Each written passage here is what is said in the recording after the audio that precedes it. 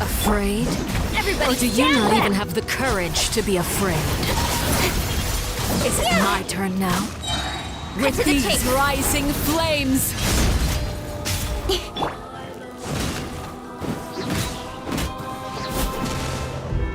Closer now. Decided by destiny. Burn! Is it my turn now?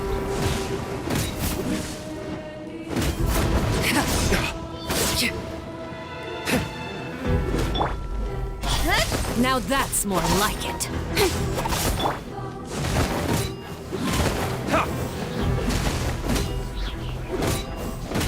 With these rising flames! Incoming! Hey! With the fall of darkness, destruction shall rise. Have a taste of purgatory.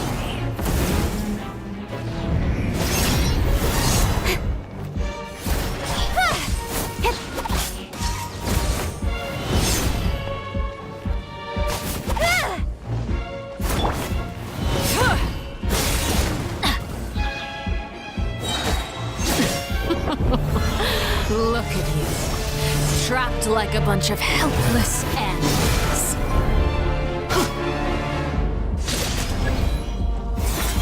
The countdown has begun. Yeah, like a fly tangled in a web. Spare your energy. Running is of little use. Adventure time! With these rising flames! Teamwork is dreamwork! Huh?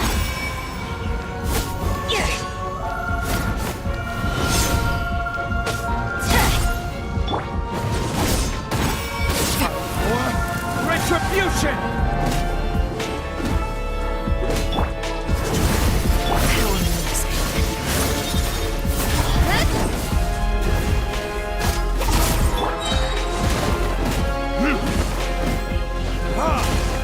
Nowhere to hide.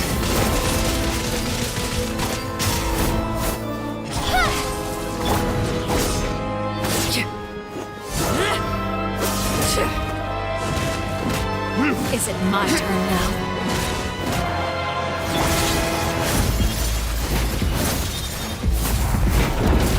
Speed of light. Huh? Yeah. The countdown has begun. Spare your energy.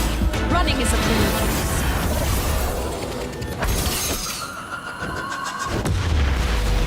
With these rising flames!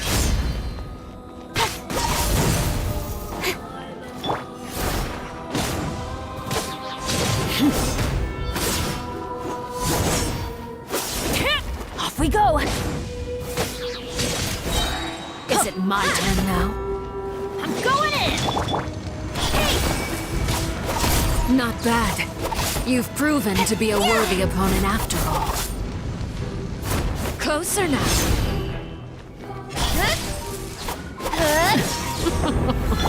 Look at you. Trapped like a bunch of helpless animals.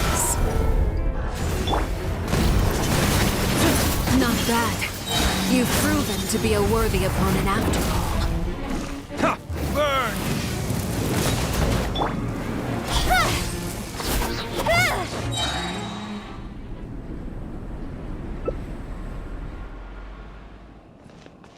Cut to the chase. Kindness has been sealed away.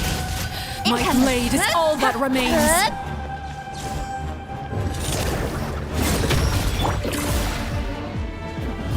Adventure time!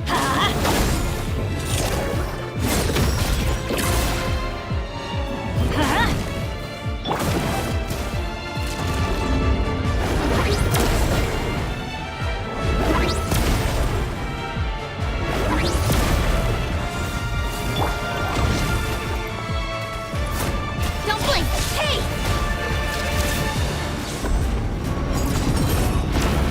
The sun and moon have Stronger set. than I thought. Only ruin remains.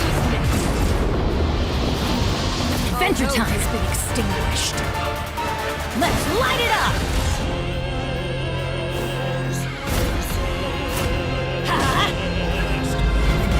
Off we go!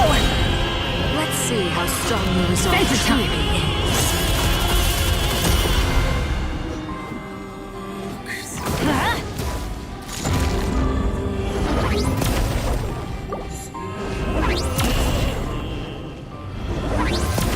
Off we go! Let's light it up!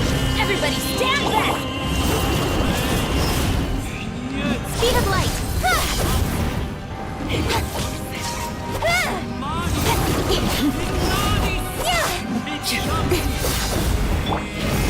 Written in the stars!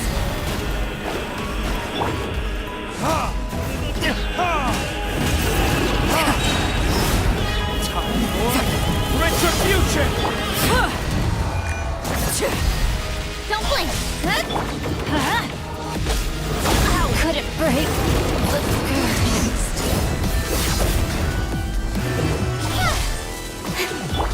Delve into destiny.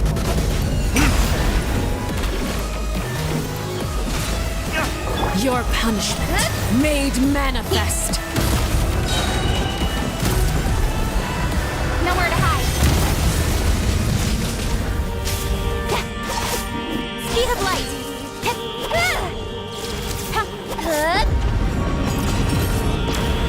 The sun and moon have set. Only ruin remains.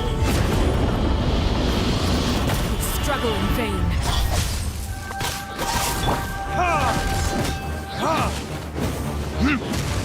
What it is? Don't blink. Hey! The stars. Who's next?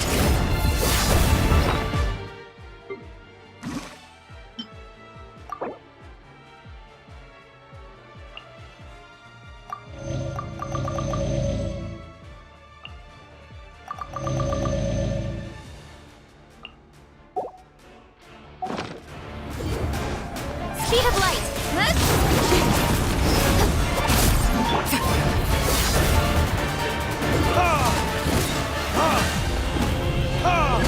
Sundown is only the beginning.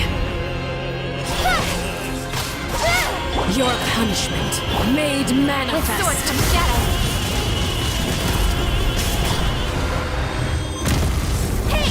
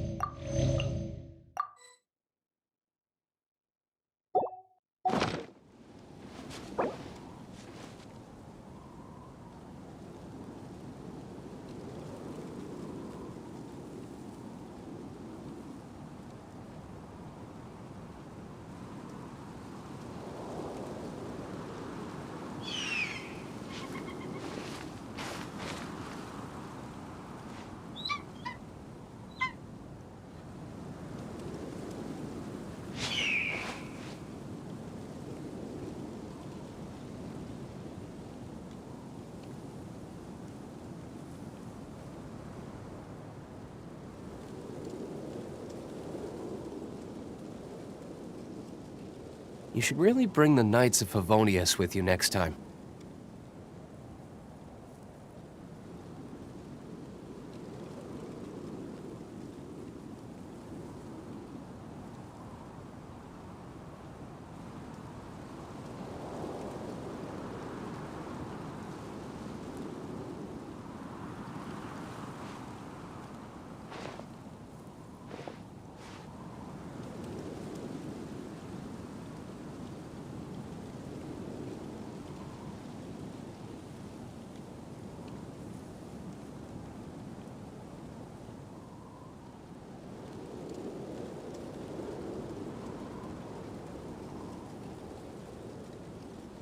Guess we can rest a bit.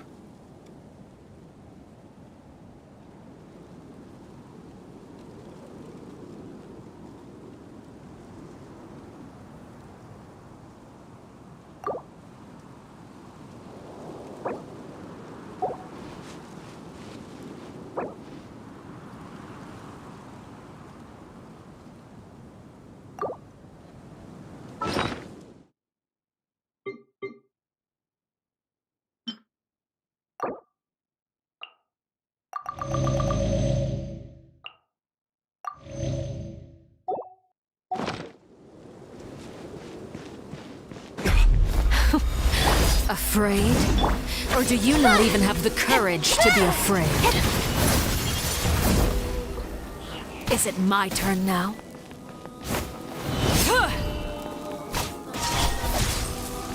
With these rising flames!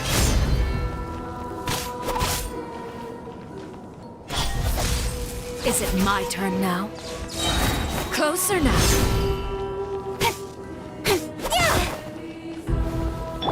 Let me scratch. Is it my turn now? With these rising flames! Ha!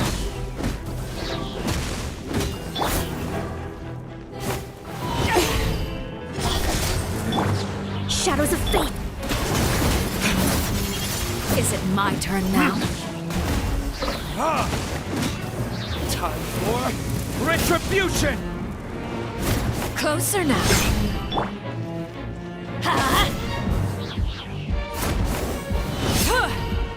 Let's light it up! With these rising flames! Is it my turn now? Closer now. Ha! Now that's more like it.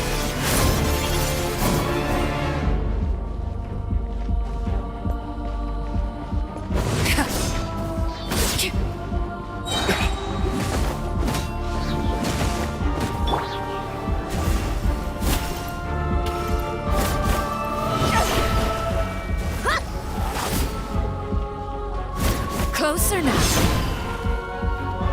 Teamwork is dreamwork. With these rising flames! Is it my turn now?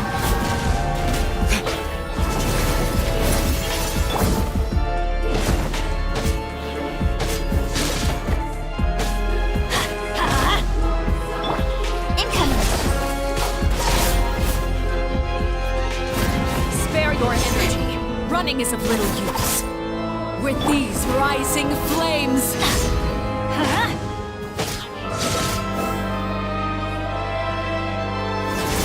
Adventure time.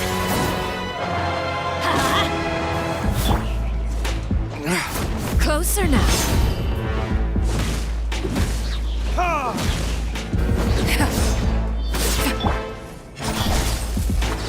Is it my turn now? With the fall of darkness, destruction shall rise. Have a taste of purgatory. I'll be fine. With these rising flames! I'm going in. Don't blink. Huh? Cut to the chase.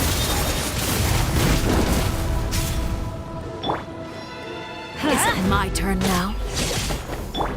Let me scry.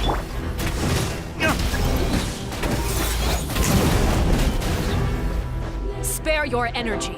Running is of little use.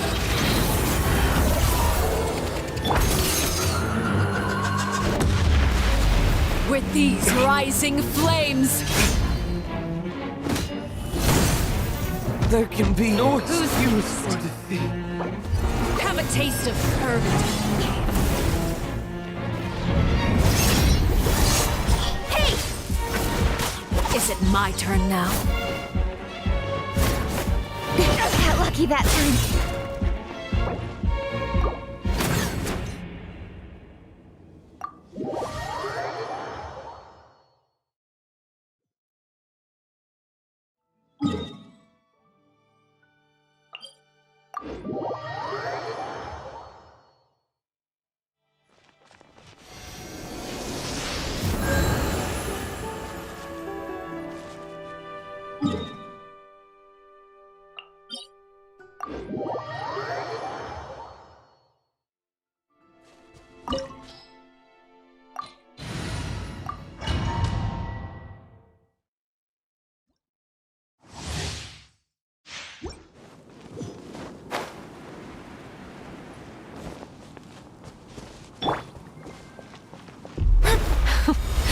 Afraid? Or do you not even have the courage to be afraid? With these rising flames,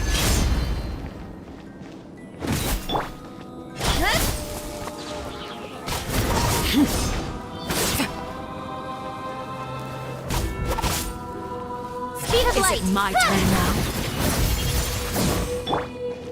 Let's light it up. With these rising flames,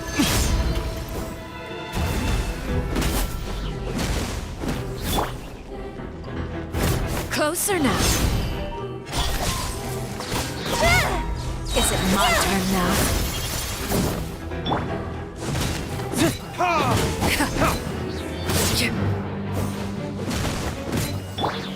Delve into destiny. With these rising flames, Decided by destiny.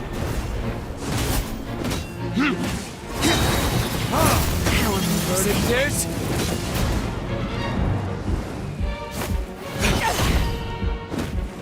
Teamwork is dreamwork. Now that's more like it. With sword comes shadow. With these rising flames, is it my turn now?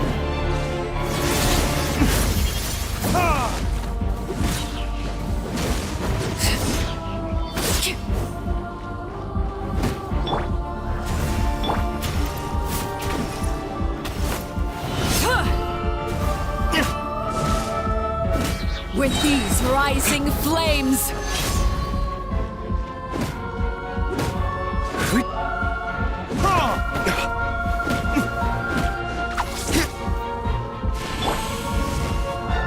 with the fall of darkness, destruction shall rise. Have a taste of purgatory.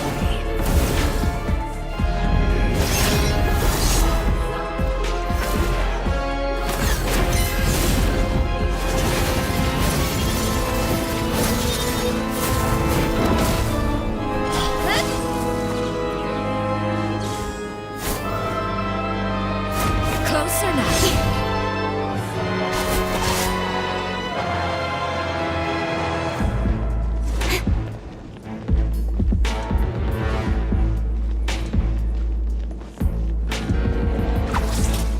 Spare your energy. Running is of little use.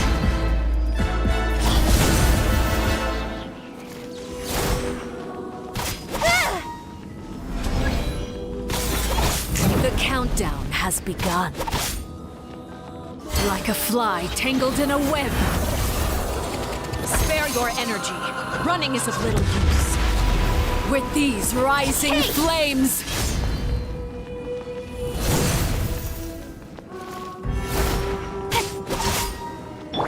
have a taste of purgatory.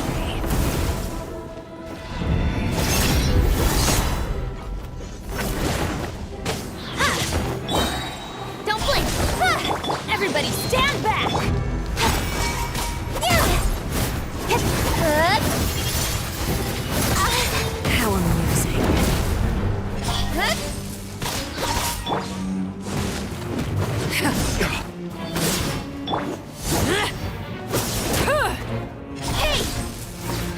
Is it my turn now?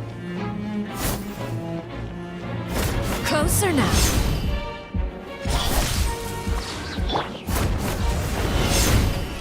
Destiny cannot be Who's denied. next?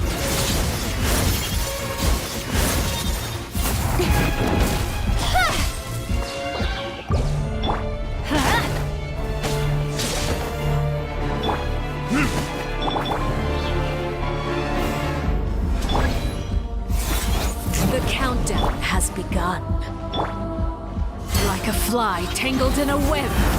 Spare your energy. Running is of little use. With these rising flames,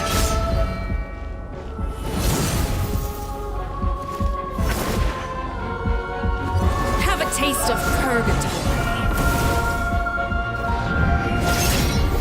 Why the hesitation? Look at you, trapped like a bunch of helpless animals. Closer now.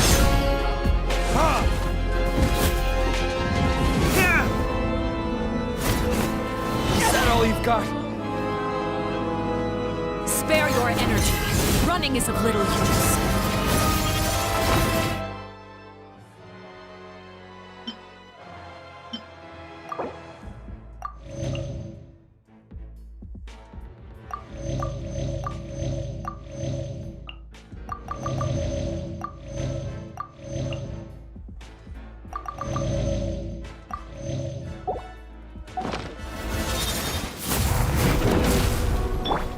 Let me scry.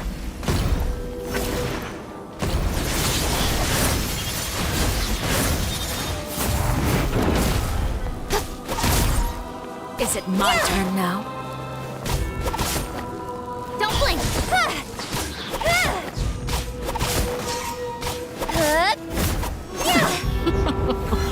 Look at you, trapped like a bunch of helpless animals. Incoming. With these rising flames,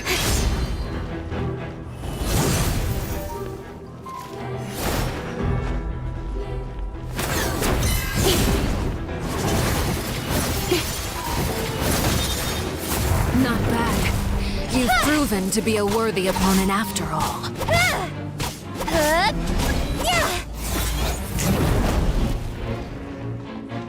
Spare your energy. Running is of little use.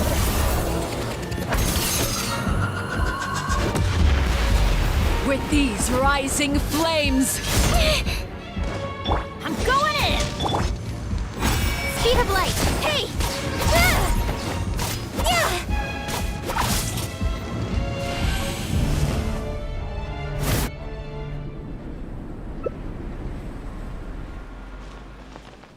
Nowhere to hide. kindness has been seared away. My blade is all that remains.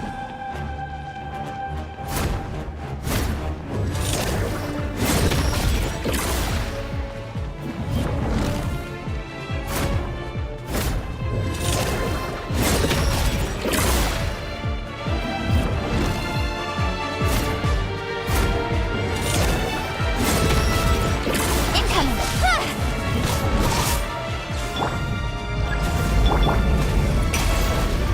Let's see how strong your resolve truly is.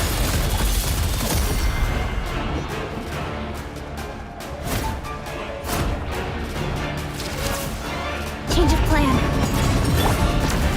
The sun and moon have set. Only ruin remains.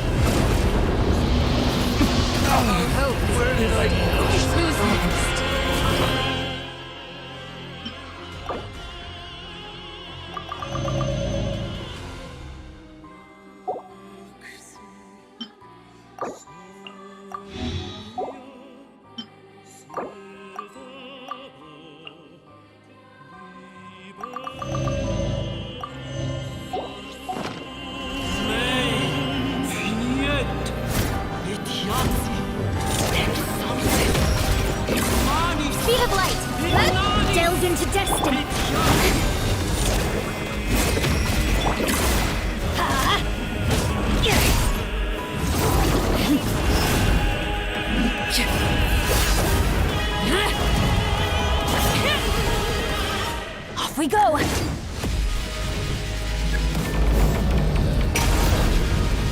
see how strong your resolve truly is.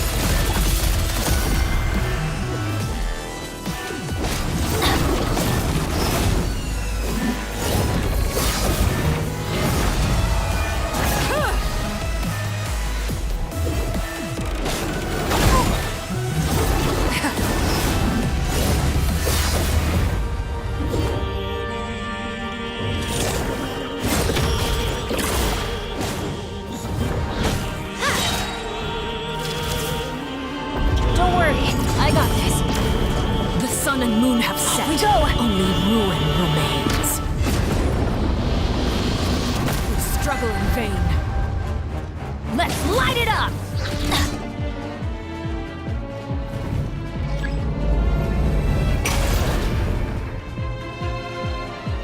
Your punishment made manifest.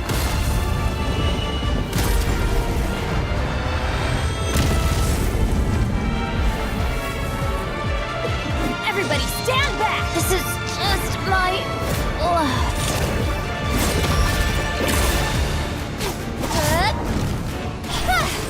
Got lucky that time.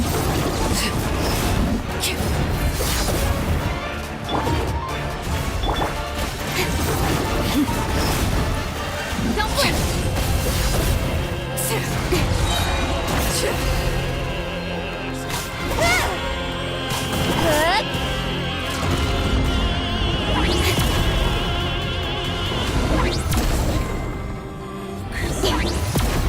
Speed of light!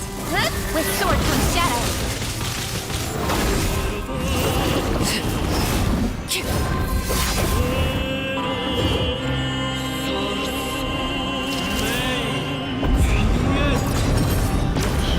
The sun and moon have set. Only ruin remains. I will not Extinguished. Who's next?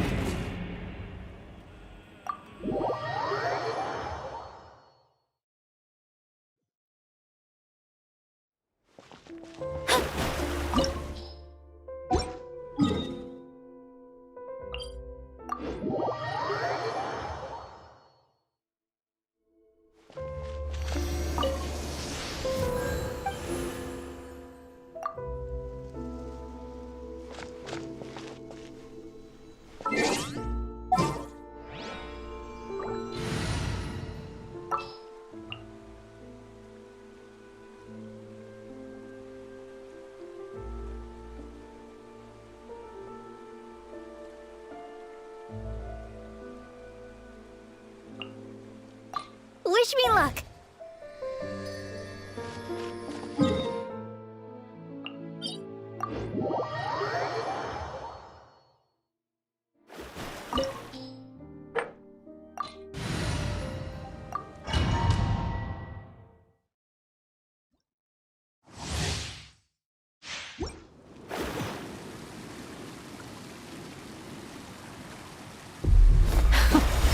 Afraid? Or do you not even have the courage to be afraid?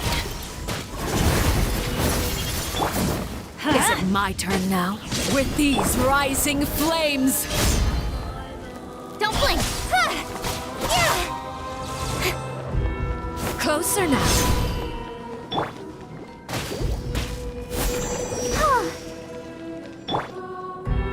Spare your energy. Running is of little use.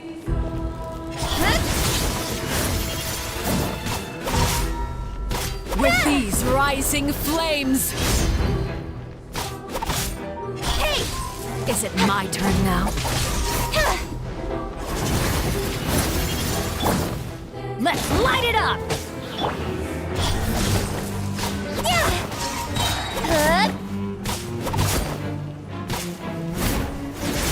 Nowhere to hide. Is it my turn now?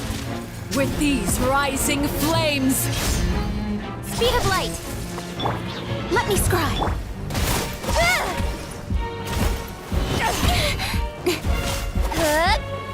Let's dance.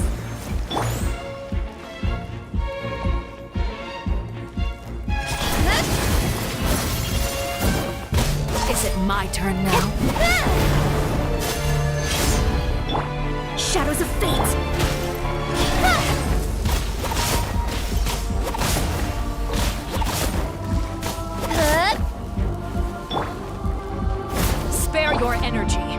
Running is of little use. With these rising flames... Huh? Hey! Is it my turn now?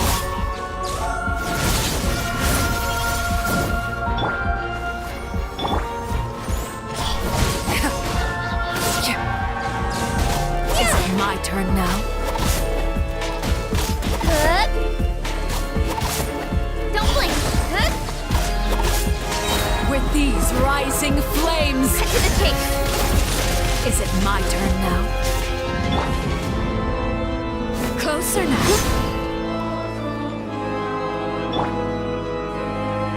Hey!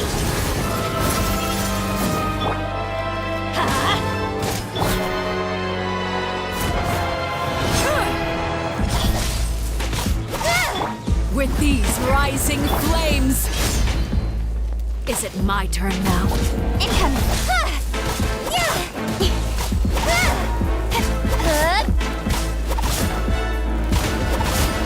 Hey! Closer now. With these rising flames...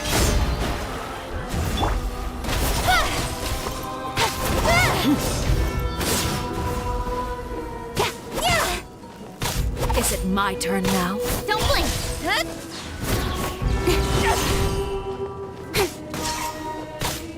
With these rising flames... Let's light it up! Hey! Is it my turn now?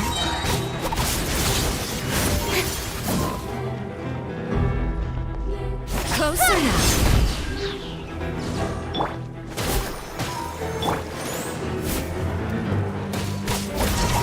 Nowhere to hide. How amusing. Speed of light. Hey!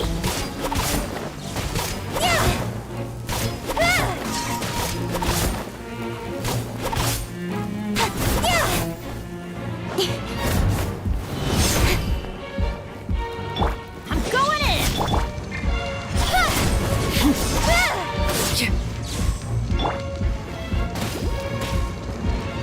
With these rising flames...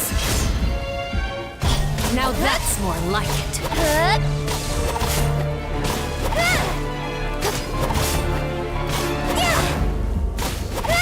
Don't blink. Hey!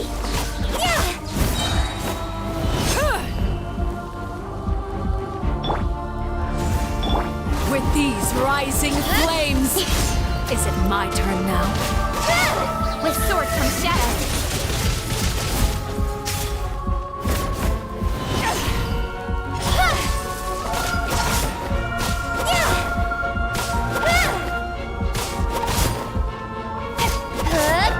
Speed of light. With these rising flames... Let me scry. Closer now. Got lucky that time. Let the show begin.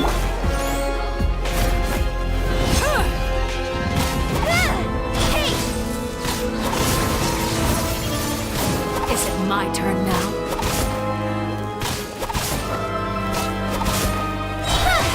Nowhere to hide. With these rising flames... Don't blink. Hey! Huh?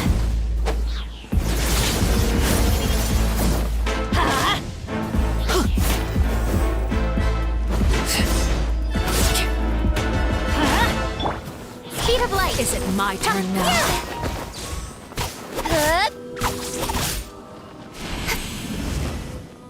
With the fall of darkness, destruction shall rise. Have a taste of purgatory.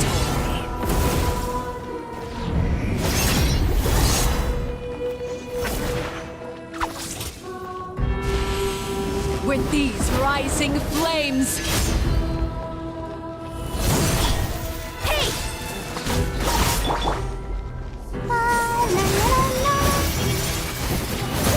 Sister... Who's next?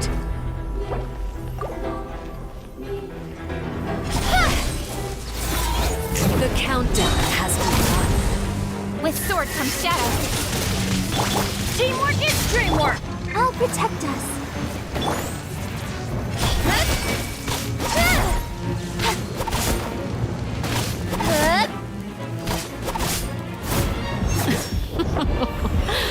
Look at you. Trapped like a bunch of helpless animals.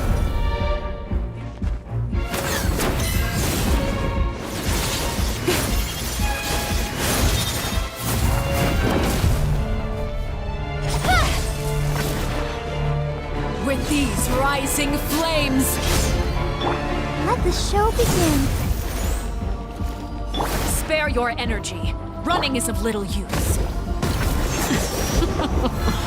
Look at you. Trapped like a Has bunch of... everyone stopped singing?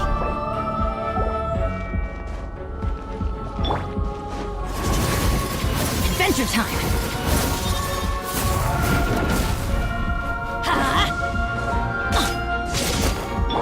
Don't blink!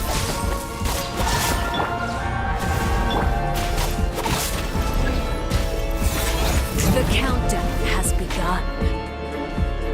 Like a fly tangled in a web.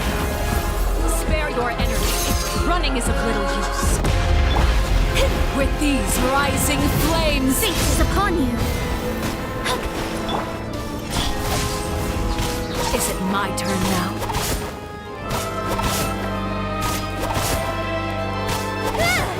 Hey!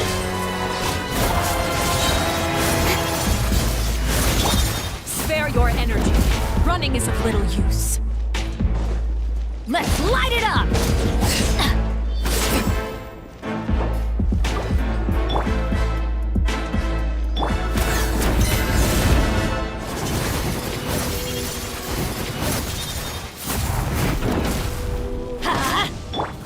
Speed of light. Cut to the chase.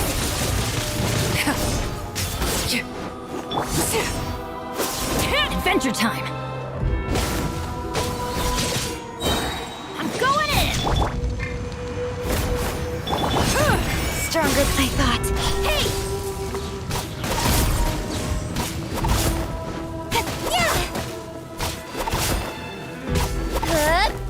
Don't blink. With these rising flames,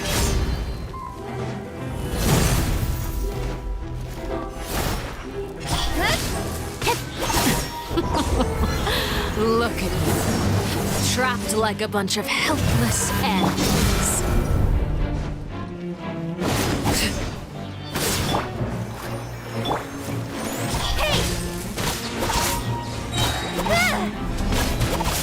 With sword from The shadow. countdown has begun. Like a fly tangled in a web. Spare your energy. Running is of little use. With these rising light it up. flames,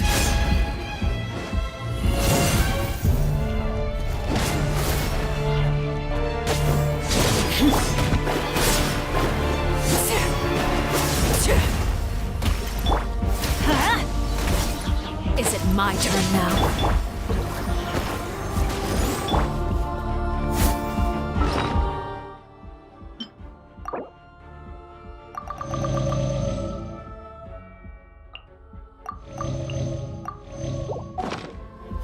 Closer now.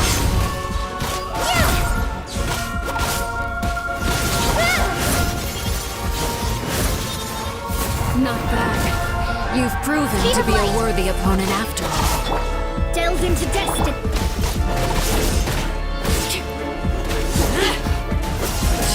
Don't blink. Hey!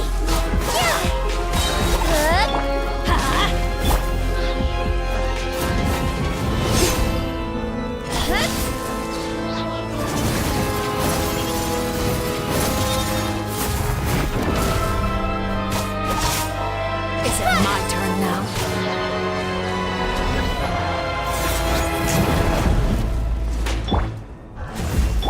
Like a fly tangled in a web. Nowhere to hide. With the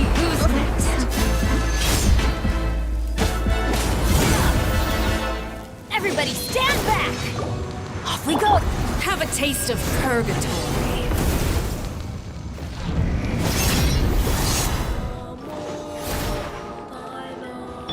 Let's dance.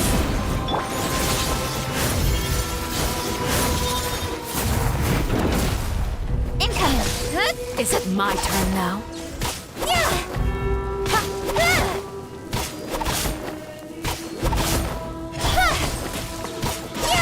bad. You've proven to be a worthy opponent after all.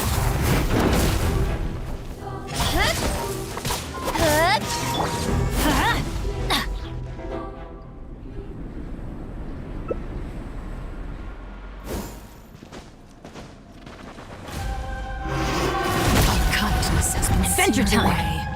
My Written in blade the is all stars. that remains. I'll protect us. Let's light it up!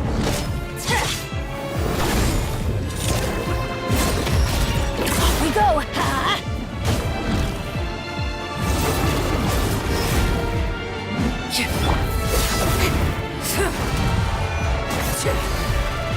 Don't blink! Hey!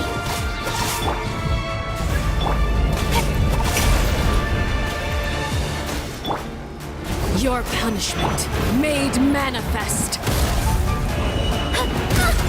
The stars!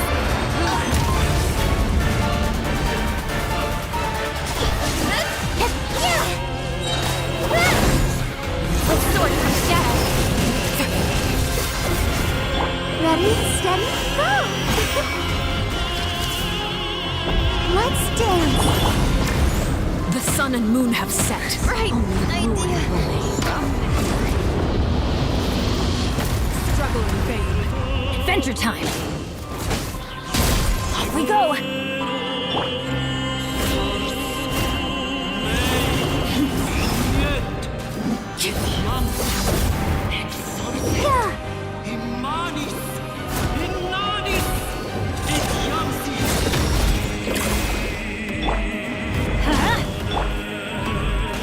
Let the show begin. Your Let's light it punishment up.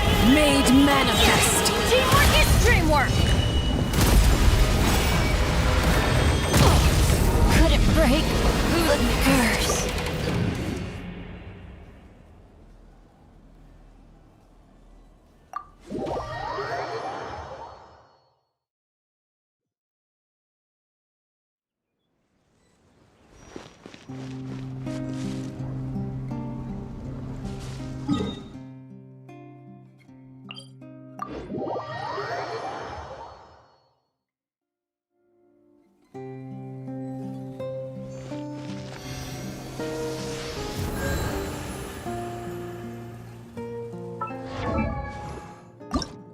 La da da da da da da da da da.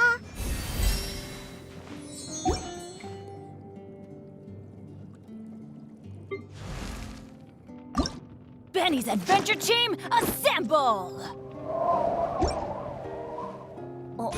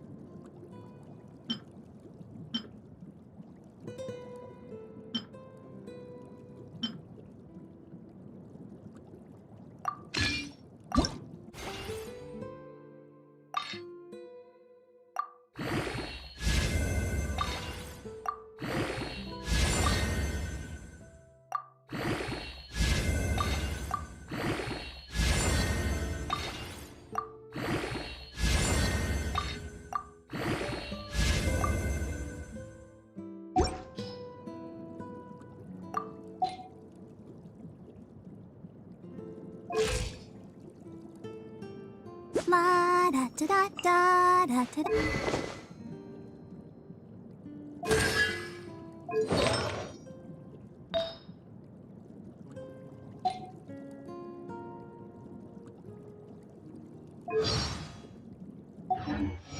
I wonder when I'll be as tall as my...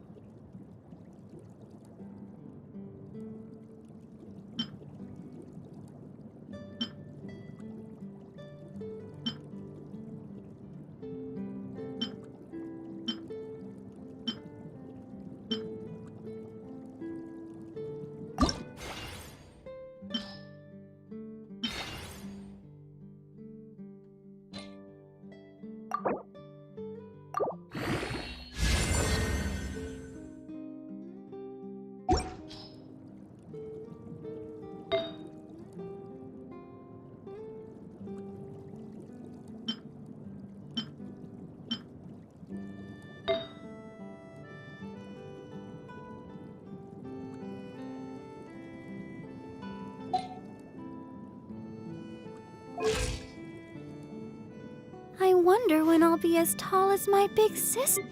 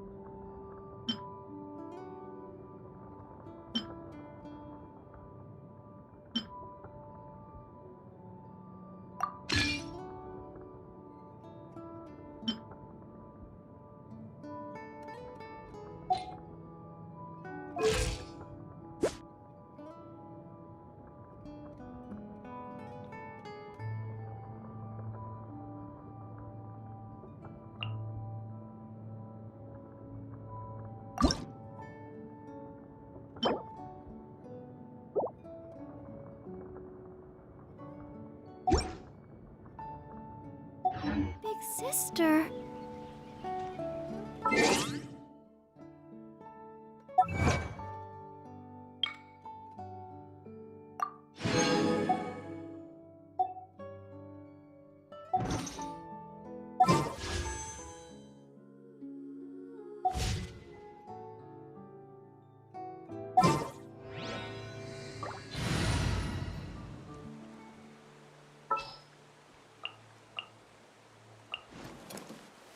As you wish.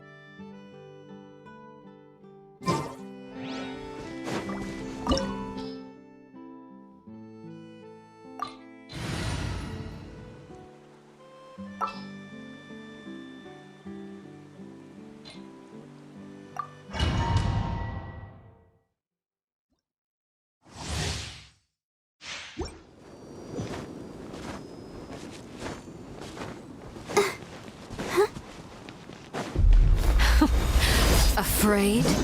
Or do you not even have the courage to be afraid? Is it my turn now? I must leave no stone unturned. Closer now. Speed of light! Hey!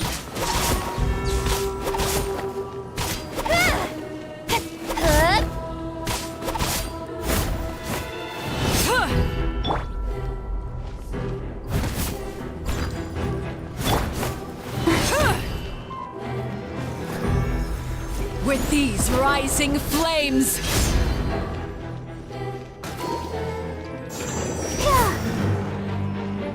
Closer now. Go, Barbara, go!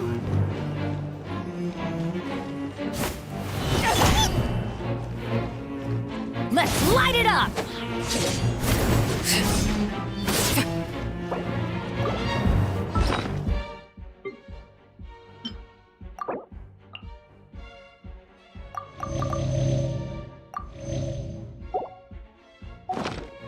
Spare your energy. Running is of little use.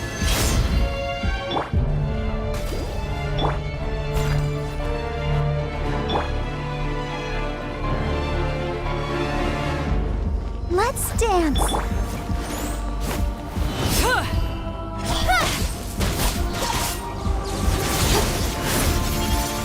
Is it my turn now? With these rising flames!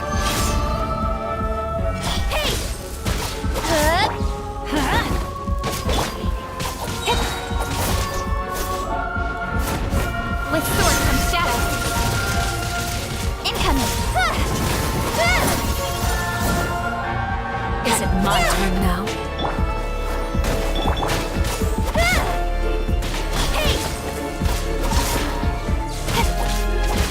With these rising flames! Is it my turn now?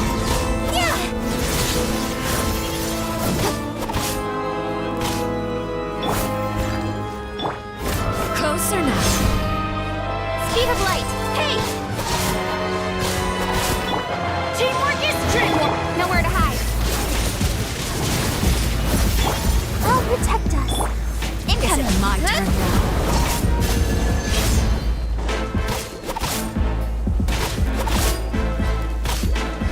Don't blink!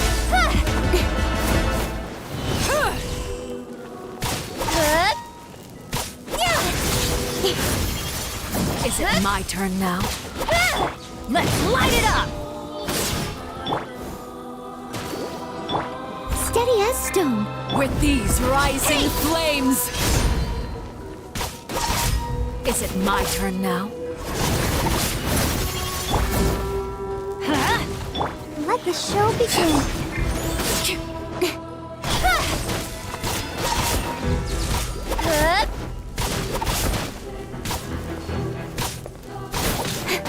Incoming. With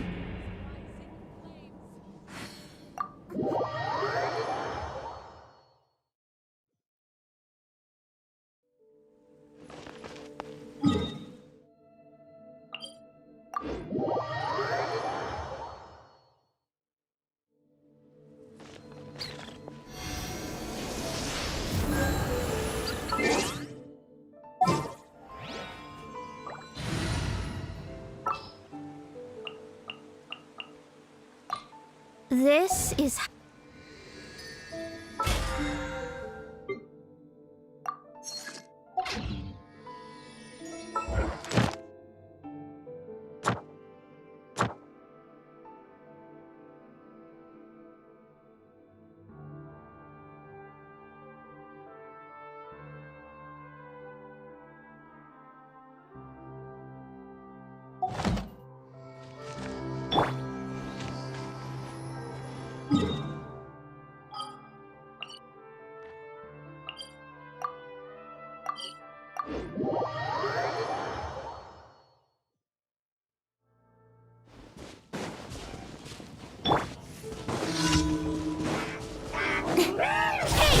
With sword comes shadow.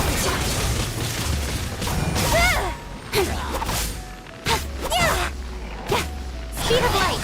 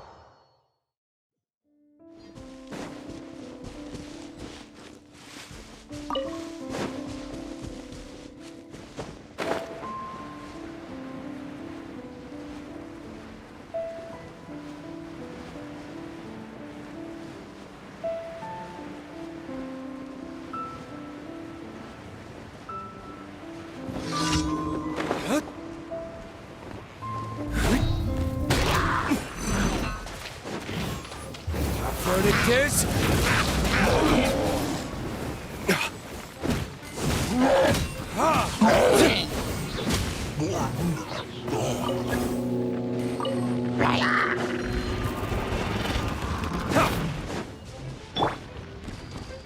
Everybody stand back!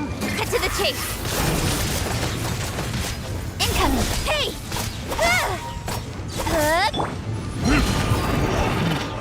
Time for retribution!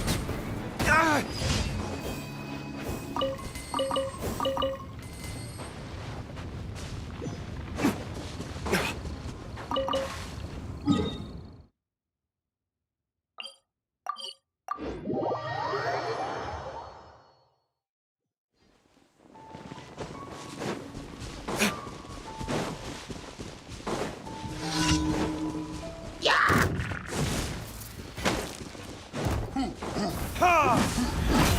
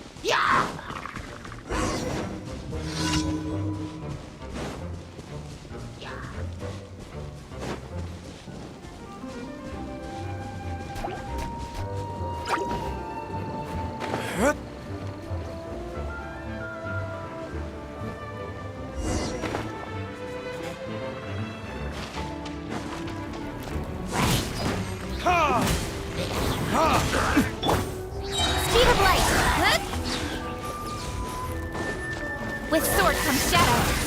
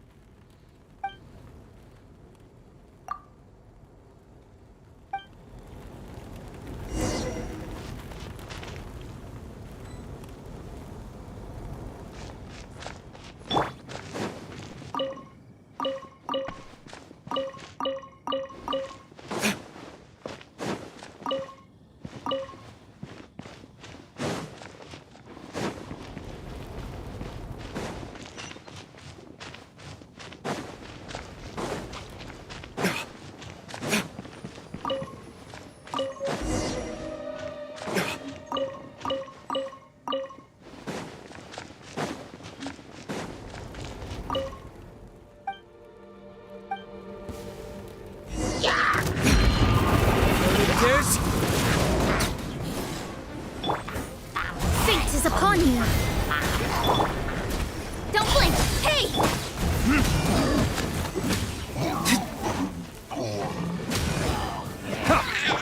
Incoming.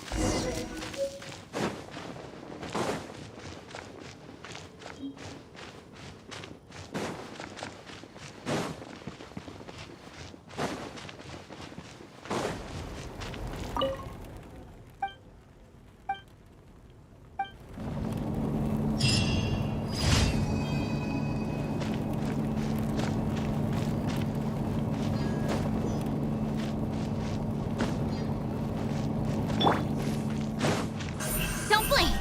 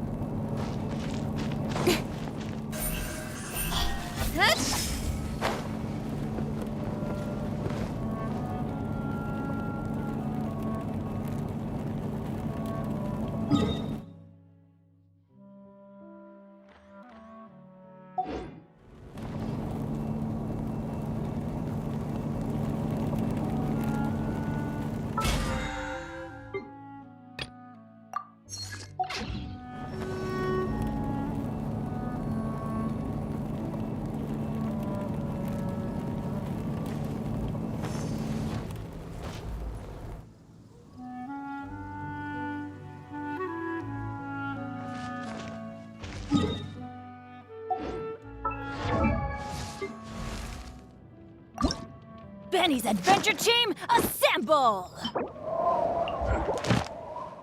Or not.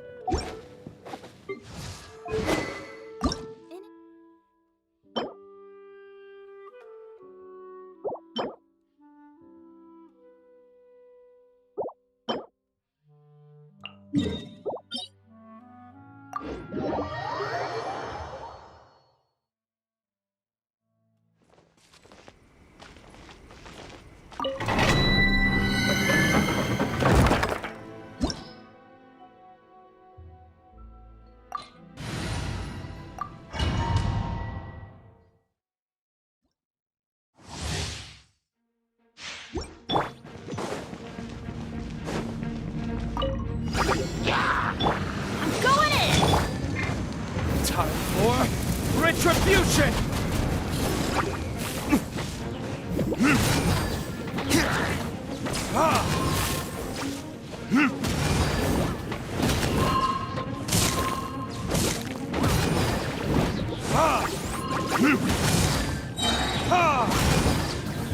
Verdict is...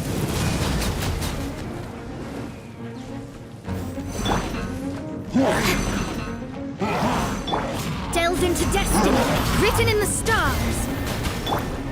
Teamwork is dreamwork! Cut to the chase! Speed of light! Ha! Yeah!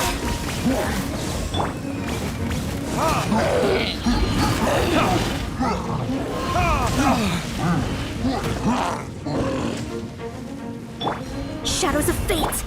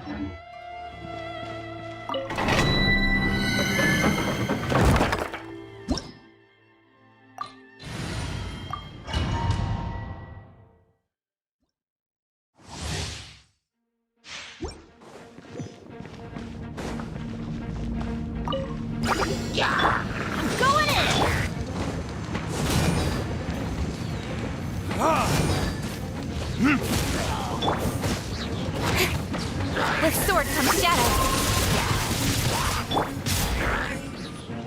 Time for retribution!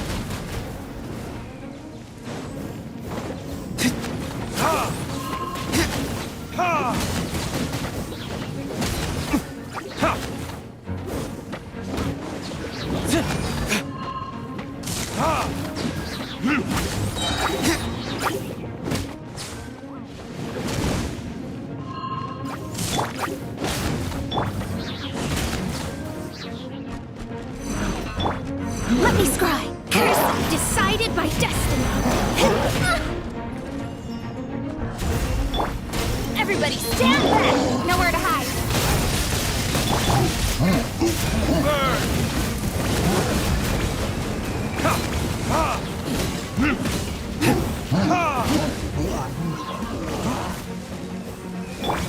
Incoming.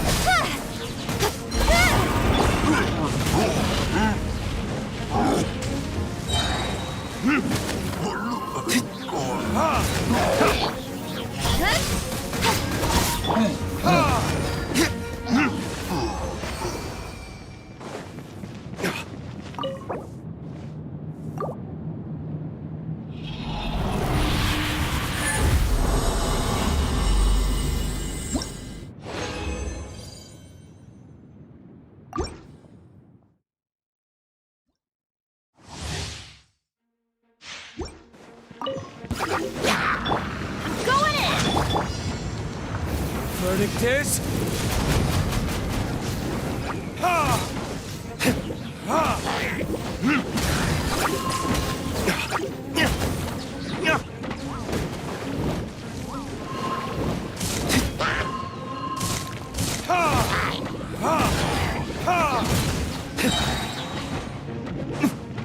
Burn!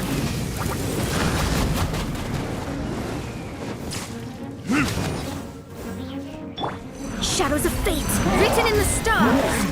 Teamwork is dreamwork. Cut to the chase.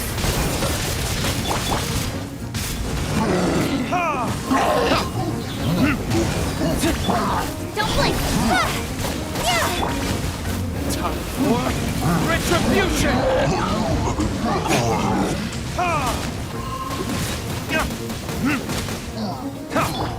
Speed of light. Hey!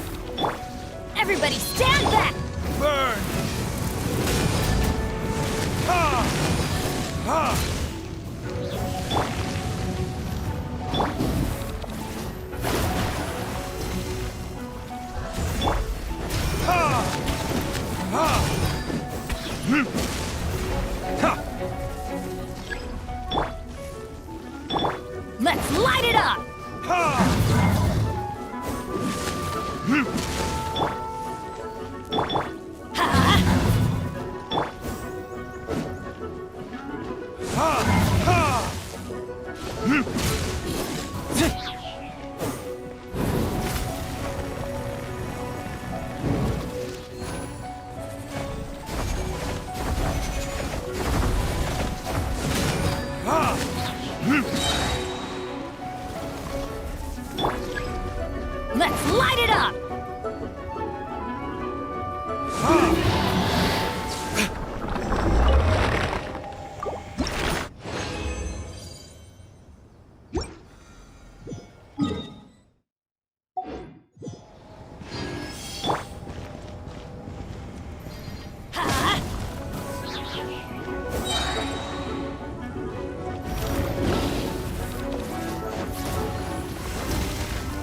Teamwork is dreamwork!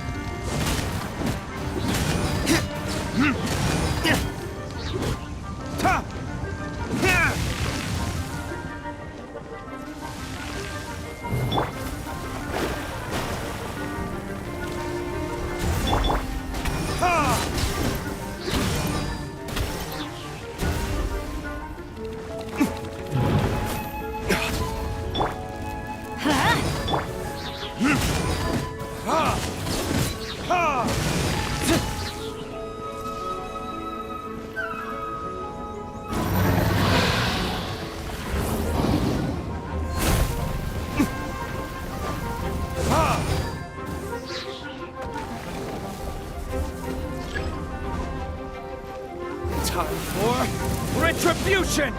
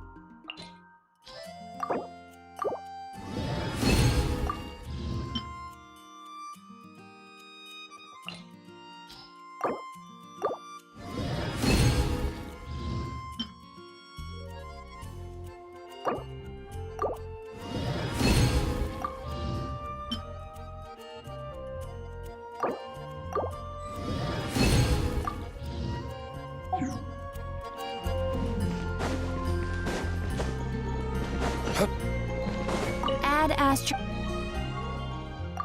Thank you for completing. Ad Astra.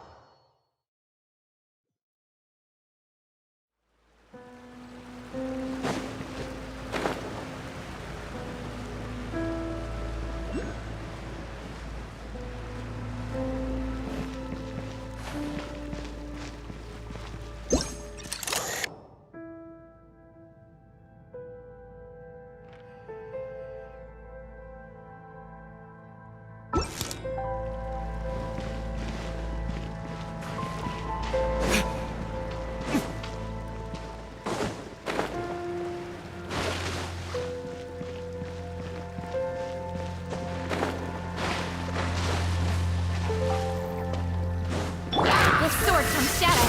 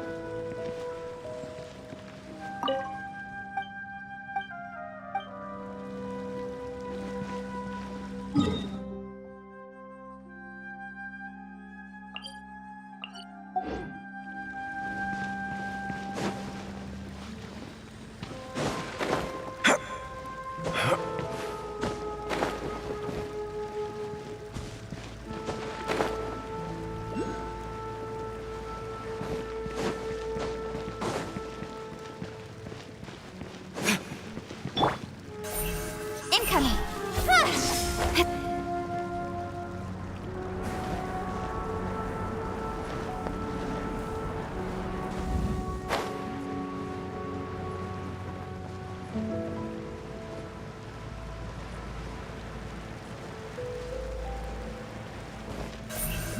Don't blink!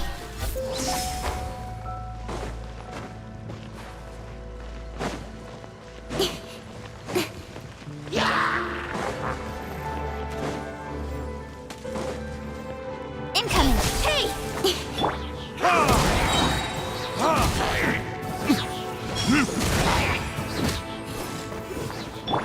Don't blink!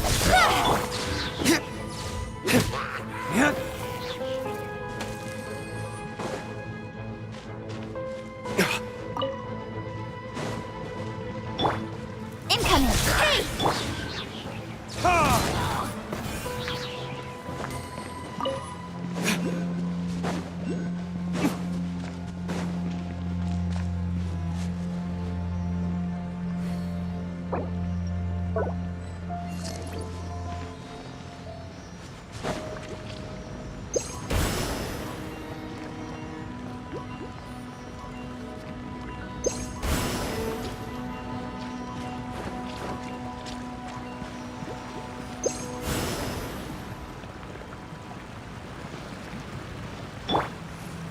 Don't blink!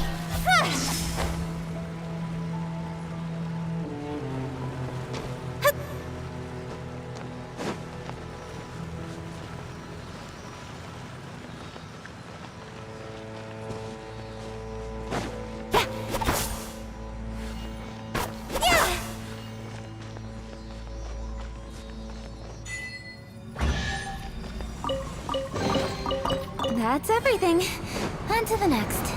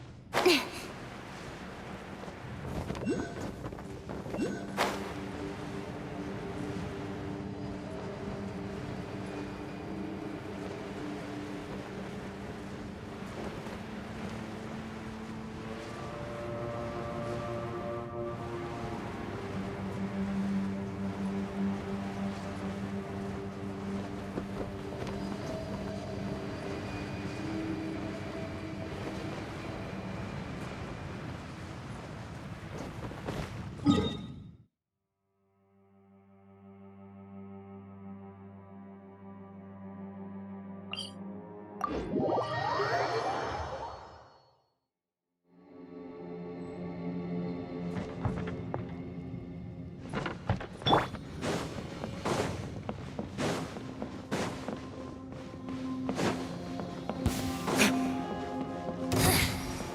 insolent shall be punished. And where are you? Cut to the chase. Burn!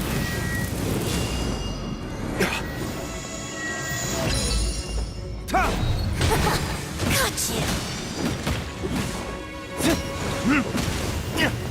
Everybody stand back!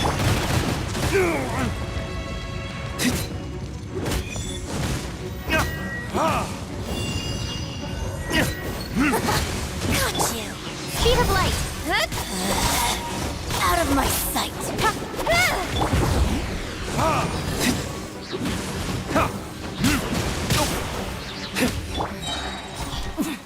Winter shall eventually come.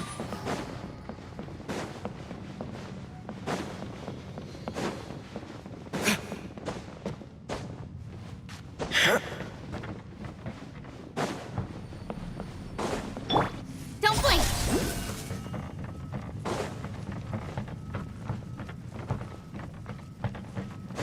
What you got? Speed of light.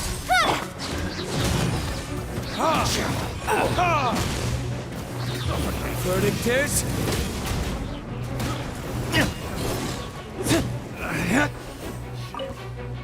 Suffocate!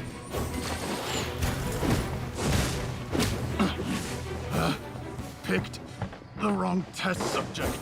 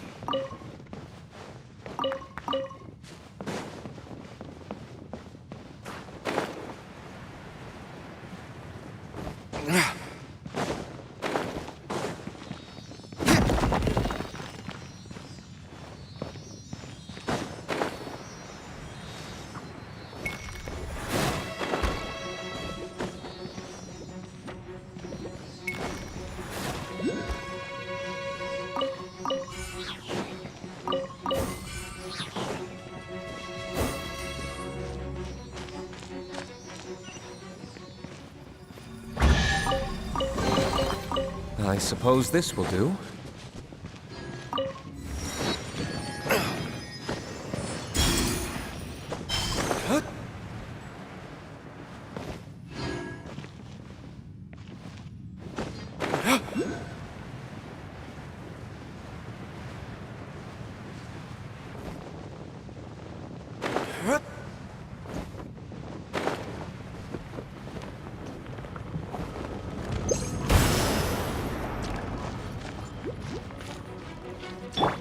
Incoming!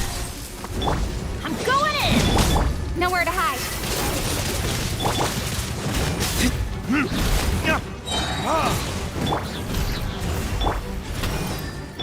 Decided by destiny. Burn!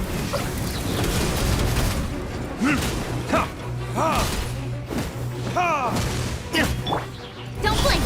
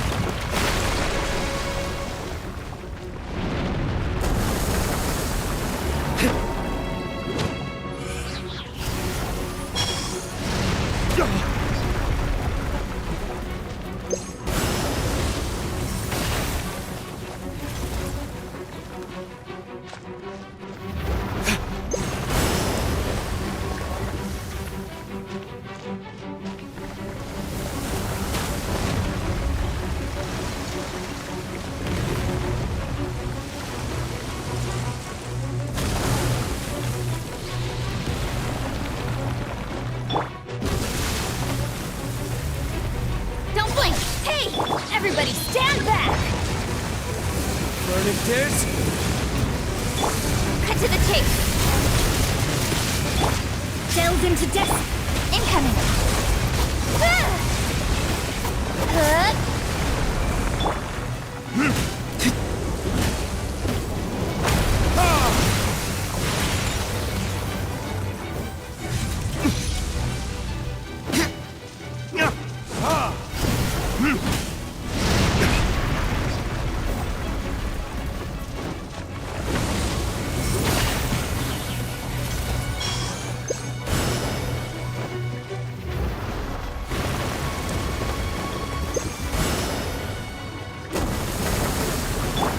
Don't blink!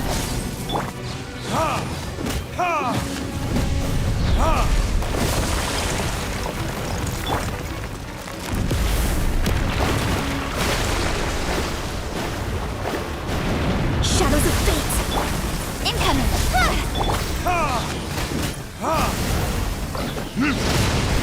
For retribution!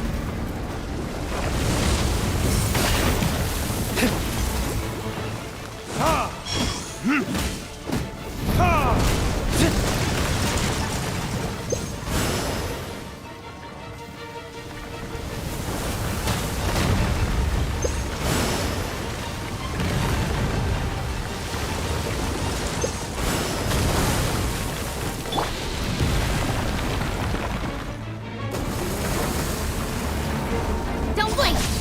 Nowhere to hide! Adventure time! Off we go!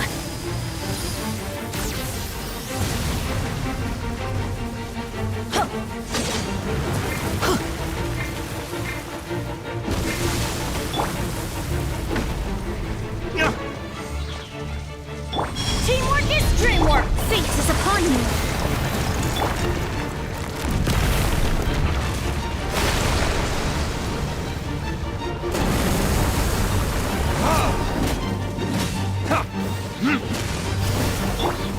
Speed of light! Hey!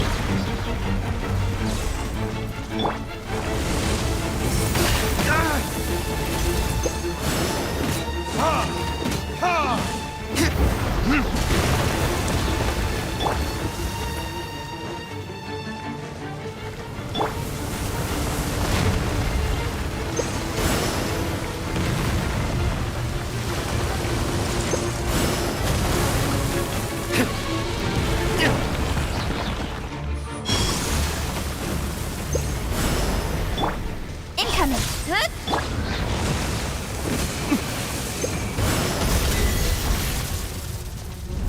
Burning tears? Don't blink! Hey! Delve into destiny! Cut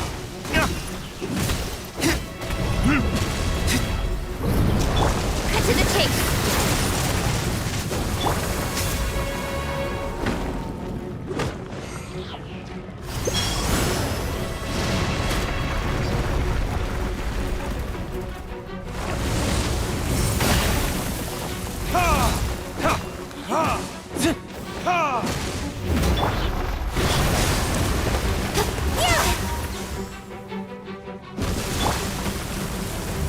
Everybody stand back!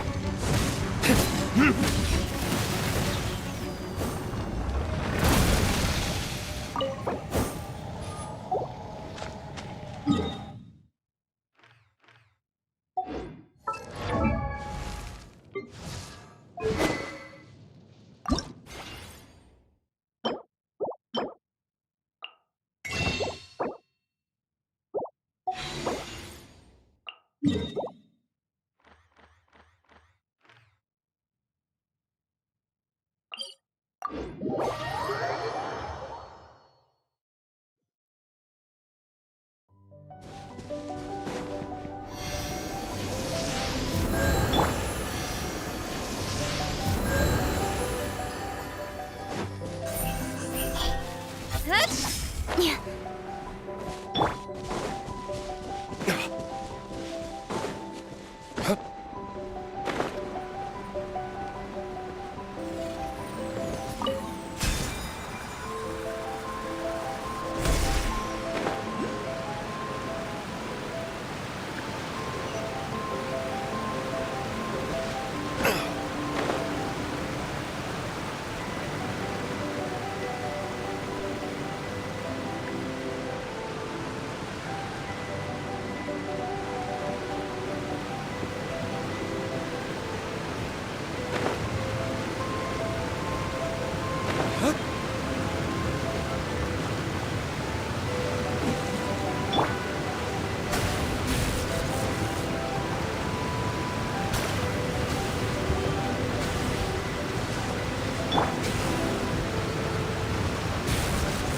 Incoming! Hey!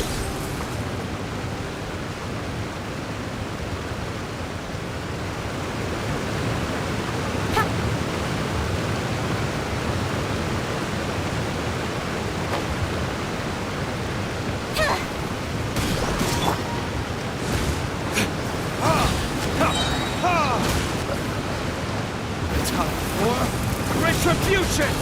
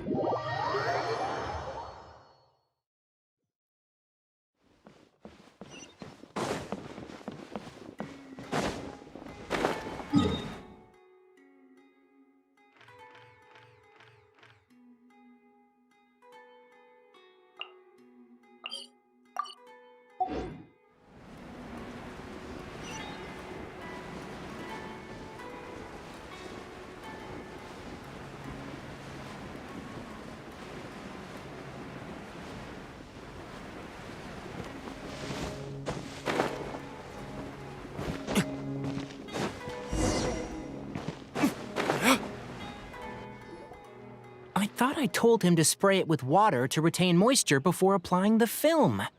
You can't treat a glaze lily like a cactus. If Sanjay does this again, the loss will have to come out of his food expenses. I'll go talk to him. At this rate, he won't even be able to afford eating cacti for much longer. Hey, Tainari! Oh, it's you two. It's been a while. What brings you to Port Ormos? We didn't have anything to do, and this place looked pretty lively, so we decided to stop by. But, what's with all the flowers around here? Well, Port Ormos is currently organizing a flower exhibition featuring flowers and plants from all over Teyvat. so I came to help out. The exhibition includes flowers from every corner of the world, each with their own unique properties and needs. With that in mind, the curator commissioned a flower pot from Kasharawar capable of retaining heat and moisture. Even so, an expert is still required to develop tailored transportation and care plans for each type of flower. Oh, and that expert is you, right? Not this time, no. I'm just here to help out. The expert in charge is someone else. Mr. Tainari! Sanjay! He confused the poisonous bulbs with garlic shoots, and he ate them! Never mind. Forget about what I said about the food expenses. Apologies, Traveler, Paimon. Looks like I've got something to take care of. I'll be back in just a moment. Tainari's busy no matter where he is, huh? Yeah, seems like it. Hey, don't look at Paimon like that! Paimon is super careful about what she eats. Well, looks like Tainari might be busy for a while. Let's take a look around the port in the meantime.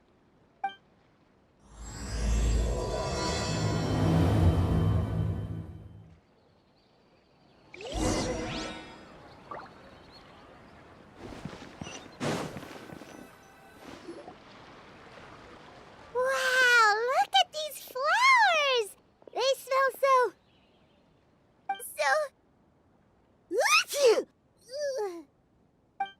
Huh?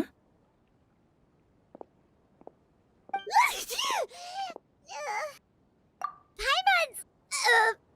fine. She's just got a little...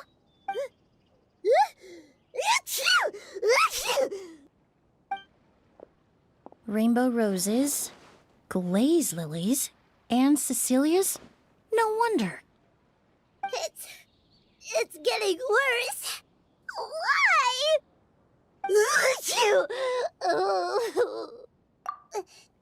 But, I was fine just a moment ago. She didn't even eat anything weird. A moment of your time, you two? If it's not too much trouble, perhaps you could try this incense.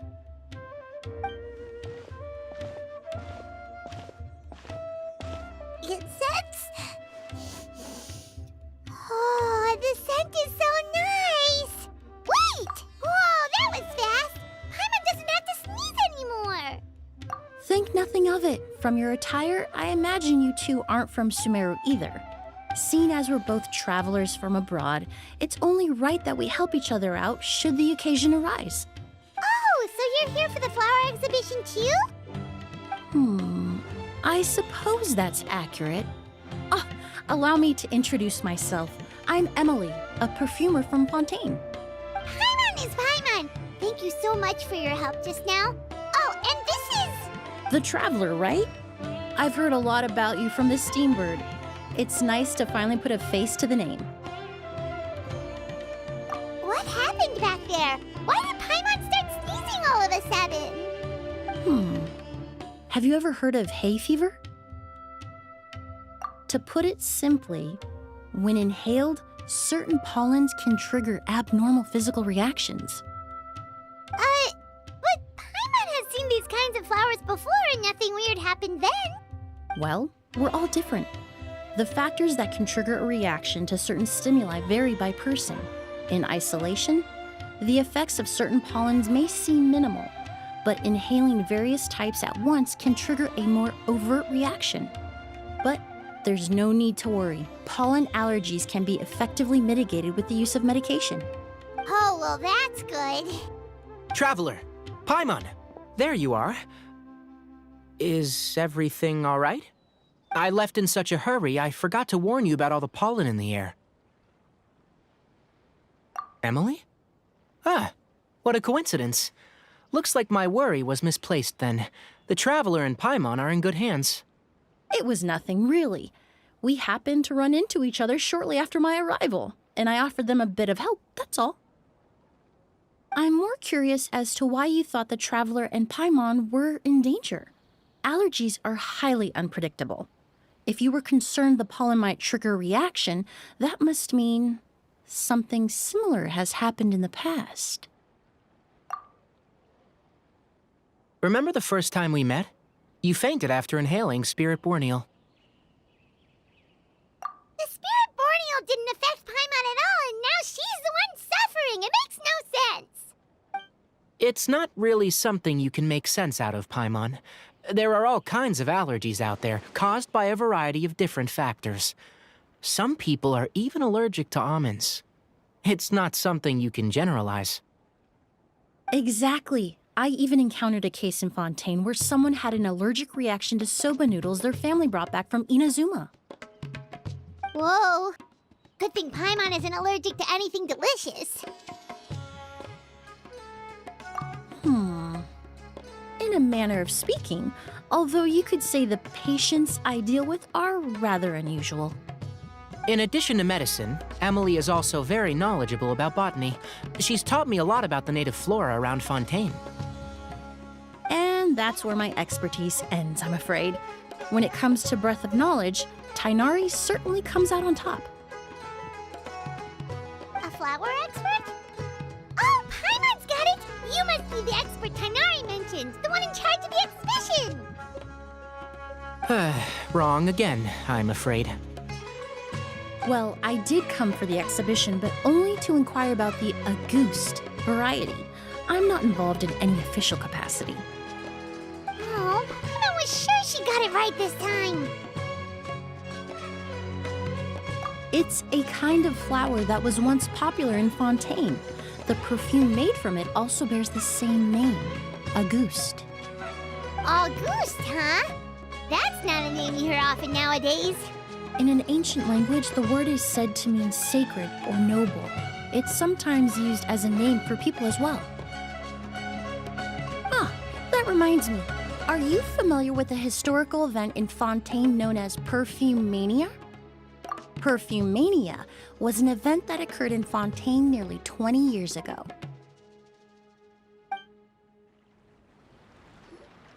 It all started when several merchants released their own lines of high-end, expensive perfumes, marketing them as must-have luxury products, the very symbol of elegance itself. No one anticipated the absolute frenzy this would create on the market, causing the price of perfumes to skyrocket. The demand was twofold. What some saw as a status symbol, most saw as a money-making opportunity.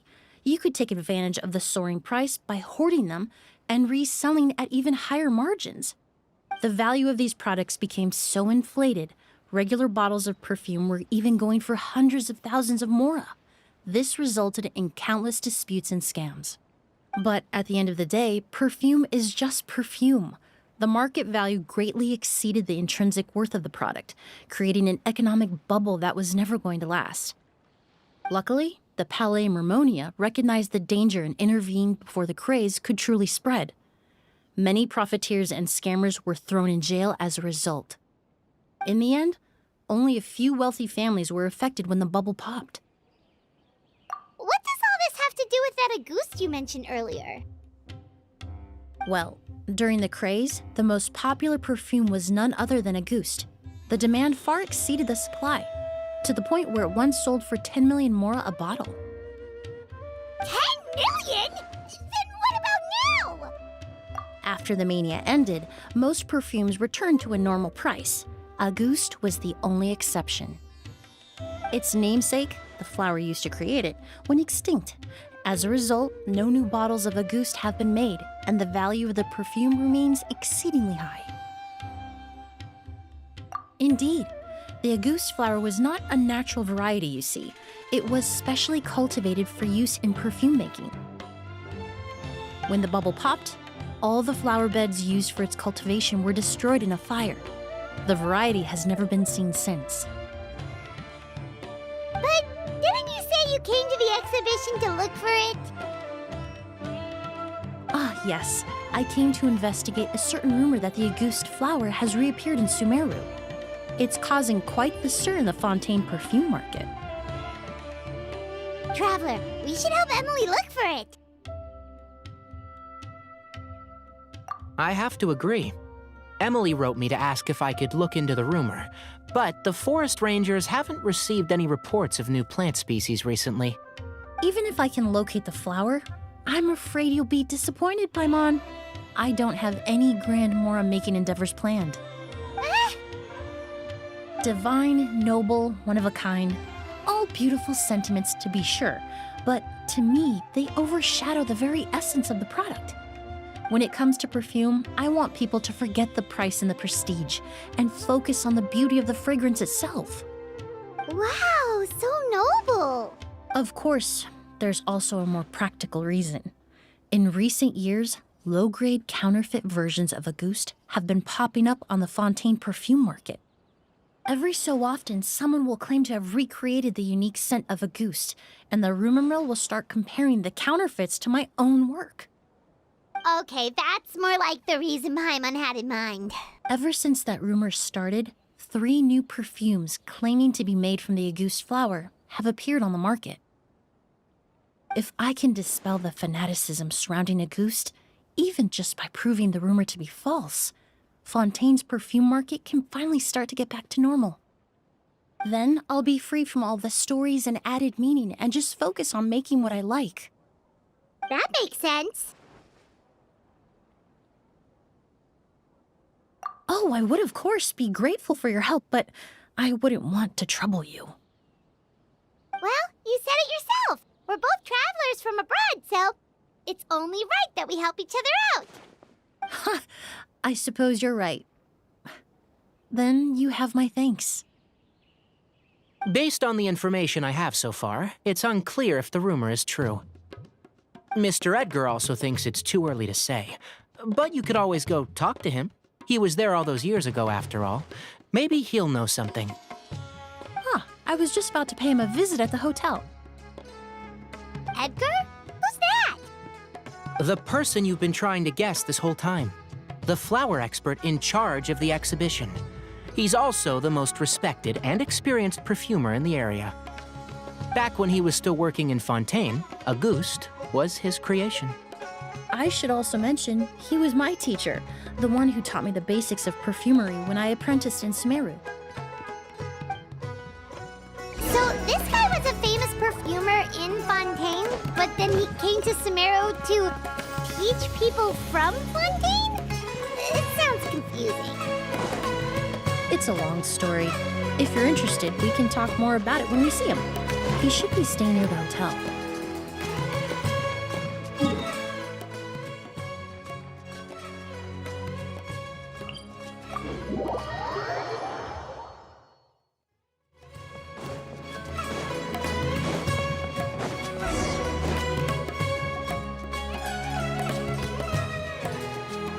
Oh, look at all the flowers!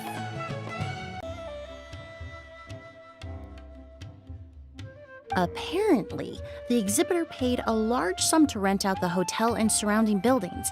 They're being used as temporary storage facilities and lodging for exhibition personnel. Yeah, what if guests come early? They won't have anywhere to stay. Also, renting out this big of a hotel, how are they gonna make that Mora back?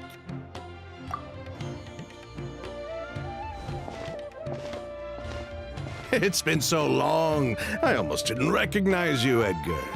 Well, you and your brother haven't changed a bit. Oh, yeah, all this catching up is nice and all, but let's get down to business. Hold on, we have guests. It's nice to see you again, Master. Emily? Is that you? Oh, it's been years. Look at you. You're all grown up. I've heard you've become quite the famous perfumer in Fontaine. It would seem the student has surpassed the master. Oh, well, it's all thanks to your mentorship. Ah, hardly. I taught you the basics. Hearing you call me master, well, I'm not sure I'm deserving of that title. I've taught many students here in Sumeru over the years, but I've yet to see one turn out quite as accomplished as you. You're the only one who can take credit for that success. And who are these two? I don't recall you mentioning them in your letter. Ah, they're my new friends, the Traveler and Paimon. Emily's friends. Well then, the pleasure is all mine. And these two gentlemen? Are they friends of yours, Master? Of course. We're perfume merchants from Fontaine. I'm Oud, and this here is my younger brother, Blaze. Edgar and the two of us are old friends. Isn't that right, gentlemen? Yes. Merchant brothers? You must be here to look for the August flower, then. Huh?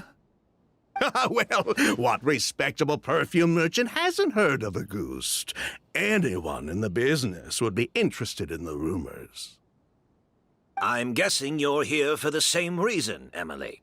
We were just about to get into it, so you three might as well join in. I commissioned a few eremites to do some scouting for me.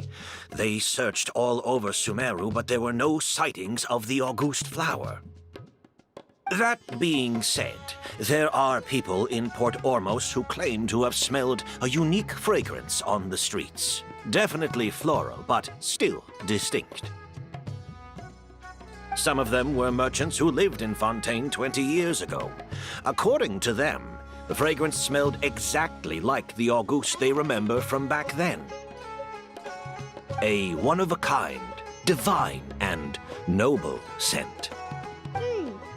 Maybe someone around here just happens to have a bottle of Auguste from back then.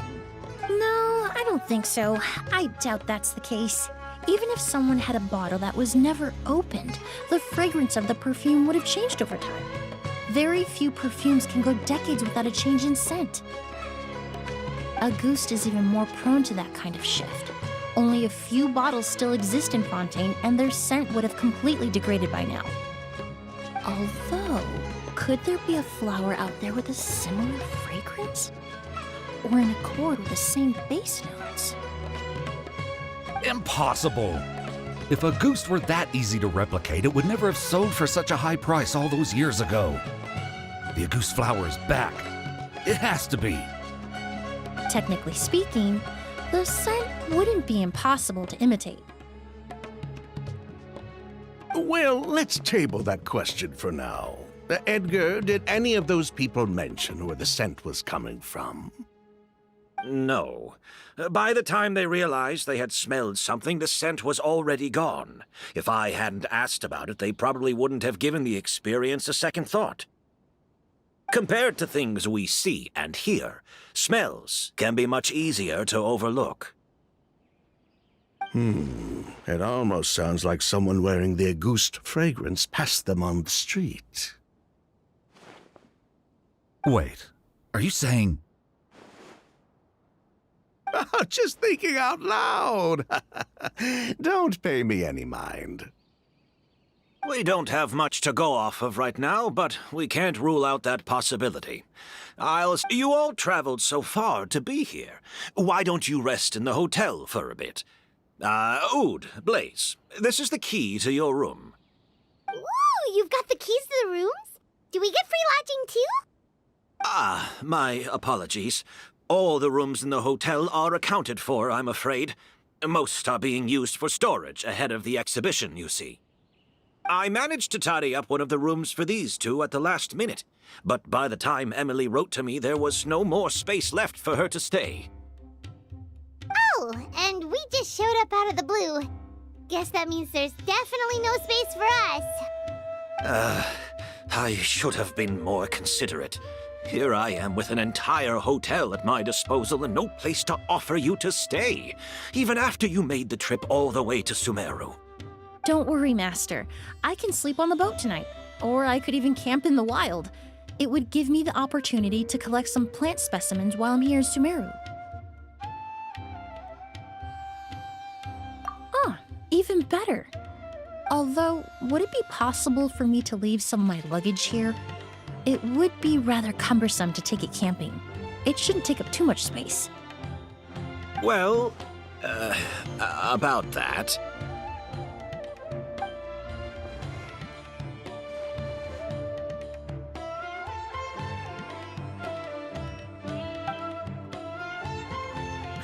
Of course, no trouble at all.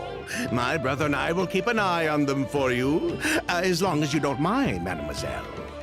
All right, then. Ood, why don't you take Emily inside and find a suitable place for her luggage?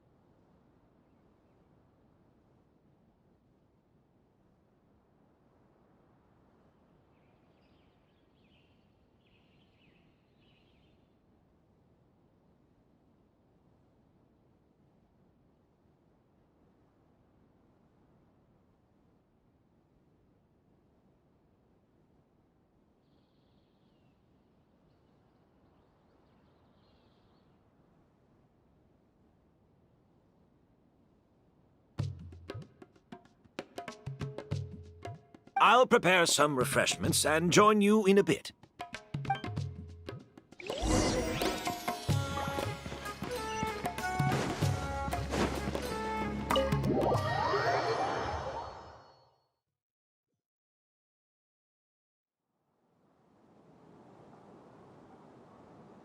Whoa, the smell of flowers is so strong. Didn't Edgar say he tidied up around here? There's still so many flowers. Paimon took a peek through the window earlier and his house was packed with flowers.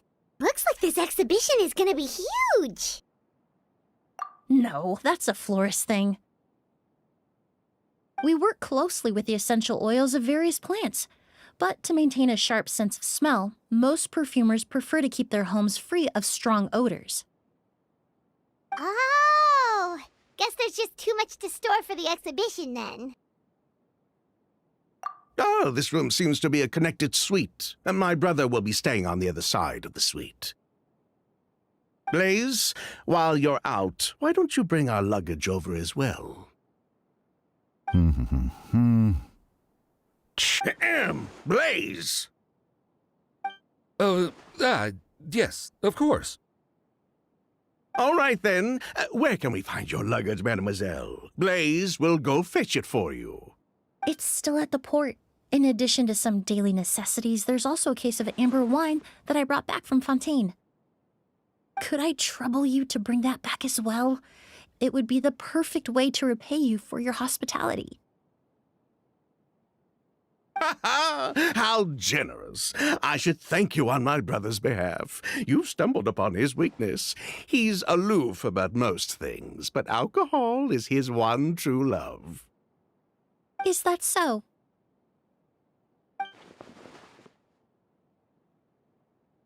Mr. Ood, Mr. Blaze, thanks for...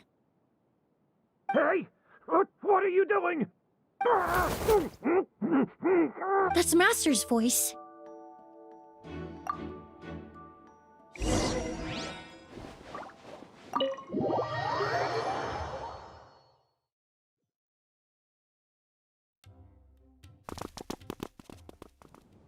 Edgar! Master! Hey, Edgar! Are you all right? Can you hear me? Who did this? Kyria. August. Kyria! Hey, Edgar? Edgar! No, don't shake him. He's injured. Just leave him to me. You two can... Oh, thank you.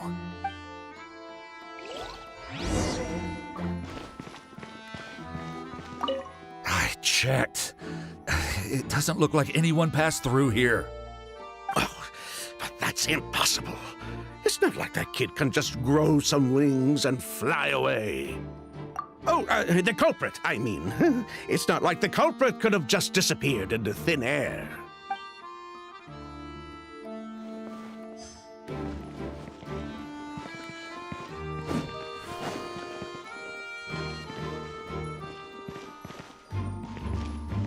Skin is That strange smell around here. Is it coming from this bottle?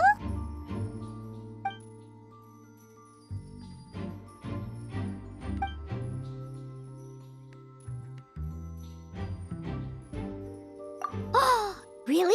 You think so?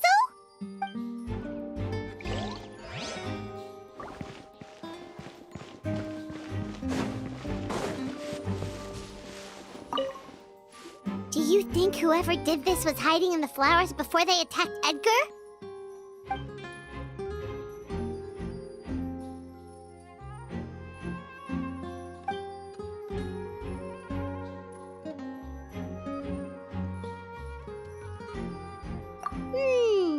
True.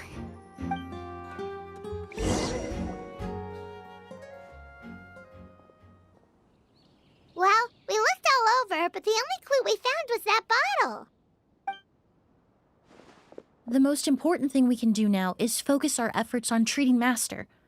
Can you help me move him inside?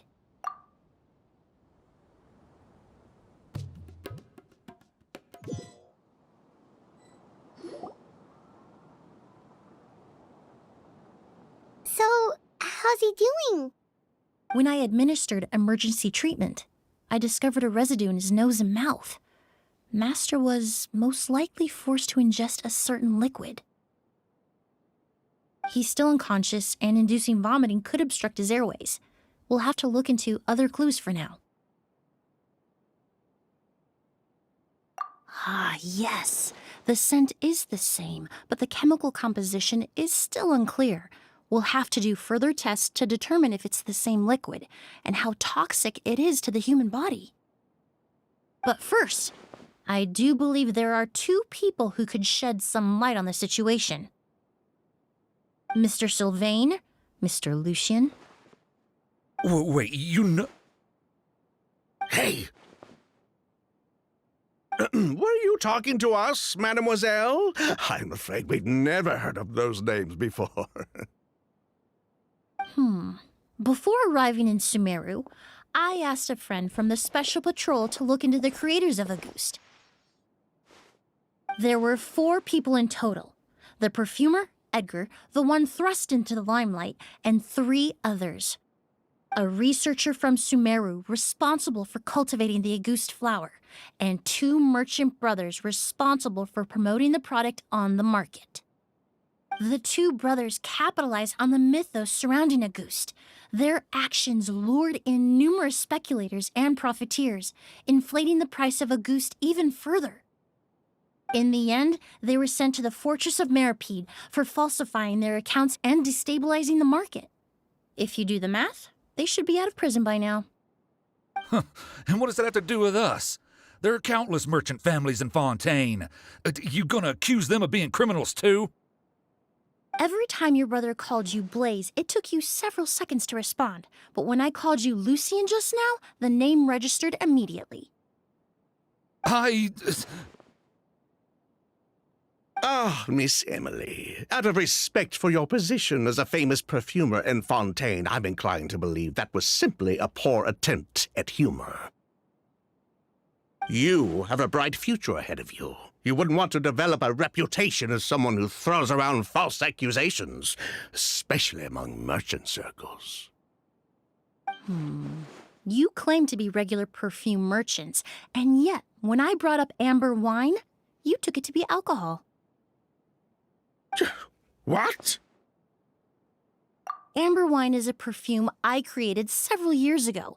It wasn't particularly renowned, but I'm certain any respectable perfume merchant in Fontaine would know of it. Unless, until recently, they were living somewhere completely cut off from the perfume world. Somewhere like the Fortress of Meripede, perhaps? Emily, you little...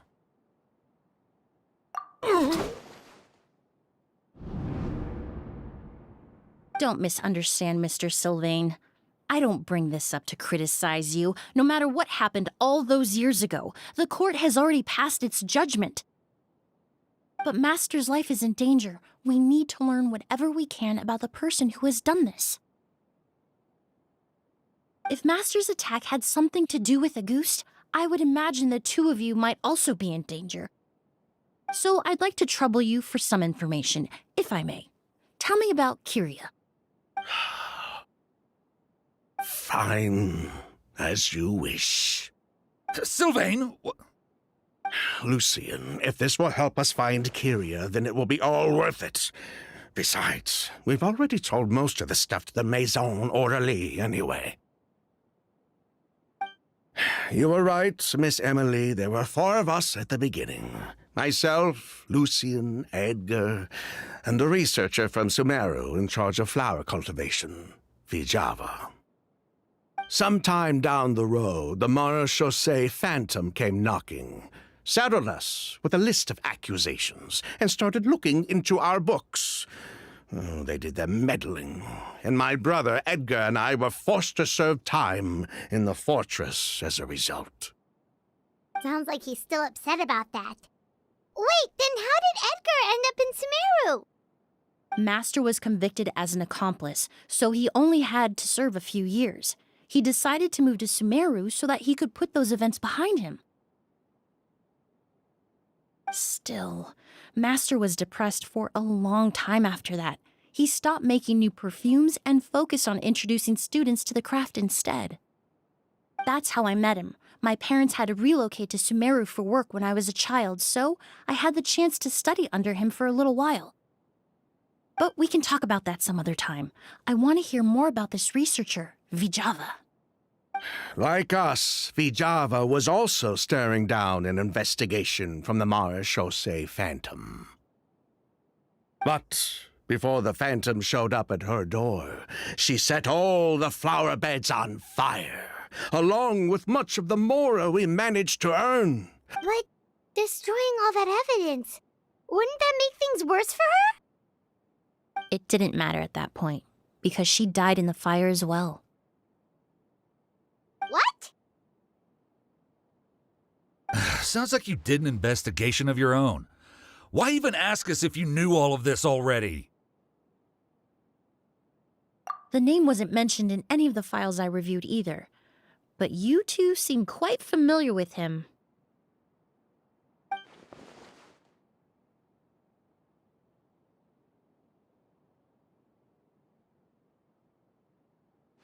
Kyria was Vijava's younger brother. He was just a clueless kid back then. Somewhere in his teens, I think.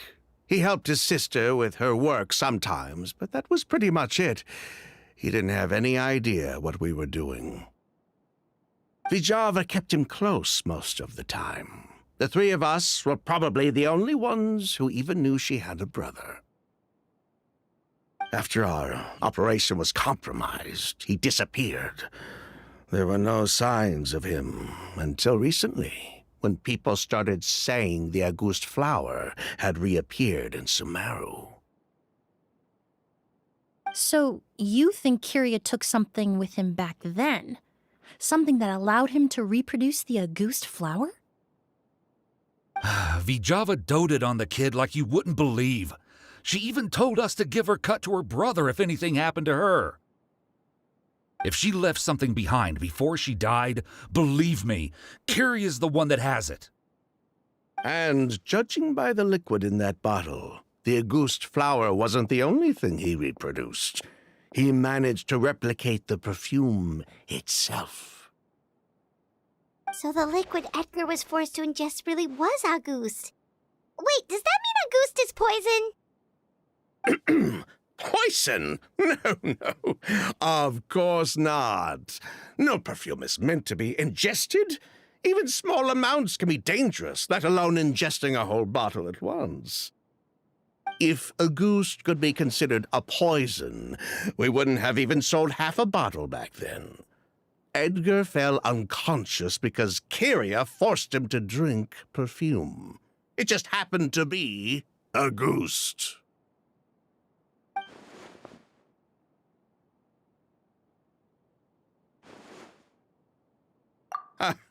He probably thought we had something to do with his sister's death. But to tell you the truth, I have no idea why she did all that. We're not looking for Kyria because we have it out for him. We just wanted to see how he was doing. And, if possible, work together to bring back a ghost. We only went to prison for a bit of fraud and market manipulation. It had nothing to do with the product itself. As long as we keep things honest this time around, bringing the product back to market would almost be like honoring his sister's memory. So that's why you never mentioned Kyria during your interrogation? Yes, exactly. We were just looking out for the kid. Anyway, that's all we know. If you're looking for information on what's in a goose, or what to do if you ingest it, there are only two people to ask. Edgar or Kyria himself. Well, at least we're able to say for certain that the substance Edgar ingested was in fact a goose. That gives us a direction for further testing. Well, glad to hear it. Lucian, let's head back to the room and rest a bit. With everything that's happened, there are things that need reconsidering. Yes, of course.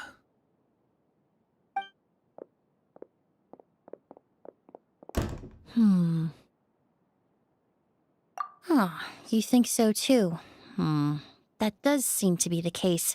Pity we don't have more evidence. But based on Sylvain's tone of voice just now, I suspect further questioning will only result in more made-up answers. The way you exposed them like that, just based on a hunch, that was genius! Oh, right! Earlier you said you were only sort of a doctor, and that your patients were unusual. Oh yes, that's because most of the patients I encounter are already dead. So you're a forensic doctor? Close. I'm actually a forensic cleaner. Once the forensic team and the Marachese Phantom are done collecting evidence from the scene, I'm in charge of clearing away the final traces my patients leave on the world. In fact, with just a small alteration to the formula, the same tincture used as the base of perfume can also be made into a cleaning agent. Basically, there are two sides to forensics. Those who collect evidence to expose the truth, and those who clean up the smells, bloodstains, and other substances left behind at the scene. I've learned a lot in my line of work, and I've witnessed a lot of death. But this time, we may still save the patient. Actually, Traveler, could I trouble you to report back to Tainari and the officers at Port Ormos? We should update them on the situation. I'll stay here and continue to look after Master. Now that we have a sample of Auguste, I'm hoping further analysis won't be too difficult.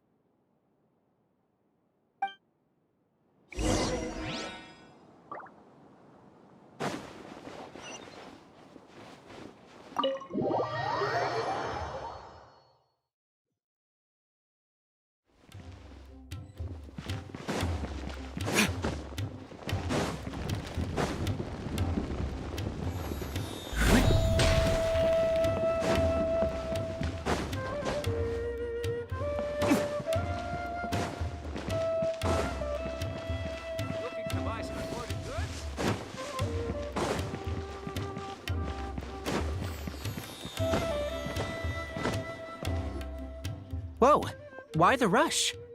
Did something happen?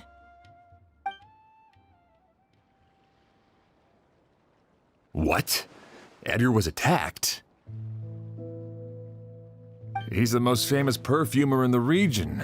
Someone who's helped countless people around Port Ormos. How could this happen?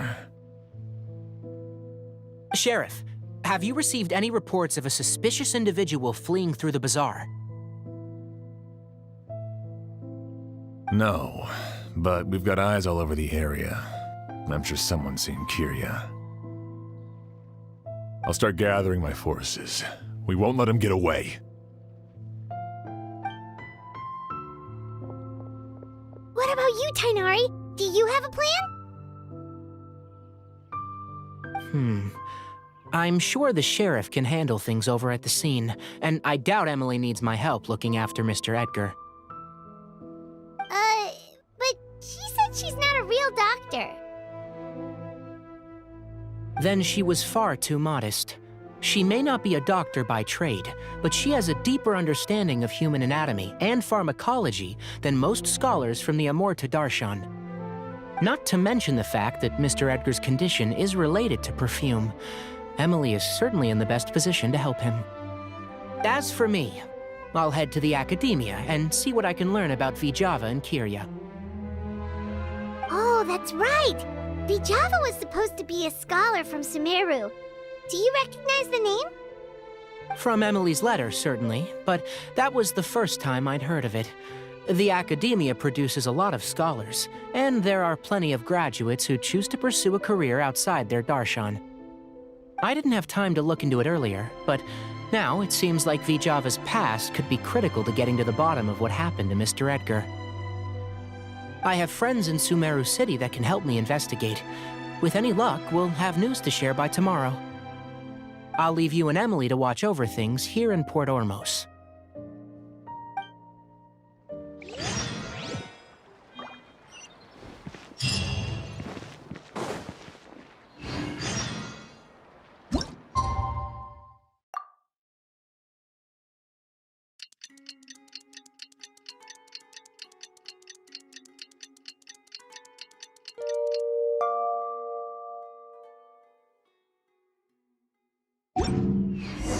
Well, it's been a day. Wonder if Tainari's discovered anything. But things weren't looking good with Emily's master yesterday. We should check on things at the hotel first.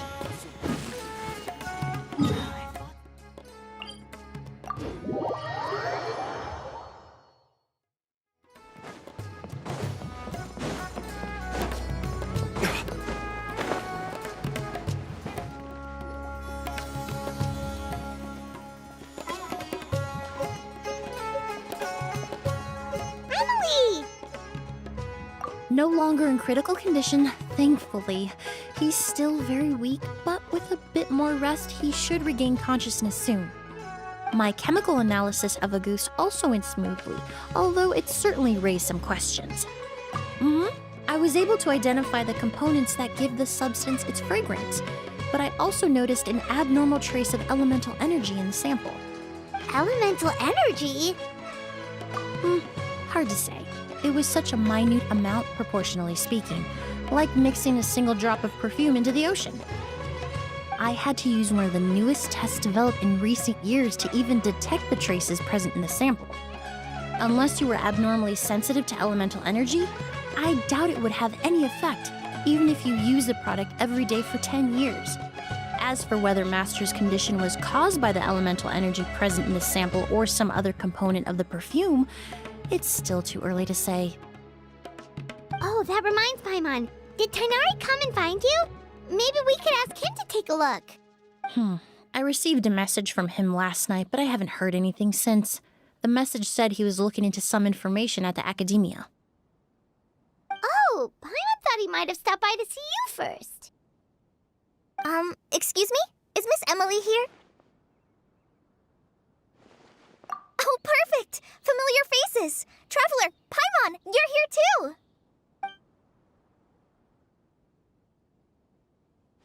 Kale. Ah, of course. Tainari's apprentice. He's mentioned you many times. It's a pleasure to finally meet you. And please, no need for formalities. Emily is just fine. Oh, okay. Nice to meet you too, Miss... Emily? Did Tainari send you here, Kale? Yep. Master and the others went through decades worth of records last night, and still haven't had a chance to rest.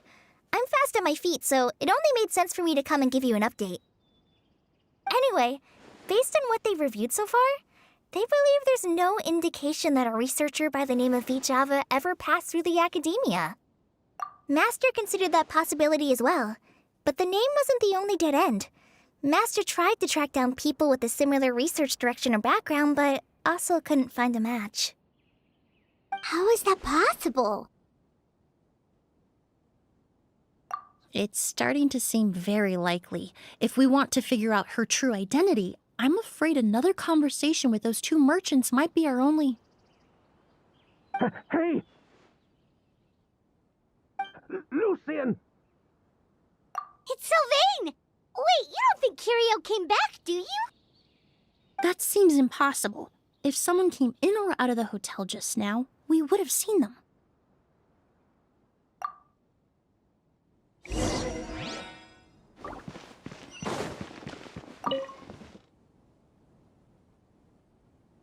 It's locked?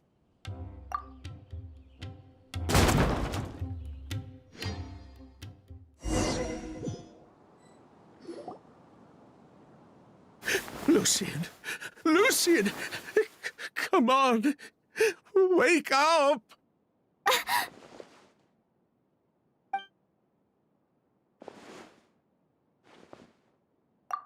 Emily, Emily! My brother, he's gonna be okay, right? He's just unconscious. Like what happened to Edgar. I'm sorry, Mr. Sylvain, but we were too late this time. No, that's not possible. Traveler, Kale, Mr. Sylvain has gone through a huge shock. He needs some space to calm down. Could one of you take him next door? It's not good for him to look at his brother's body like this. Of course. Leave it to me. Thank you both.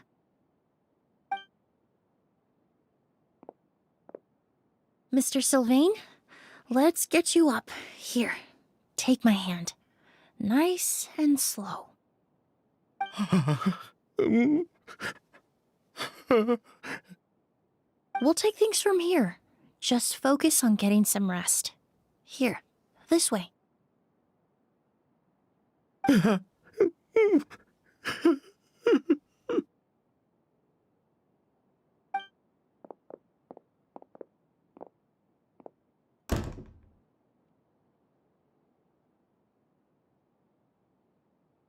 Poor guy. He's like a shell of his former self. He may have made some bad decisions in life, but right now, Paimon can't help but feel sorry for him. Good person or bad, the death of a loved one is equally painful. All the moments he shared with his brother, every hardship and triumph they endured together, are now memories he has to carry alone. If Kirio really was behind this, then what exactly did he do to Lucian? Lucian can no longer speak, but the traces left behind by his death most certainly can. Traveler, I've got things covered here at the scene. I'll leave you to contact the sheriff.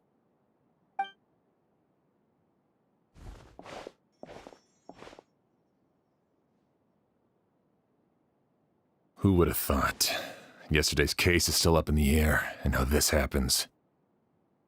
Miss Emily, I heard you're an experienced forensic doctor. Have you been able to discover anything? Oh, I'm not actually a forensic doctor. I just happen to have some relevant knowledge.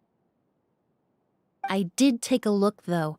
Judging by the temperature and rigidity of the body, it appears the time of death was sometime last night. I'd have to do a more thorough investigation to find out more. Then, would you mind helping us investigate? Before he left, Tainari said we could trust your judgment if something like this were to happen. Of course, I appreciate your trust. Many of the traces left behind at the scene will fade with time, so the sooner we investigate, the better. too. We don't know much about dead bodies, but you can leave the other clues to us.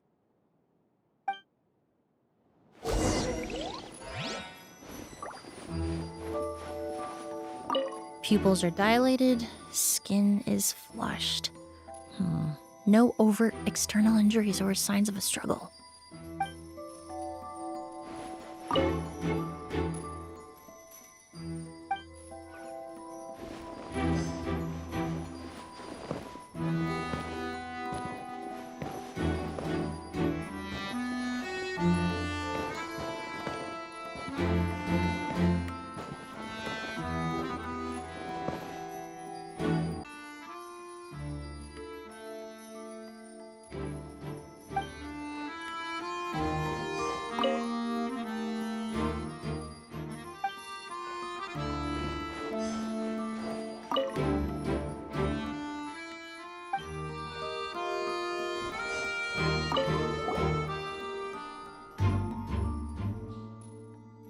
And the windows are shut tight too. Seems like the only way to get in would have been through Sylvain's room. Well, looks like we've investigated as much as we can. Let's go report back to Emily and Shiam.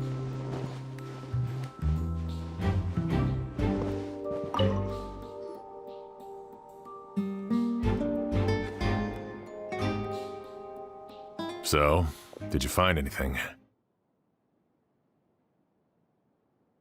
Paimon can show you. Here, it'd be something like this.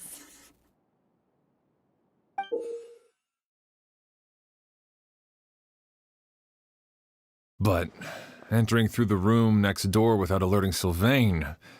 Wait, you don't think Sylvain could have been the one who... No, his reaction to the loss of his brother seemed genuine, and he doesn't have a motive.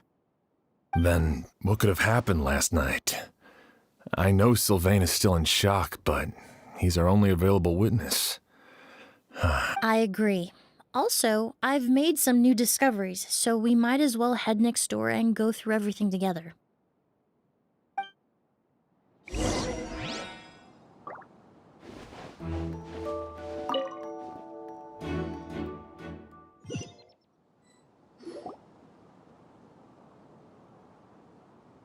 Mr. Sylvain, I need you to tell me everything you and your brother did since yesterday afternoon.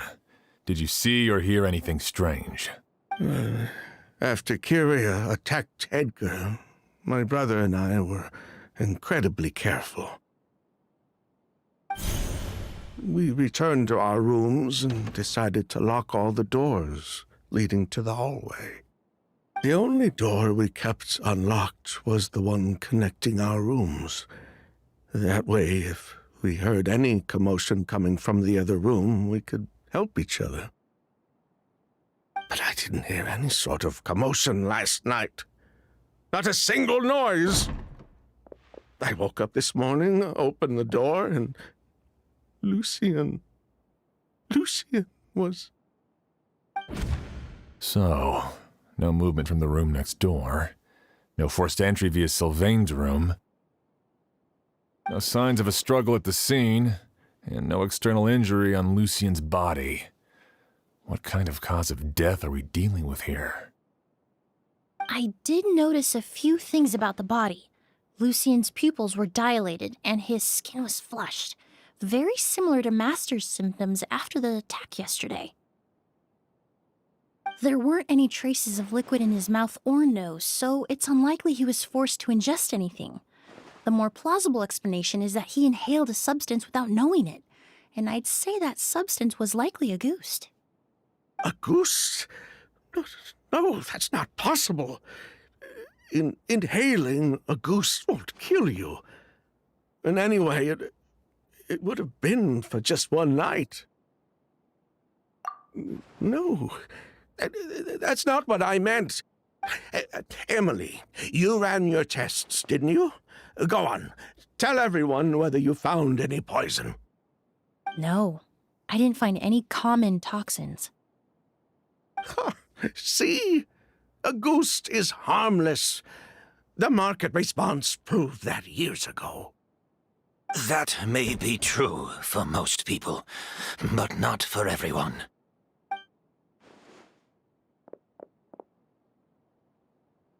Master! Edgar?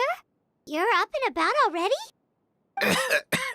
Thanks to Emily, I'm out of the woods for now. Sylvain, no matter how hard you may try to hide it, the truth will always come to light. Edgar! Even if we could keep it a secret for another 10 or 20 years, do you think Kyria would just let us be? No, he would never give up. Not if he's doing all of this for Yelena.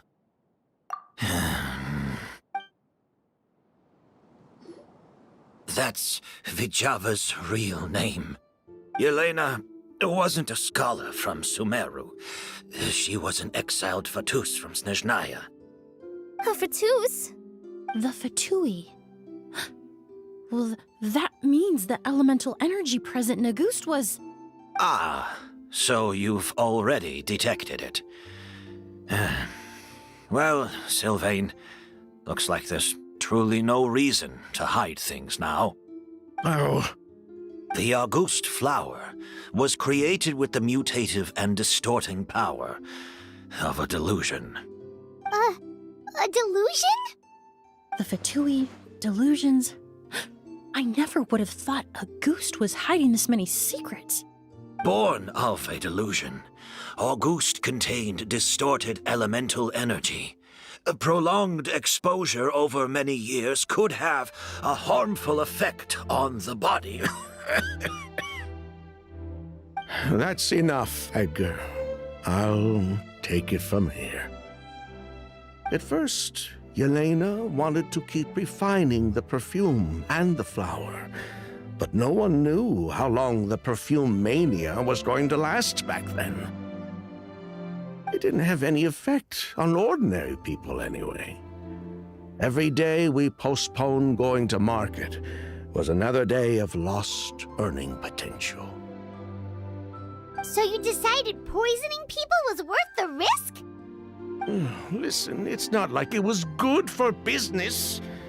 But all that talk about Auguste being harmful over time, Yelena was just speculating. The impact was practically negligible. Unless you were particularly sensitive to elemental energy or had an entire bottle shoved down your throat like Edgar, you could use the product for decades and be completely fine. It may be true there are no records of Auguste poisoning in Fontaine. But even if no one was acutely poisoned, willfully bringing a product to market despite explicit knowledge of its harmful effects is still a serious crime. That explains why you were so intent on keeping Yelena and Kyria's involvement a secret all this time, despite readily confessing to all your financial crimes. The Fatui, delusions, Auguste. If the Marechaussee Phantom discovered the connection between the three, there would have been enough evidence to send you to the Fortress of Meripede for life. Ha! If I'd known coming to Sumeru would put a target on my back, I would have been more than happy to stay there. All these years without any sign of Kyria, and he pops up out of nowhere the minute my brother and I get out of prison? It couldn't be any clearer who the kid's after. Auguste was harmless before. The fact that it's killing people all of a sudden must be his doing as well. So there's bad blood between you. What about Yelena's death? Was that a cover-up too? A way to destroy evidence? I'll admit, we thought about it at one point. We took care to disguise the product circulating on the market, and no one was questioning Yelena's fake identity. But if the Marechaussee Phantom decided to look into the flower beds, it would have been the end. Yelena's ties to the Fatui, the role of the delusion, everything would have been exposed. Before we could even put our plan in motion, Yelena beat us to it. She burned all her flower beds and threw herself into the fire as well. But if her goal was to destroy evidence, there would have been no reason to do that to herself. Yeah, she could have just burned the flower beds and fled with her brother. I thought about it for a long time, but it wasn't until just now that I finally understood her reasoning. Everything she did, it was for her brother, Kyria. One of the reasons they defected from the Fatui was the deterioration of Yelena's body due to her excessive use of a delusion. She didn't want her brother to follow in her footsteps after her death.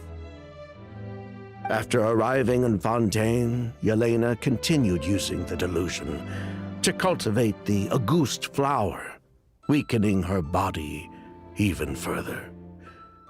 There were times when she couldn't even walk. So she couldn't flee with her brother because she was afraid of holding him back. If her true identity was exposed, she and her brother would face pressure from both Snezhnaya and Fontaine. The Auguste flower and Yelena's own corroded body both bore the mark of a delusion. There would have been no way to avoid suspicion. So, in the end, she burnt it all to ash, including herself. With all the evidence erased, Kyria was free to take the Mora and run. So the wealth you earned from Auguste, it wasn't destroyed in the fire. Yelena gave it to her brother? Most likely. Before Yelena died, she said if anything happened to her, she was going to leave everything to her brother. We just didn't realize she meant our cut as well. That's why Lucian and I were searching for Kyria, to take back our Mora and the Auguste flower.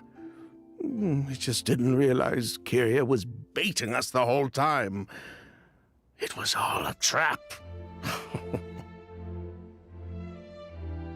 But why is Kyria out for revenge anyway? Doesn't he know about Yelena's decision to sacrifice herself? I don't think he knew his sister was nearing death.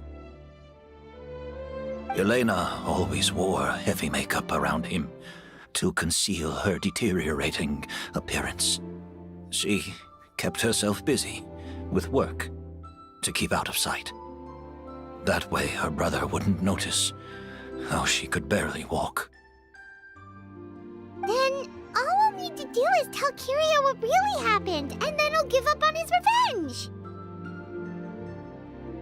I'm not so sure. Even if he knew the truth, he'd still find someone to blame. He might think Yelena was forced into using a delusion to cultivate a Auguste, or something. It's hard to pull yourself out of that kind of hatred, especially when you've been living in that headspace for so many years. Very true. Even if Yelena's death was her own choice, I wouldn't call myself innocent either. Edgar, what are you talking about? Think about it, Sylvain. If we hadn't been in such a hurry to capitalize on the perfume mania all those years ago, do you think Yelena would have elected to take those risks? If we hadn't been so blinded by greed, so insistent on increasing the scale of the flower cultivation, do you think Yelena's health would have deteriorated as fast as it did? If we hadn't invited the Marechaussee Phantom to our doorstep by breaking the law at every turn, Yelena could have survived. She knew her limits. She knew her days were numbered. Maybe it was for her brother, but she was in it for the Mora just as much as us.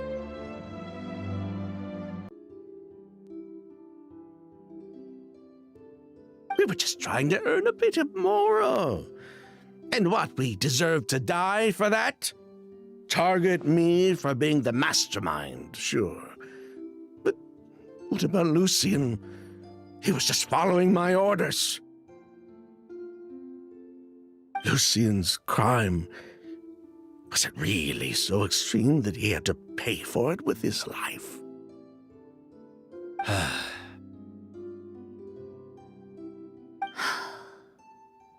The only person that can answer that question is a judge.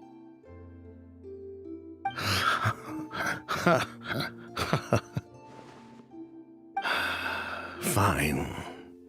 I've said my piece anyway. Drag me back to Fontaine to stand trial. I don't care. 3 people from Fontaine, 1 from Snezhnaya, and a crime committed in Port Ormos. What a headache. Well, we can only wait until the Academia sends someone to deal with it. I'm guessing we'll have to contact Fontaine as well.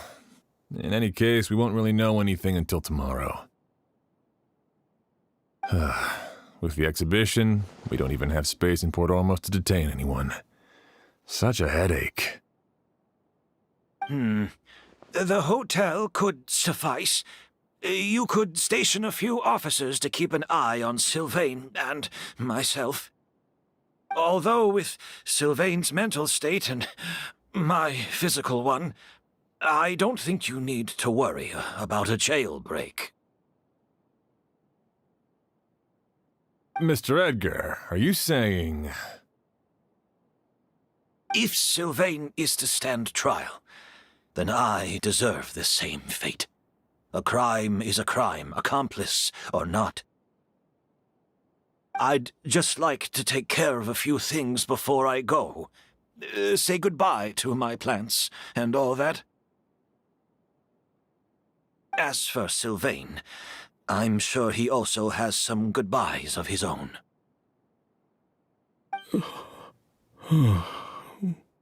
Would you be willing to grant that request, Sheriff?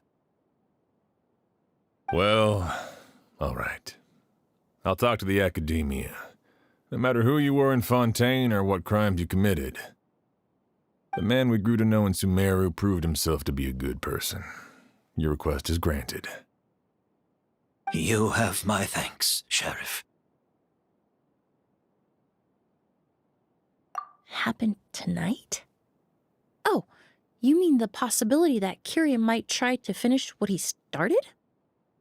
Yeah, all we know is that he uses a goose to poison people, but we still have no idea how to catch him in the act. If he targets Sylvain or Edgar again, we might not be able to stop him. That may be true, but what if we can take advantage of his desperation? If we take advantage of this situation and lure him in on purpose, we might finally have the chance to talk to him. Master, no. That's too dangerous. So, that's your plan. If Kyria learns we're being taken away tomorrow, his last chance to enact his revenge would be tonight. In other words, you want to use us as bait to capture him. Capture? Not necessarily. I just want to talk. What? Are you afraid of him? Afraid? This is my only chance to make him pay for what he did. I'm spending the rest of my life in prison anyway. I can't just sit back and let him ride off into the sunset with our fortune. There's no way I'm letting him get away with it. Not after... As for the danger, everyone else just needs to make preparations in advance to protect us. I'll admit, it could work.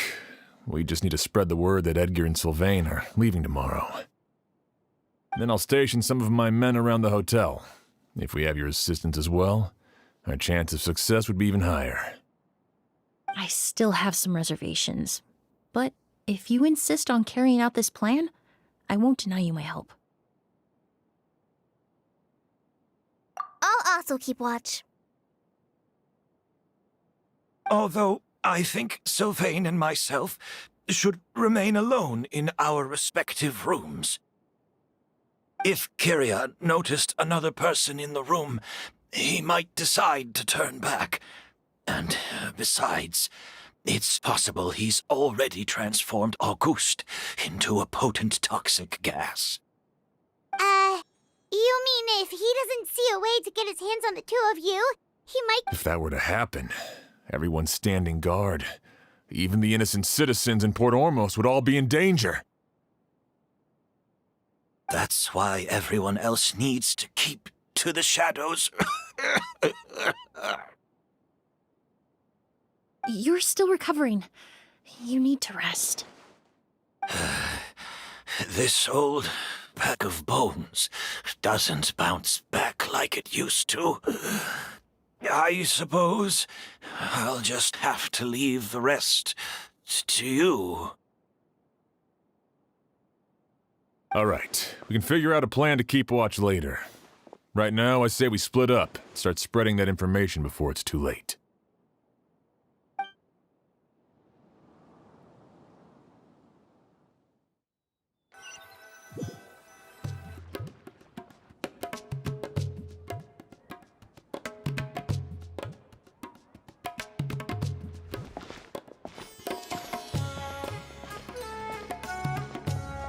Have you heard? Mr. Edgar's been detained. He's being taken away tomorrow. What? He's the one who helped craft all the fragrances for our shop.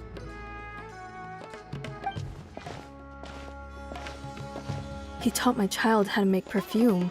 How could this happen? He hasn't been convicted yet. Let's just wait and see what the court has to say. Oh, everyone on the street is talking about the rumors. No matter where Kiri is hiding, he must have heard them by now. Let's head back to the hotel and take a break. We can see how the other preparations are going while we're at it.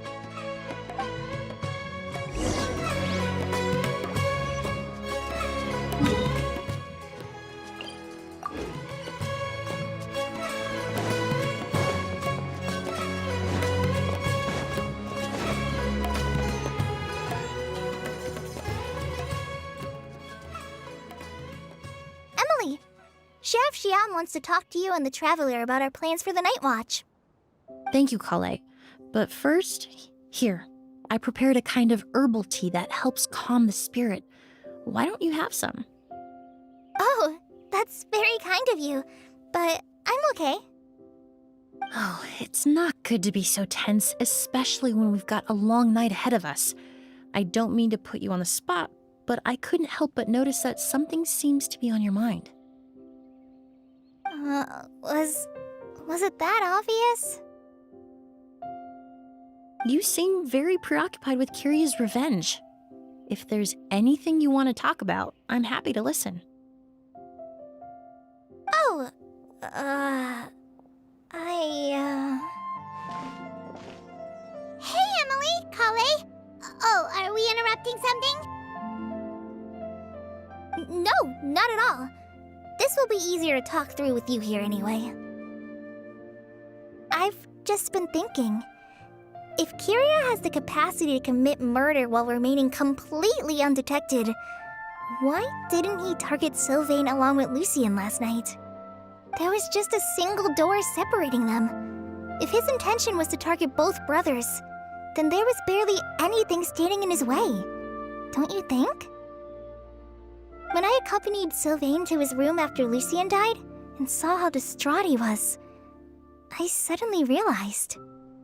Maybe Kiria did that on purpose. Maybe he wanted Sylvain to experience the pain of losing a loved one before he completed his ultimate revenge. So did he attack Edgar as a warning then? To scare Sylvain and Lucien? Based on what we've heard about Kiria, that may very well be the case. Losing his sister all those years ago. Whenever I get to thinking like that, I just can't help but wonder. If I were in his place, would I be able to let go of that hatred? I'm sorry. I know I shouldn't think like that. Not after everything he's done. But I just can't help it. There's nothing wrong with the way you're feeling. Empathy is a part of human nature. In all my years of cleaning up crime scenes, I've witnessed countless families mourn their loved ones. Their cries of devastation and anger still echo through my mind, even now. Some of them even try to stop me, begging me not to erase the last remnants of their loved ones. But getting swept up in those emotions will corrupt your judgment. Surround yourself with fragrance for too long, and your sense of smell will become dull. Allow yourself to be consumed by your emotions, and you lose the ability to think rationally. So while you hold on to that sense of empathy, you also need to ask yourself, do Sylvain and Lucien really deserve to die? How much did they truly know about the Fatui and the delusion? Did they force Yelena to make those decisions? Answering those questions requires a lot of time and evidence, while a single act of vengeance can put those answers forever out of our reach. I've witnessed a lot of deaths in Fontaine.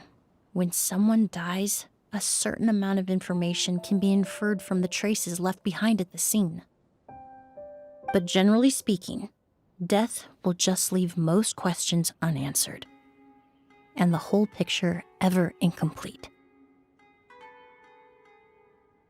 Once you're consumed by hatred, it will become next to impossible to think about things that way. For someone like Kyria, I'm sure right and wrong lost all meaning a long time ago. You're right. The fact that we can approach these questions from this perspective isn't because we're more rational than them. It's because we're fortunate enough not to have suffered that kind of loss. But that also makes us perfectly positioned to stand on the outside and try to pull them back from the brink before it's too late. I understand Kyria's decision, but I still want to stop him. Master, Sylvain, and Kyria. They all deserve to survive. The fortunate and the unfortunate.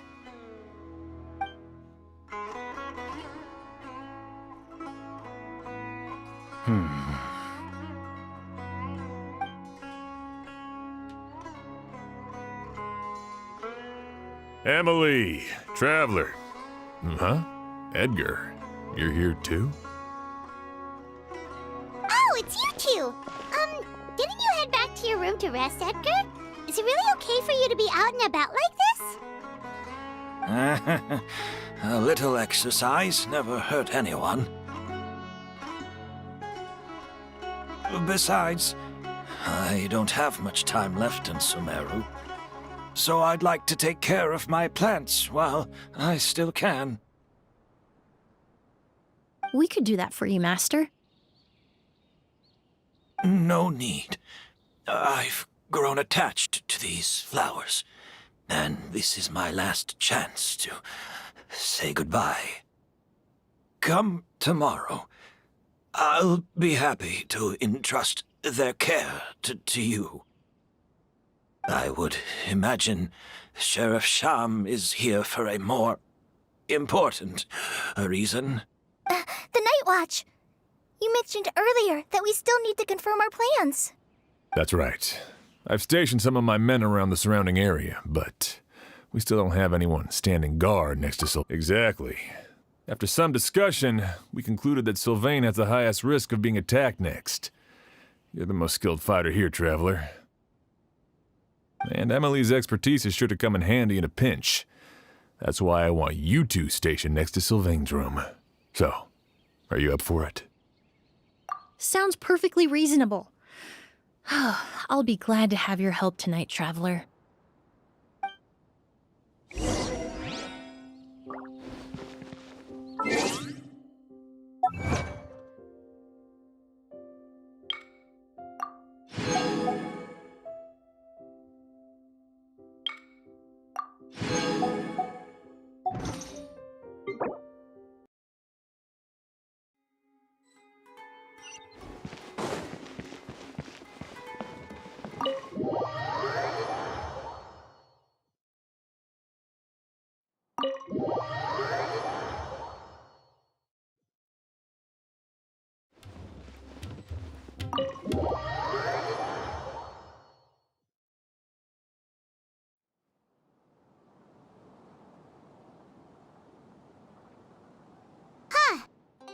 peep.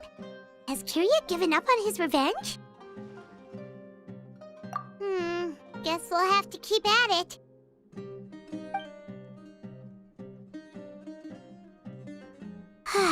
Still nothing unusual. Paimon took a peek into the room next door and Sylvain's already sleeping. Perhaps Kiria's true motive was simply forcing Sylvain to confess his crimes. No, that can't be right. If all he wanted was for Sylvain to be convicted for his true crimes, he could have tipped off the Marechaussee Phantom years ago. There must be something we're missing. Something extremely important. Maybe we just need to calm down a little. How about some tea? That herbal blend from earlier was pretty tasty. You're right. Maybe we can look for a different distraction then, like looking at the flowers. Oh, there's a glaze lily here. Paimon didn't notice it earlier. Flowers, glaze lilies, incense. Oh no! Sylvain's room! Quick! Wait, what?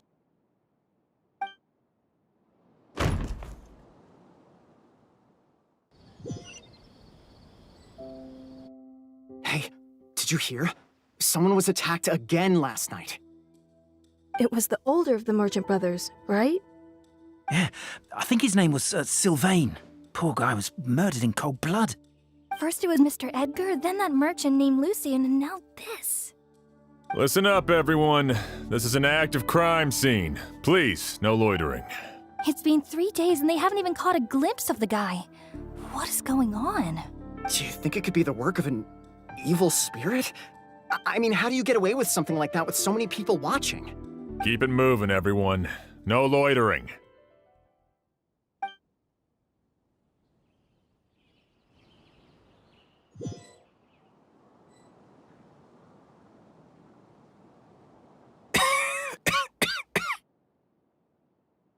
I suppose I'm next.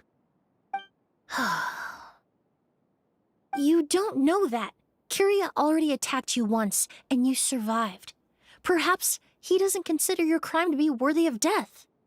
You were the only reason I managed to survive, Emily. I never did thank you for that, did I? Even if I wasn't there, Tainari was also in the vicinity. He would have been able to help. Is that so? I suppose I'm a very fortunate person then. I have exceptional students, caring friends, and the respect of my peers. If it is indeed my time to go, then I'll die without regrets. But Kiria has nothing. Yelena is gone. Now his enemies are too. It really makes you wonder if there's even a reason to keep on living. If you really want an answer, I suppose you'll have to ask Kiria himself once we finally catch him. Well, I hope it all goes well. Emily, there's something else I'd like to ask of you. With everything that's happened, holding the exhibition is off the table now.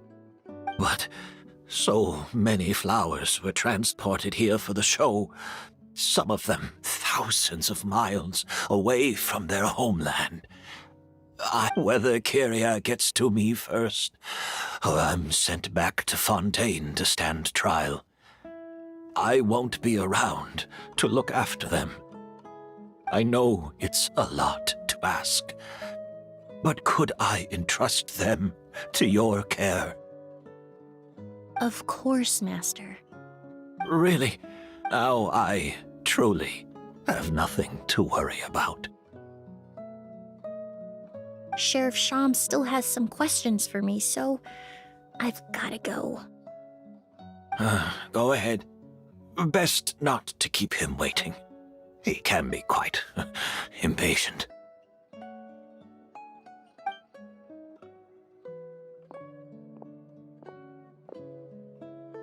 sorry, Master.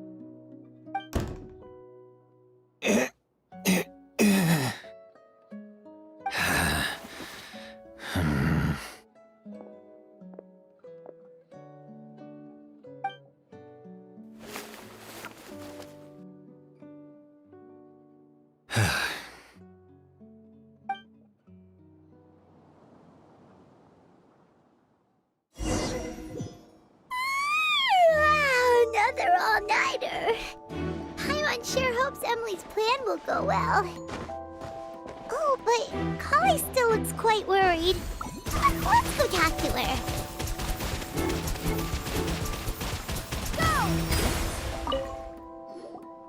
Emily still isn't back. I hope she didn't run into any trouble. Yeah, that's true. Traveler, I had my men start spreading the information you requested. The crowd is gone now too, but I have to admit, I'm not really sure what's going on. After listening to Emily's plan, I started getting the materials together and arranging personnel. I barely had a second to spare last night. To be honest, I'm still not sure how the crime was committed that night. The key clue was right in front of us the entire time! Let's go! We'll show you where the culprit hid a goose.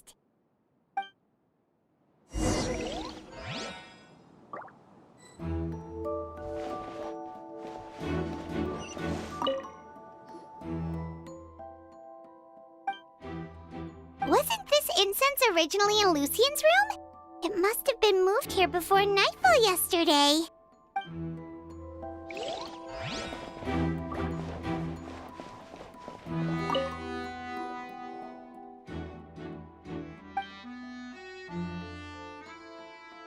This is it! The glazed lily, huh? I think I've heard of it before. It's a flower from Diluc, right? Well, did you know it only blooms at night? Emily, you're back! Exactly as expected. A flower that only blooms at night. Ah, like the Diluc pala lotus. Exactly. Although the Diluc pala lotus wouldn't be a good substitute in this scenario. When it's closed, the gaps between the petals are too large. That's why Kyria chose the glaze lily as his mechanism. He would start by preparing an agouti sample.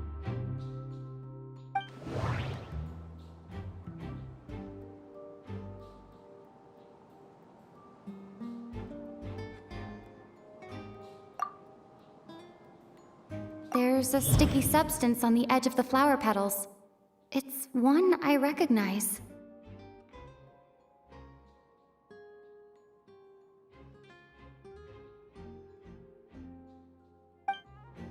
If you stick the petals together with slime condensate, then in the daytime, the glazed lily would act almost like a hidden container. That's right! He applied a diluted form of slime condensate to the petals to stick them together and enclosed a sample of agouti in the center. That way, the agouti would remain trapped inside during the daytime, unable to seep between the petals and evaporate into the air. This also allowed the culprit to plant the poison well in advance while his targets remained oblivious.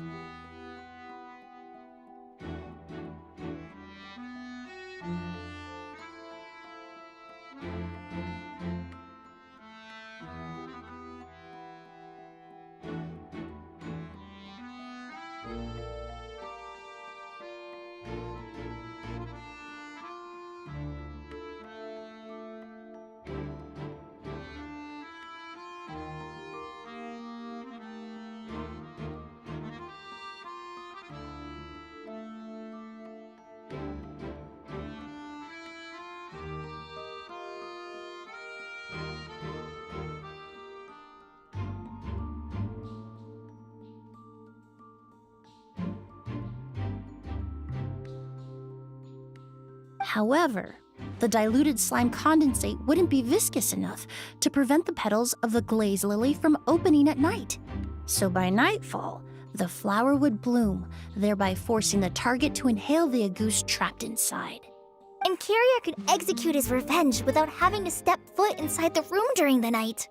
By the next morning, the sample of agouste would have nearly fully evaporated. The glaze lily would have already closed its petals, and any lingering odor would be concealed by the fragrance of the other flowers in the room. Wait a second. You're telling me this version of agouste is so toxic, inhaling the minute amount trapped inside a flower is enough to kill a grown man? And how did Edgar even survive ingesting a whole bottle of the stuff? That's because agouste is just as dangerous now as it was all those years ago. The level of toxicity has never changed. Only a small subset of people are truly at risk.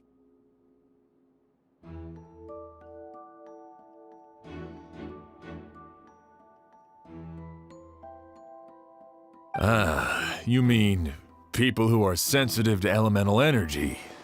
So it's just some sort of happy coincidence that Sylvain and Lucien are allergic to the stuff? That can't be right. They were involved in the operation all those years ago. If the stuff gave them a bad reaction, they would have known from the very start.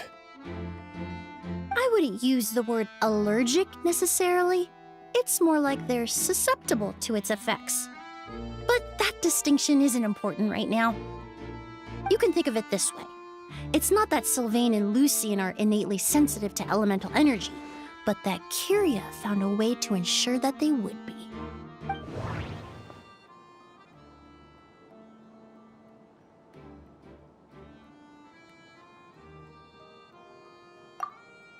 The incense I smelled earlier seemed familiar. Thinking back on it, I'm almost certain it was the scent of spirit borneal. In Sumeru, scholars use spirit borneal to aid meditation and stimulate their connection to the Dendro Archon.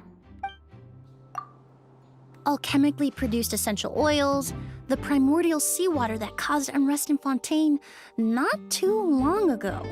All of those are substances that can heighten your sensitivity to elemental energy. That stuff gave us a lot of trouble when we first came to Sumeru. Ah, yes. I definitely remember that. In Sumeru, it's not uncommon to use incense indoors, so its presence wouldn't arouse suspicion. The flowers in the room could also serve to mask the scent. Flowers were pretty important to this plan, huh? The glaze lily is native to Liyue. It would be completely unnatural to have one here in Sumeru if it weren't for the exhibition. What a coincidence. Actually, it's not a coincidence at all. No wonder he was willing to pay a small fortune to rent out the hotel. He probably used the Mora Yelena left him, don't you think? That money was supposed to set him free. But in the end, it was just a tool for his revenge. There's a saying among forensic doctors in Fontaine. Every step you take leaves a mark. But up until this point, we haven't been able to detect any trace of Kyria's activities. That's not because he was coming and going undetected, or because he's some kind of evil spirit, but because he's been disguised as someone else this entire time.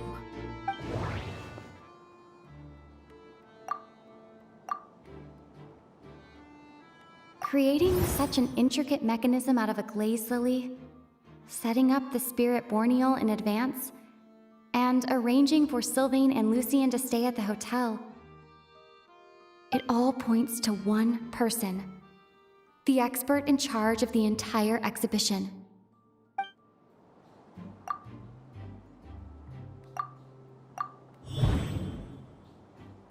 Kyria and Edgar are one and the same. But Kyria was only in his teens back then. He wouldn't even be 40 years old by now. Edgar's lived here for so many years. Even if he changed his appearance, going that long without giving anything away, it would be impossible. Bad news, Sheriff! Mr. Edgar was attacked! What? A dark shadow-like figure just ran out of his room. It was giving off a really ominous aura. But before we could even react, the figure up and disappeared like some sort of ghost or something. By the time we got a look inside the room, Mr. Edgar was gone. Do you think Kyria kidnapped him? I need you to think very carefully about this. Are you certain that figure wasn't Edgar himself? I mean, Mr. Edgar was so frail. I don't see how he could have moved that fast. It would seem Master decided to tap into an ill-advised source of power. What? But that's so dangerous with the condition he's in. It's... But why? Why would he do that? He's already accomplished his revenge. No. If his aim was to target everyone who had a hand in Yelena's death... If he left Sylvain alive yesterday, not out of a desire to see him suffer, but to confirm the truth about why Yelena chose to die... Then there's still one target left.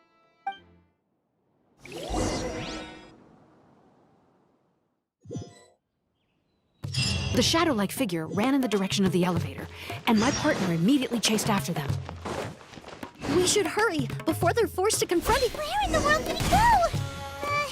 Let's ask the merchants nearby. Ghost! It's a ghost!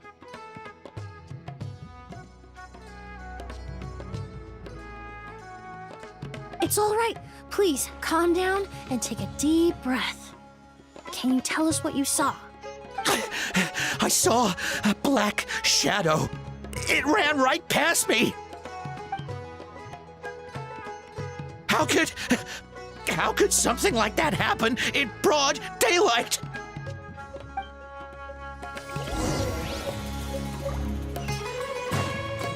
This is terrifying.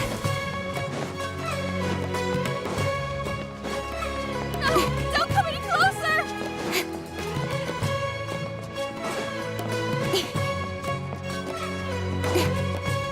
Speed of light! Hey!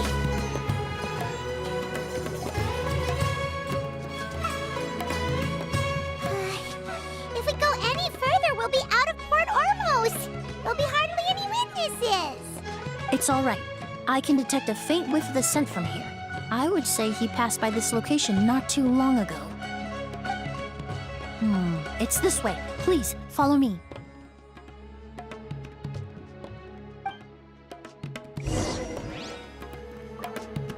With sword comes shadow.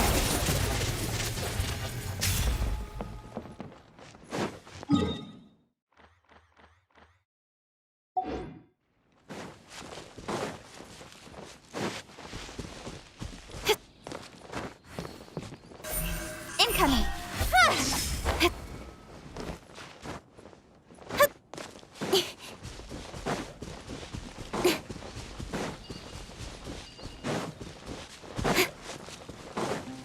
Don't blink. Hey! The scent is getting stronger. This must be the place.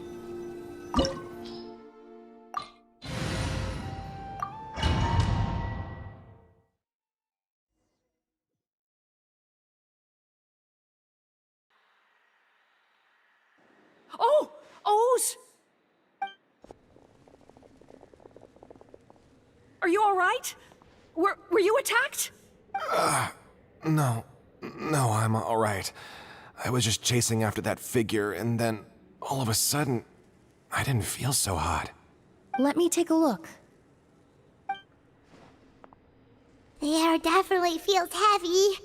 It smells nice, but for some reason, it's hard to breathe. This feeling, I've encountered it before. Everything looks all right. It was probably just the stress of the chase, combined with the impact of the environment. A bit of rest would do you some good. I can't rest. Mr. Edgar is still in there. He taught my sister how to make perfume. He's a good man. I can't just abandon him to die by Curia's hand. O's, you need to calm down and listen to me. Edgar is the one we're after. He and Kyria are the same person. But how is that possible? I thought you said Kyria was in his 30s. Mr. Edgar is 70-something. Changing your appearance to look decades older, that doesn't seem possible. That's precisely why he had to resort to extraordinary measures to age himself. Kyria used a delusion to bring back the Auguste flower, corroding his body in the process, just like his older sister. No. He couldn't have. Mr. Edgar has been in Port Ormos for years. If someone started impersonating him all of a sudden, we would have noticed. And what if the impersonation started before he ever set foot in Sumeru? I've yet to confirm it, but I suspect Kyria killed the real Edgar in Fontaine not long after his release from prison. While Edgar was incarcerated, Kyria started making preparations to replace him, including forcefully aging his body, studying perfumery, and planning the real Edgar's demise. The new Edgar then decided to relocate to Sumeru, seemingly out of an innocuous desire to let go of the past.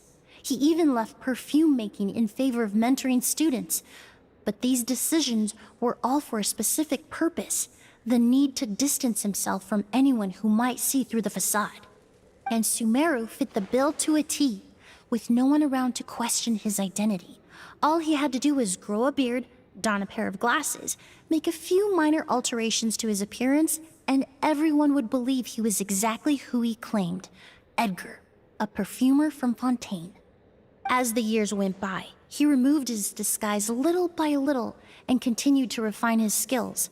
It would have been a gradual process, one that ensured no one around him would notice anything unusual. That explains why Sylvain said he barely recognized Edgar back at the hotel! He aged himself decades beyond his years just so he could accomplish his revenge! Is that even worth it? I need to find Mr. Edgar. He's not that kind of person. He can't be.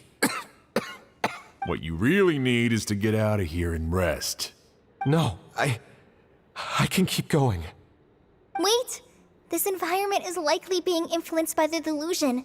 Any discomfort, no matter how slight, should not be treated lightly. I know how to relieve your symptoms, Mr. Ooze. Please come with me and rest. I'm sure Kyria... No, Edgar wouldn't want any more innocent people implicated in all this. Kale's right. The Traveler and I will take things from here. From our brief exposure to a goose, it would seem the substance has little effect on us. This leads me to believe those blessed with a vision or capable of wielding elemental power are more resistant to the effects of abnormal elemental energy. In other words, this environment doesn't pose as much of a risk to us. Actually, now that I think about it, this stronghold likely has multiple points of entry. If the target were to escape from a different point of entry, that might allow him to evade capture. I hate to trouble you, but we need people to survey the perimeter.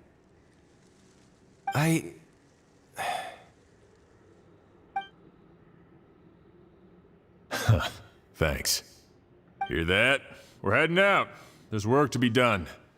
Ooze, head back to Port Ormos and start gathering reinforcements. Got it. Traveler, Emily, Paimon, please be careful. For someone whose only purpose in life is revenge, there's no telling what they'll do when there's no reason to move forward. Don't worry. This isn't the end. Not for us or for Kyria.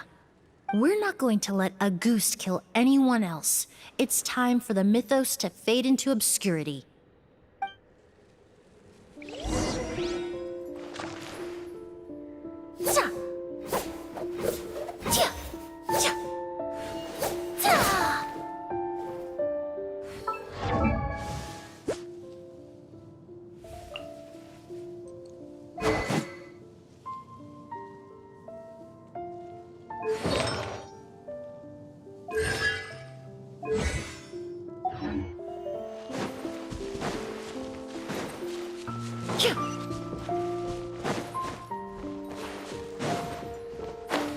Monsters?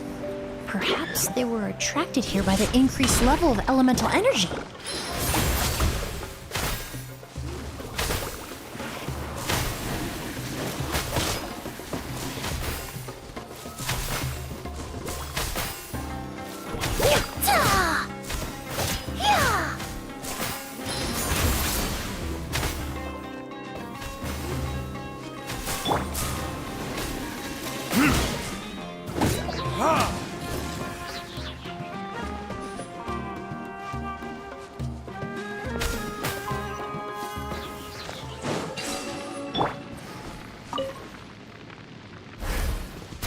never seen these seeds before. They must also have been created with the power of a delusion. It seems to be avoiding us, and there's no other way forward. Perhaps we could try luring it to the edge of the cliff.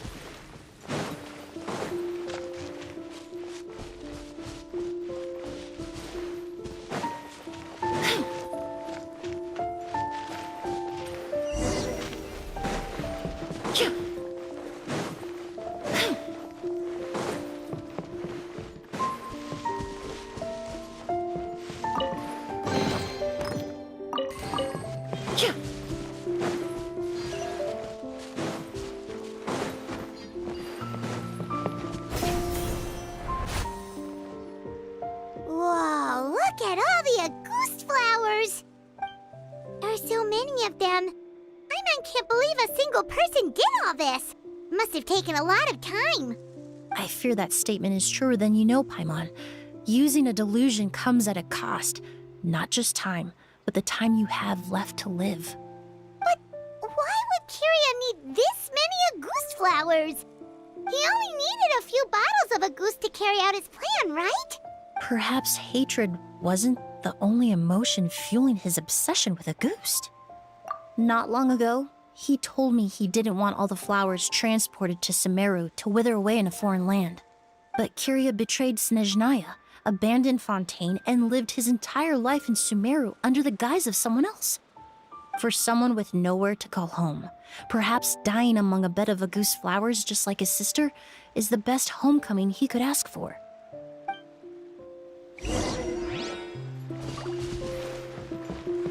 Yeah.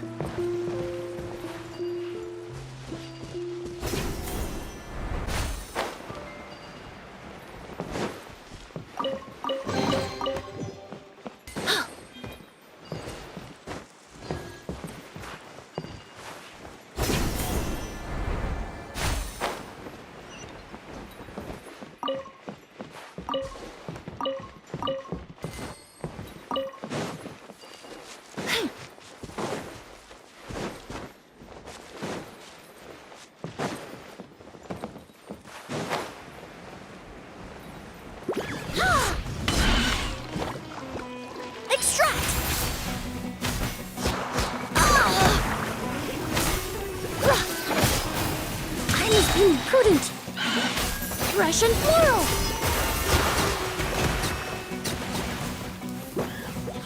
Neutralize! Time for retribution!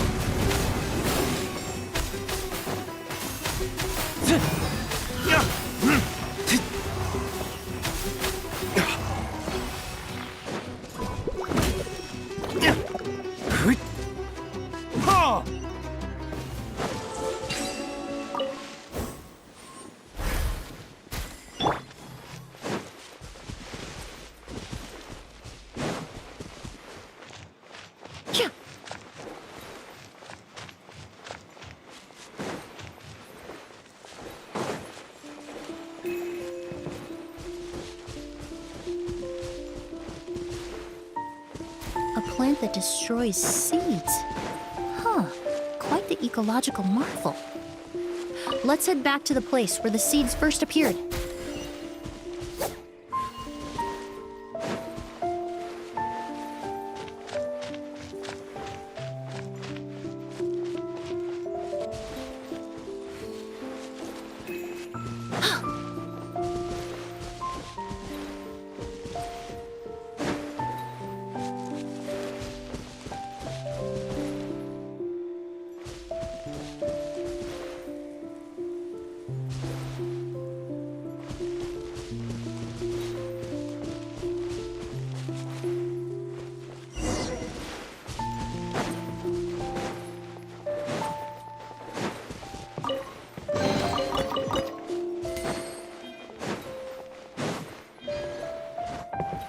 The scent of flowers is getting stronger.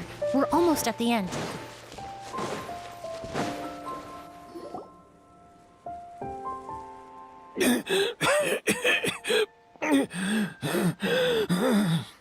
The scent of flowers is getting stronger. We're almost at the end. Did they catch up that fast? No. My strength is just waning.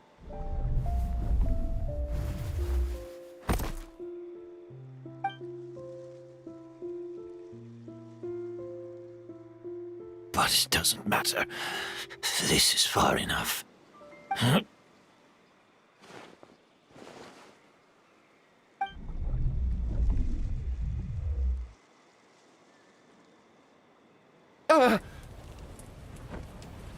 This is a garden of Auguste flowers. But it's not mine. It's the one that was set on fire all those years ago in Fontaine. Yelena? Yelena! You tried to hide it from me, but I always understood.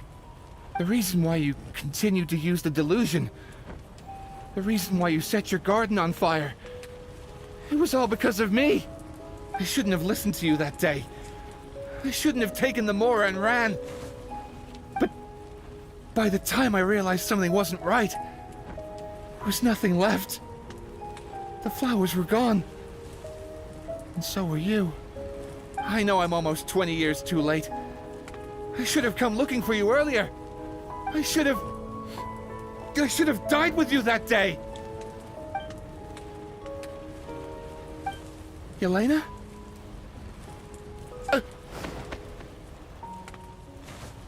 Yelena!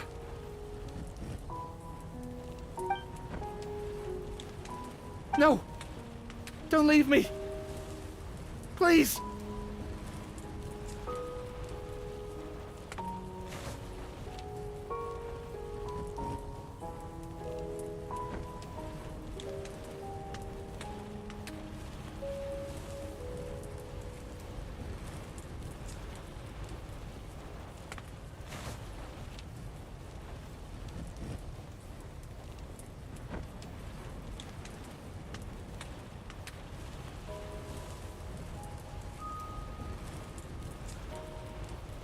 Yelena!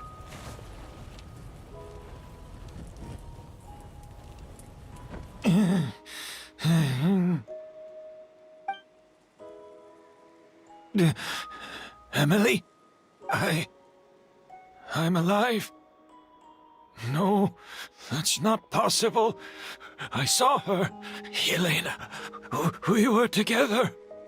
That was an illusion, likely brought about by the residual toxin in your body coupled with the pollen in the air, neither of which are fatal. No, the amount of Auguste I drank, it should have been enough. A fake, but how? We started making the preparations last night with one goal in mind: to create a perfect accord. The accord is the basis of perfume making, the product in its most primitive form. Ambergris mixed with cedar wood, rounded out with a base note of agar wood. This is the scent of leather? Exactly. We're unable to extract essential oils from leather, but by combining other raw materials, we can recreate its essence. That is the purpose of an accord. Does that mean you can recreate any scent in the whole world? I'm afraid not. Certain fragrances in this world are simply one of a kind. That quality is what draws people in and fuels their obsessions. If I wear a goose to the ball, I'll also be one of a kind. Our competitor already got their hands on it. It doesn't matter how much it costs. I have to buy something better. This fragrance will be one of a kind, no more. Myths can be deconstructed, miracles can be recreated. All it takes is skill, experience, limitless exploration, and a little patience.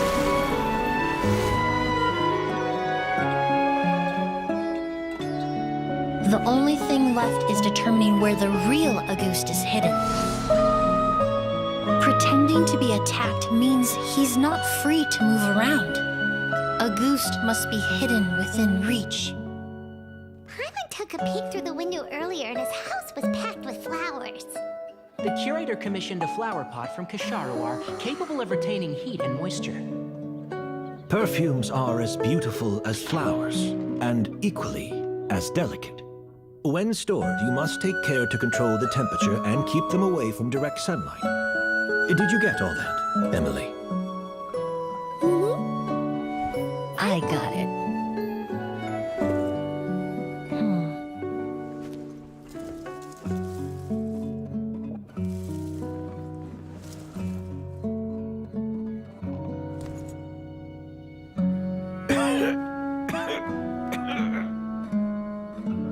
Did you hear? Someone was attacked again last night. So, Sylvain is dead. Is that right? Yes, Master. So, you switched the bottles of Auguste, and then lied to me about Sylvain's death. Convincing you that your revenge had been completed was the easiest way to get you to let down your guard.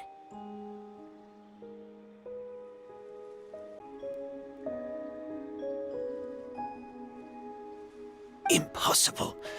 Even if you found a way to switch out the bottles, there's no way you could have made an accord. If Auguste was so easy to replicate, Yelena wouldn't have. It was a combination of rainbow roses, glaze lilies, and Cecilias. Those ingredients would have conflicted with each other if you tried to combine them in the past. But recently, we found a way for them to work together.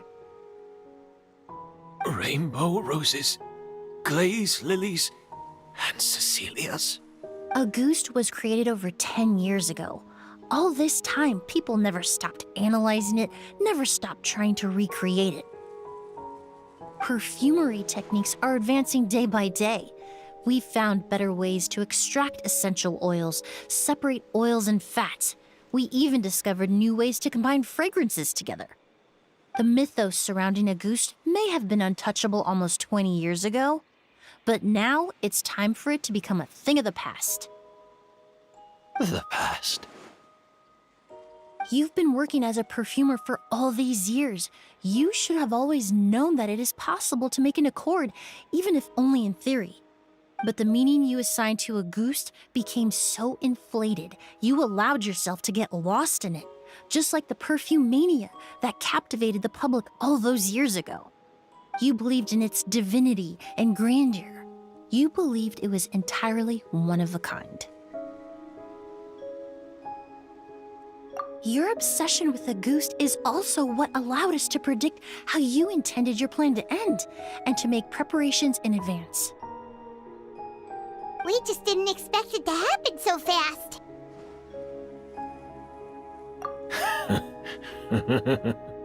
Well, you hit the nail on the head now, didn't you? So, Sylvain isn't dead.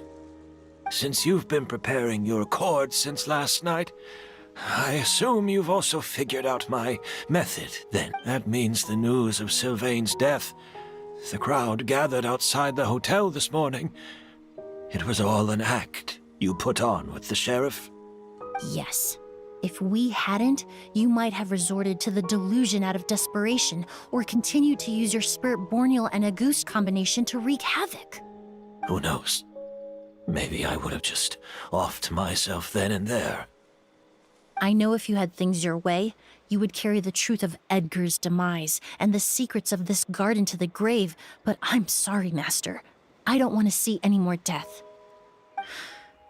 Sylvain only inhaled a small amount of poison. He's being detained as we speak. All the crimes he concealed back then will be exposed in a court of law for everyone to see, and all his secrets will be revealed. The same goes for you as well. Is that so? Well, I suppose I'll be spending the rest of my days in a prison cell then. Whoa, he accepted that kind of fast. I don't feel the need to justify my actions, nor do I intend to repent for them. I did what I set out to do.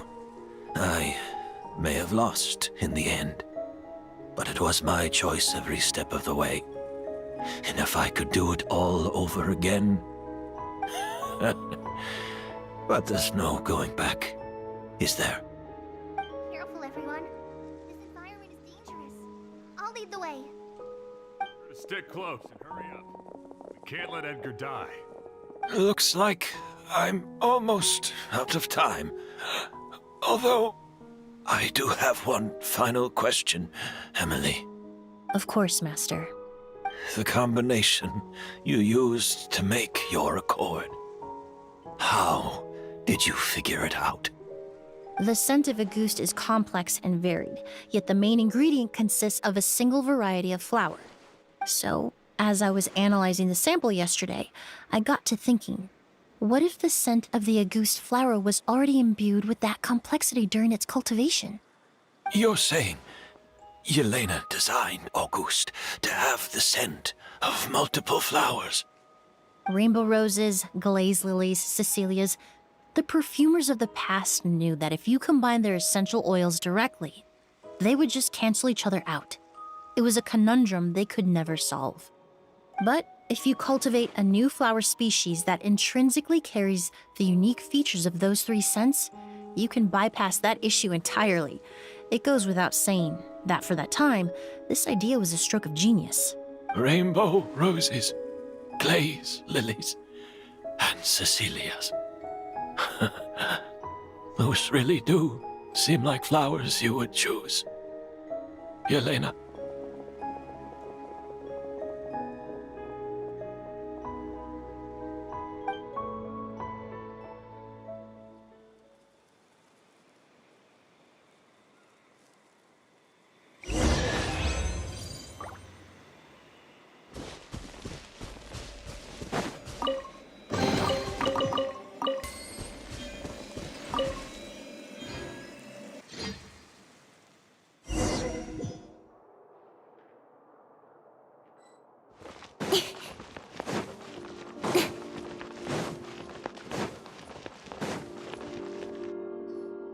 Did you know? Miss Emily's releasing a new perfume! Right, I heard about that. I think it's called Yelena. Seems like everyone in Fontaine is talking about the new perfume you're releasing. I was hoping to release it without such a fuss, but the news spread way faster than I expected. I just hope it won't become the source of some new myth, especially after all the work we did to demystify Auguste. I did, although I made a few modifications to the formula to make the scent more pleasant and long-lasting. I actually brought a few samples with me today. I hope they're to your liking. Also, I was hoping you could try out the fragrance before I officially release it and tell me your thoughts. Of course! A good sense of taste and sense of smell go hand in hand, you know? Just leave it to Paimon!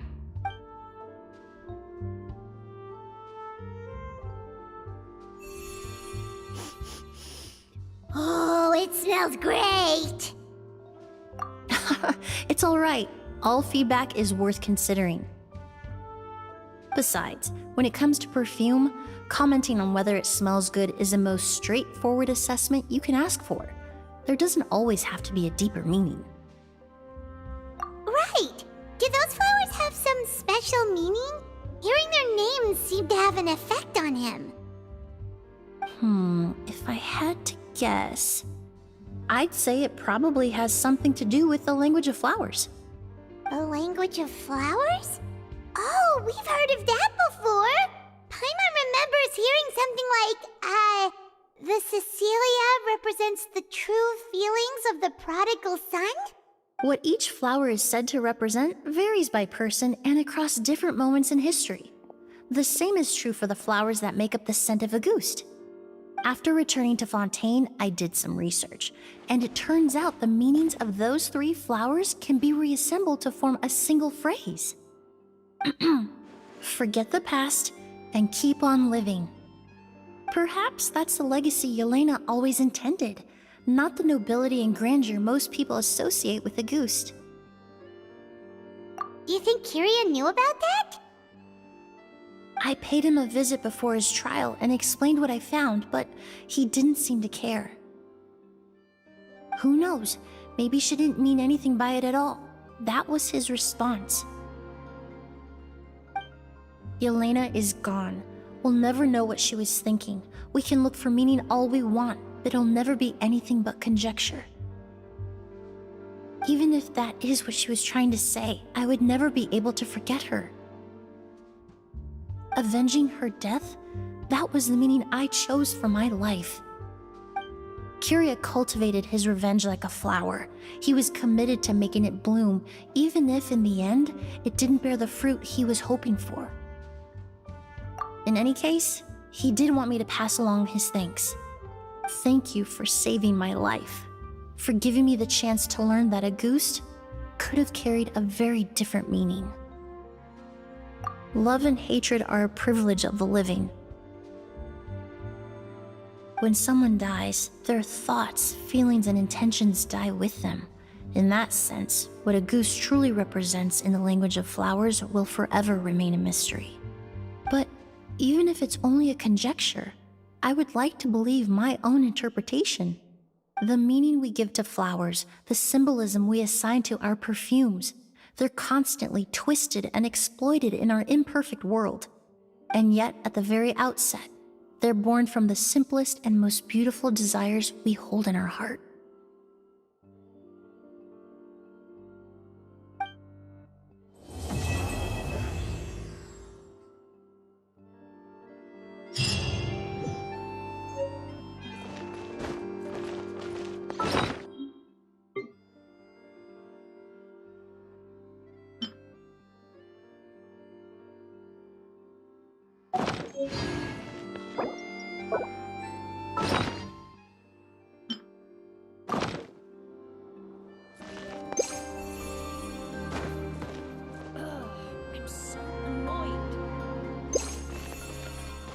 Is the key ingredient in...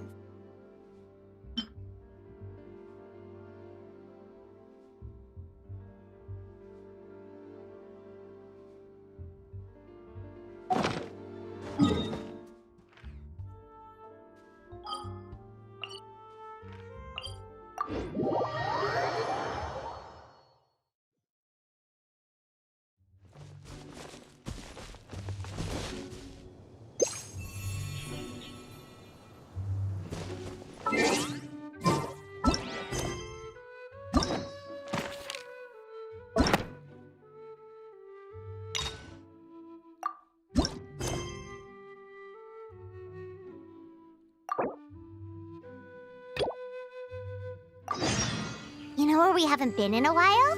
Inazuma! Might be nice to get a change of scenery. Come on, let's go!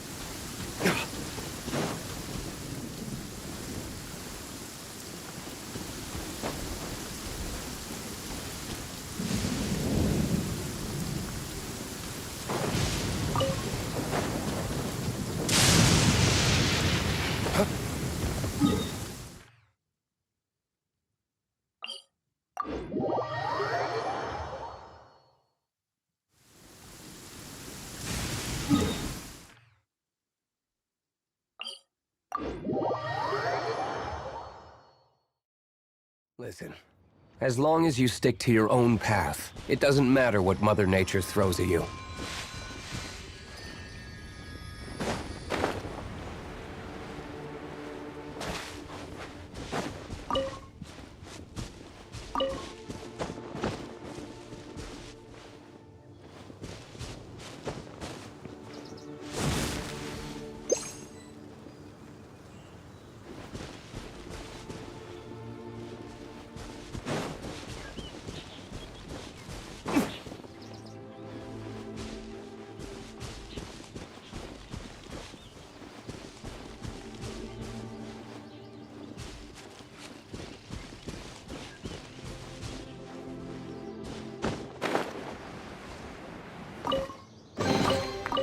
I suppose this will do.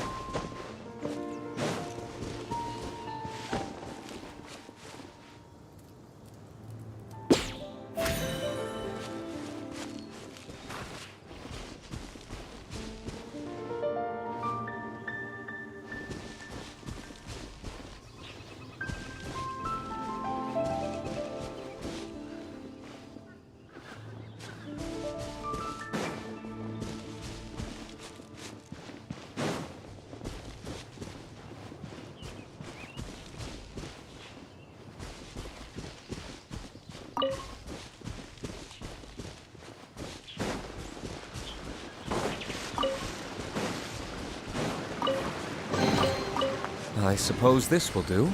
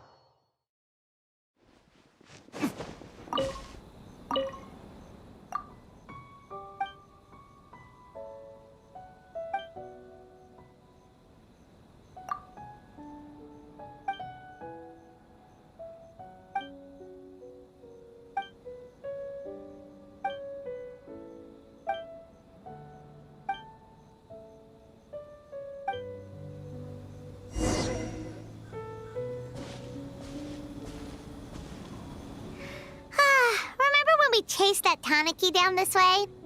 Good times. Huh? What's that?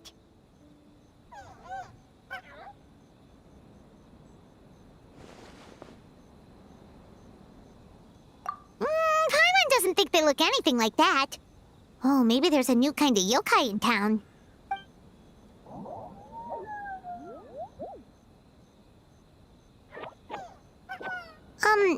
Is it trying to get us to follow it?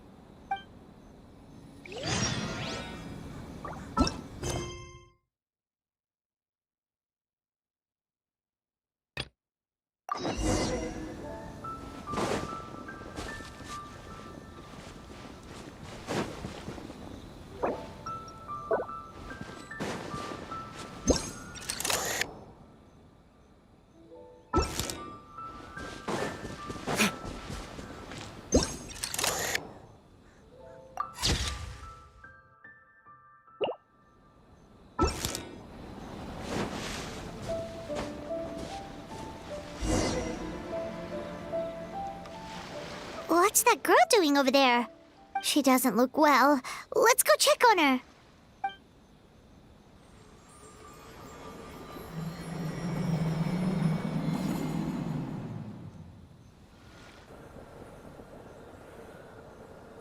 Oh, what just happened? All we did was lock eyes with her for a split second, then... Wait, where did all these people come from? And what are they here for? True. Oh, and there's that girl. She's still here. Maybe she knows what happened. If I leave now, will I have enough time? How many times do I have to explain? There's no going back if I report him. But still. Anxiety over a lack of creative inspiration. Well, inspiration tends to give anxious minds a wide berth. So I hope our treatment will help you relax. Thank you.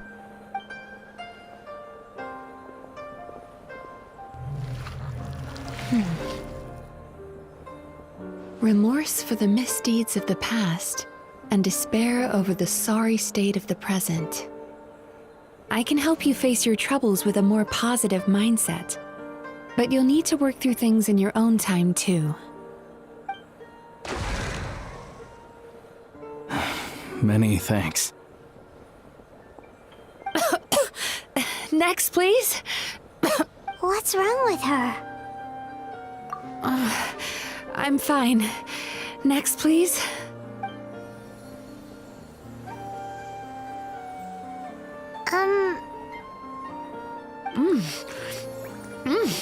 Delicious! Whoa, that was unexpected. Huh? What do we have here? Oh no, I'm so sorry. Sorry for what? We have no idea what's going on here, let alone what you're sorry for. Would you mind bringing us up to speed? Oh, it looks like you've entered my dream by mistake. Let me wake you up, then I'll explain everything. Dream? When did that...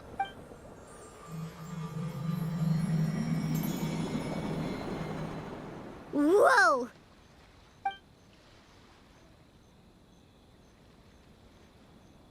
Hi.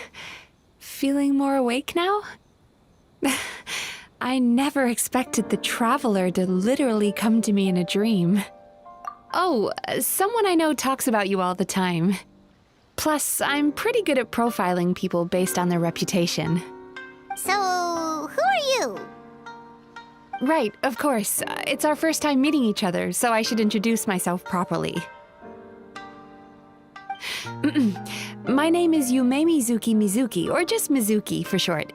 I'm a Yumekui Baku, which is a kind of yokai here in Inazuma.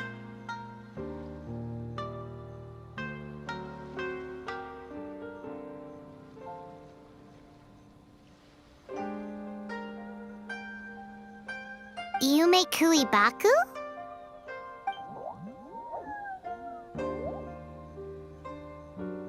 Hey, it's that little critter from before! That's what we look like in our original form. I'm guessing that's the one that led you into my dream earlier? Baku feast on the bad dreams of human beings, but we need to be in a dream of our own to digest them. The place where you met me earlier was where I go to digest bad dreams. I must have swallowed one too many bad dreams, because they were causing me some digestive trouble. It's actually a good thing you showed up when you did. Call it a happy accident, I guess. Thanks to your help, I'm now able to digest all these dreams properly. Yeah, we thought you looked a little uncomfortable. That's why we came over. We didn't know what it was. We just thought maybe you could use some help. And Paimon really hates bad dreams, so Paimon's even more happy to help knowing that you can eat them. Thank you, but I still owe you an apology. While you were inside my dream, I ate one of your dreams. But it wasn't a bad one. It was a nice one. I've eaten so many bad dreams today that I just scarfed it down without noticing. So Yume Kuibaku can eat good dreams too, huh? Still, is that really such a big deal? Of course it is.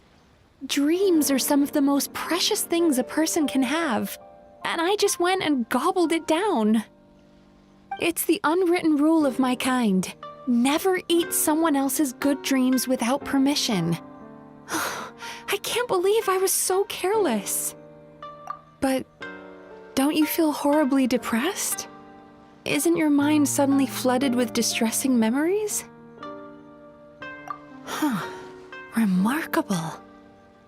I've never heard of someone remaining so mentally stable after having a good dream of theirs devoured.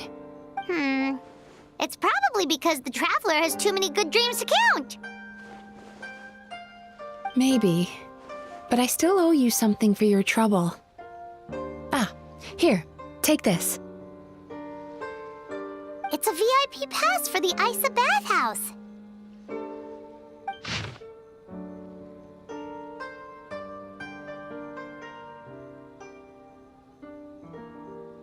Staffed by clinical psychologists and offering spa and fine dining services, we invite you to bring us your troubles and leave refreshed and renewed.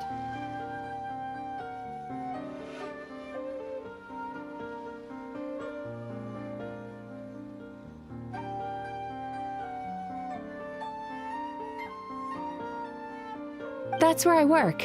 You'll find the address on there too. This invitation letter entitles you to enjoy our highest tier service, free of charge. Oh, and speaking of work, I'd better get back before I'm missed. I hope to see you as customers soon.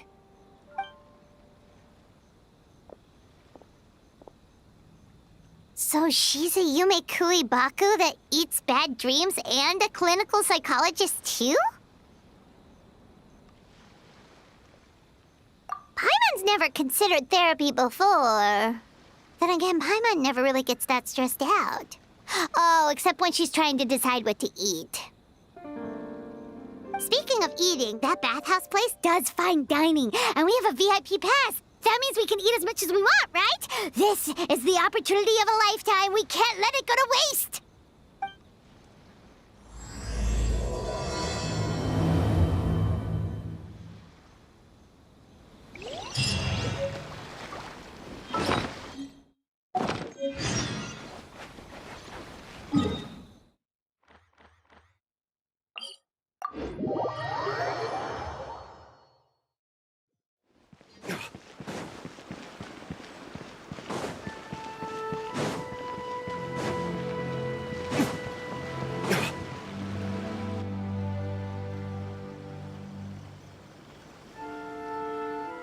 Bathhouse.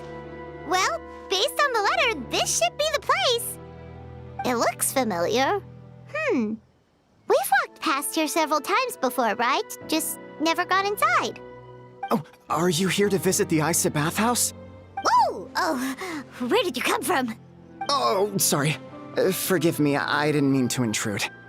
We've been struggling to attract customers recently, so I got a little overexcited when I heard you discussing my bathhouse. Your bathhouse? So you run the place, huh? And business isn't going so great, you say? Oops. Please forget I said that. It just slipped out. Now, do you have an appointment? We have a VIP pass. Can we use it now? What? I've told them before, a promotional gimmick isn't gonna magically fix our business. Who issued this thing? Wait, is that Miss Yume Mizuki's signature? I'm so sorry. I had no idea you were invited here by Miss Yume Mizuki. Please, feel free to redeem your VIP pass now if you'd like. Just give your names at reception. Sounds like she has a lot of clout. But aren't you supposed to be the boss? I am, yes, but Miss Yume Mizuki's a major shareholder. The business never would have gotten off the ground without her investment. What? Oh, it's no cause for alarm, though. She's a very responsible person. In addition to being a shareholder, she's also personally involved in our day-to-day business. She only returned to Inazuma recently. Otherwise, I'm sure you'd have heard of her by now. She's a highly renowned clinical psychologist. Please, head on in.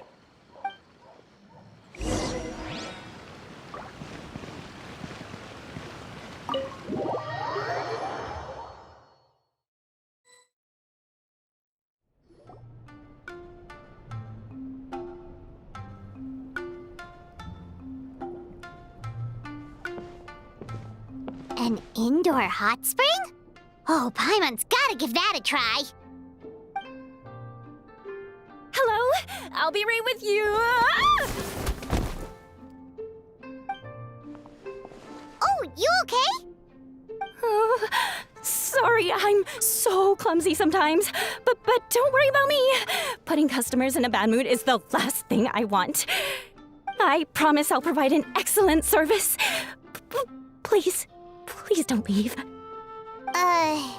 How many times do I have to tell you? You breaking a few plates isn't the reason we've been losing business. Stop apologizing for yourself all the time. All it does is make you look like an easy target. It's all good. We're not out to target anyone. You didn't hurt yourself, did you? Nope, don't worry. As long as it didn't ruin your experience, that's all that matters. Now, well, looks like you'll be my first customers today, so, according to our standards of service, I need to, Why is she so panicky? Actually, we're... Shion, let me see to these two. They're my guests. Ah, there she is! Baku Lady is back. So Mizuki invited you here? As VIPs? Does this mean you're gonna save the bathhouse? She means you must be very wealthy. Not everyone can afford our VIP service after all. But a couple of customers with cash to splash doesn't solve anything in the long run. You should focus on what to do about our new competitor. Aw, Murasaki. Was that you showing some concern for our business? I'm touched. Ugh, did not.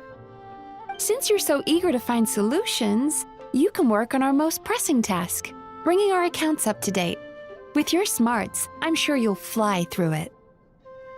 Subtext being, you can't give it to Shion because she's a moron and she'd screw it up? Shion, I'll take things from here. What I'd like you to do is head to the kitchen and prepare some of your very best snacks for our VIPs. Will do! That's my specialty! Sorry to keep you waiting.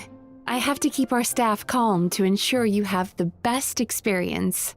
The panicky little girl is Hyakujitsu Haku Shion, and the lazy lady is Shiba Murasaki. They're both Baku, just like me. Wait, so the older-looking one is actually younger, and the younger-looking one is older? That's right. How we choose to appear is just a matter of personal preference. It's more reflective of our personality than our age. Anyway, enough about them. Back to you two. Per the terms of the VIP pass, you're entitled to free use of all our services. So the spa, the fine dining, and psychological consultancy. I would recommend starting with the psychological consultancy. Between me and you, one of the steps involves getting your bad dreams eaten. Since I ate one of the traveler's good dreams by accident, this seemed like the best way to make amends. Ooh, we get to have our bad dreams eaten by a Yume Kuibaku? That sounds fun! Oh, that's a good point. You've been having some difficulties recently, right? It wouldn't feel right to get all this free service while you're struggling. Is there anything we can do to help out? I take it you overheard Mr. Aikawa complaining about our current situation. Yeah. I'm sorry to cause you concern. Mr. Aikawa is a smart businessman, but he tends to worry too much about short-term profits and lose sight of the big picture. Our financial situation is nowhere near as dire as you're imagining. And in any case, passing our business woes on to our customers is hardly the solution. Please enjoy the services we have to offer. Once you've experienced our hospitality for yourselves, I'm quite sure your confidence in our future prospects will be restored.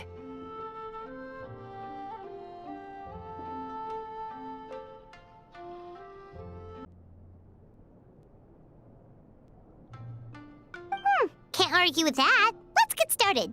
Of course. The only thing is, psychological consultancy is a one-on-one service that takes quite a long time. But I can't just make one of you wait around while the other one is in therapy. So perhaps I can treat the traveler while Shion treats Paimon? Would that work? Fine by Paimon. But, is she up for it? She'll be fine. I noticed how gentle and encouraging you were towards her earlier. You're the perfect client for her. Oh, Secondly, Shion's therapeutic approach is a little different from mine. It often involves food, so she might be a better fit for you. Food therapy? Oh, that sounds perfect. All right then, please follow me. Don't get me wrong, Paimon is genuinely better suited to Shion. But in all honesty, yes, I had my own reasons for wanting to treat you myself. Your psychology is so unique. I just had to investigate further to satisfy my own curiosity. Please, come with me.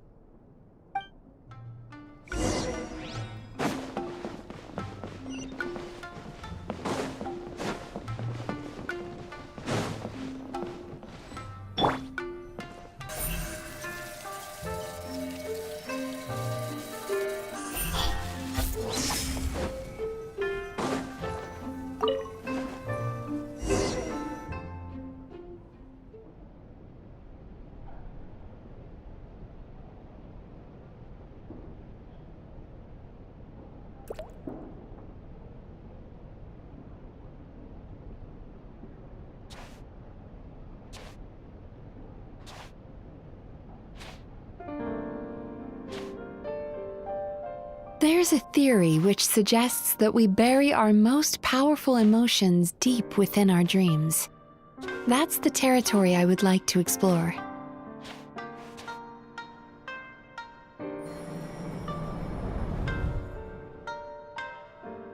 Before I start, I'm going to ask you a few questions. I want you to nod your head for yes and shake your head for no, all right?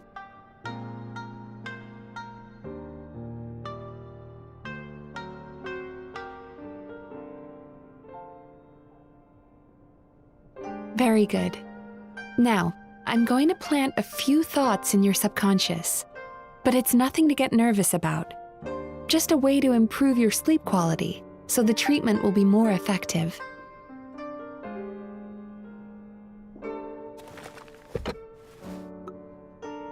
This is an incense from Sumeru that soothes the mind. The fragrance is said to be the scent of dreams.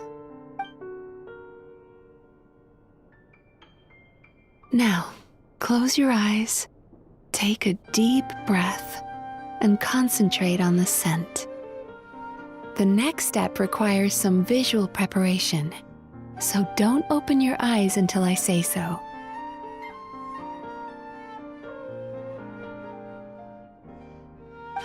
Oh, where did it go? I need to have a stern talk with Murasaki.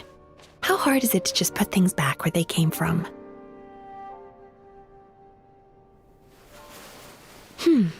This needs another dab here.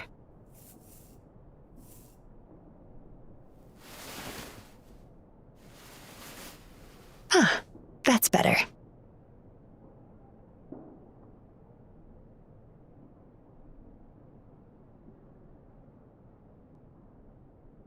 I said no peeping. I'm still not ready yet.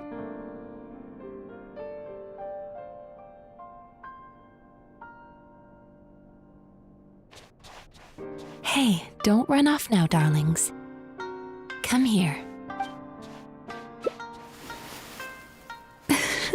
For goodness sake, your butt's showing. All right. Shh. Let me do that for you.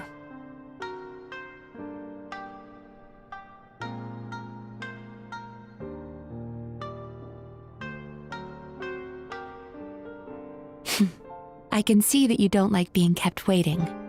Go on, open your eyes. Everything's ready. Take a good look at this painting. There are some very special little darlings hidden within it, and I'd like you to find them.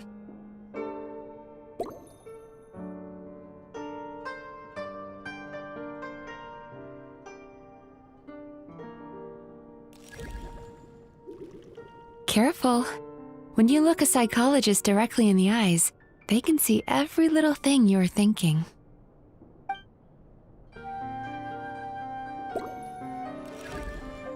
Do you see her? Isn't she just adorable?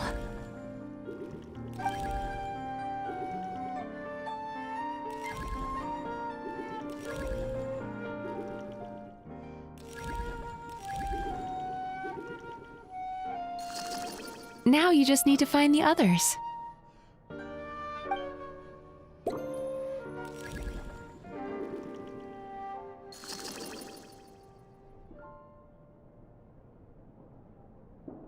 Careful. When you look a psychologist directly in the eyes, they can see every little thing you're thinking.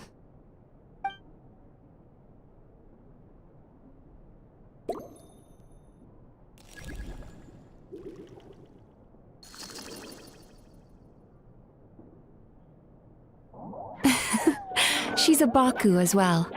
Whenever someone starts dozing off, she's there waiting for their dream to begin. Your journey into Dreamland began as you were looking for them. Feeling sleepy? Now I want you to take my hand.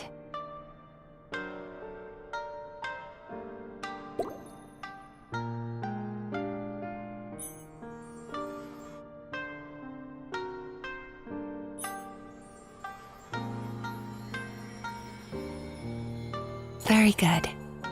Now close your eyes again for me. I want you to completely relax and focus your attention on the feeling of my palm touching yours. Notice how all other sensations in your body are slowly fading away.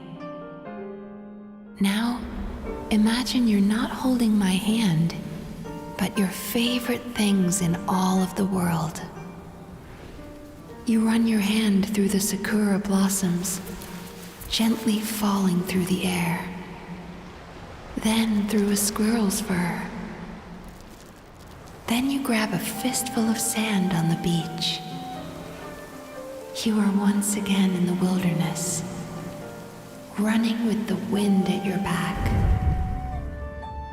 But slowly, your palm loses sensation. You lose your way and find yourself surrounded by darkness. You can't see anything, but you hear someone calling you. And now, a light is shining from the same direction as their voice.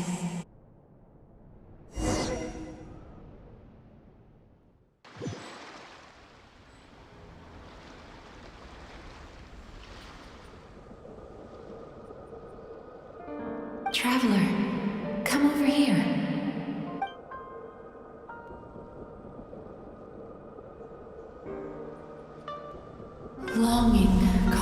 separation. It tastes so bitter. Please don't stop moving. Despair caused by failure. Icy cold on the lips. Please, keep going.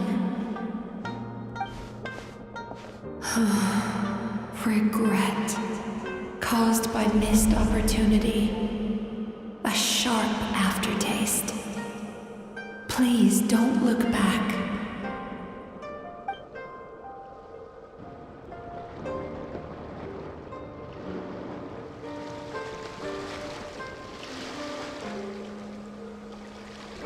Go to where the sakura petals fall. Go to where the squirrels play. Go to where you can hear the sound of the waves.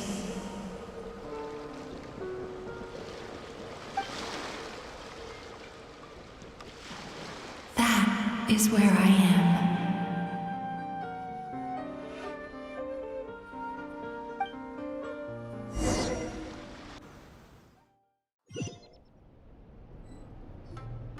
Holding my hand tight, those lost sensations come back to you. The feeling of running your hand through falling sakura blossoms, or through a squirrel's fur, or of grabbing a fistful of sand on the beach. And as you return from the wilderness, you gradually recover your other senses as well.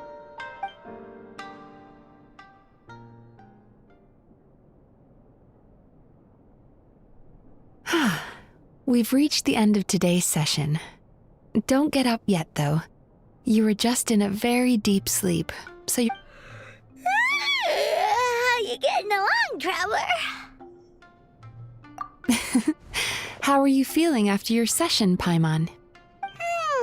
Kinda fresher and more relaxed. It feels cozy somehow. Good. That's exactly how you should feel after having a nightmare eaten. It sounds like the session was quite effective. Oh, for sure. Paimon especially liked how she used the sense of taste to help guide the process. But Paimon was asleep for most of it, so she's not really sure how it all works. Do the Yumikui Baku just, like, sneak into your brain and gulp down your bad dreams in one go? It's quite a bit more complicated than that. It deals with people's most visceral emotions, which have to be handled with the utmost care and attention. That sounds super mysterious. Sorry, that probably made no sense at all. Anyway, don't worry about the details. For your purposes, Paimon, just think of it as Xion gulped your dreams away. How are you feeling, Traveler? Really? I still think there's more work to be done. What do you mean?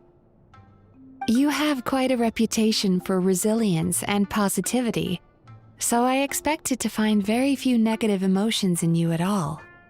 But when I was deep in your subconscious earlier, the sheer weight of the emotions hidden there was overwhelming. Well, even if you've buried those feelings deep enough to hide them from yourself, you can't hide them from a trained psychologist. But that's not what concerns me the most. Despite all your negative emotions, I couldn't find a single bad dream. So I just gave your mood a boost for now. Huh. Well, maybe she's just an eternal optimist at heart. Optimist or not, everyone has bad dreams. Maybe they're just hidden even deeper in your mind. You're a unique case, as I suspected. But she said she feels cozy, just like Paimon, so whatever you did, the treatment worked. True, but as a clinician, I would have hoped to reach a better understanding of my patient. Fine by me, as long as you can put up with a daily nap while holding my hand. Anyway, all jokes aside, it's time for you to try out the hot springs. Your mind has had the chance to de-stress. Now it's time to do the same for your body. Oh, that sounds good. Paimon's feeling relaxed already. You know, this place provides a really great service. It's such a shame that you can't find more customers. Don't start worrying about our bottom line again, or my work so far will count for nothing. Look, as long as we keep providing a great customer experience, we're sure to attract more business eventually. If you say so. I think the travelers recovered from the therapy session now. Let's head to the hot springs.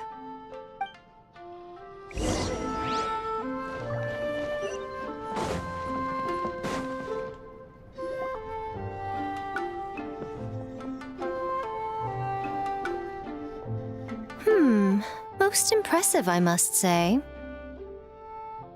Miko, what brings you here? There you are.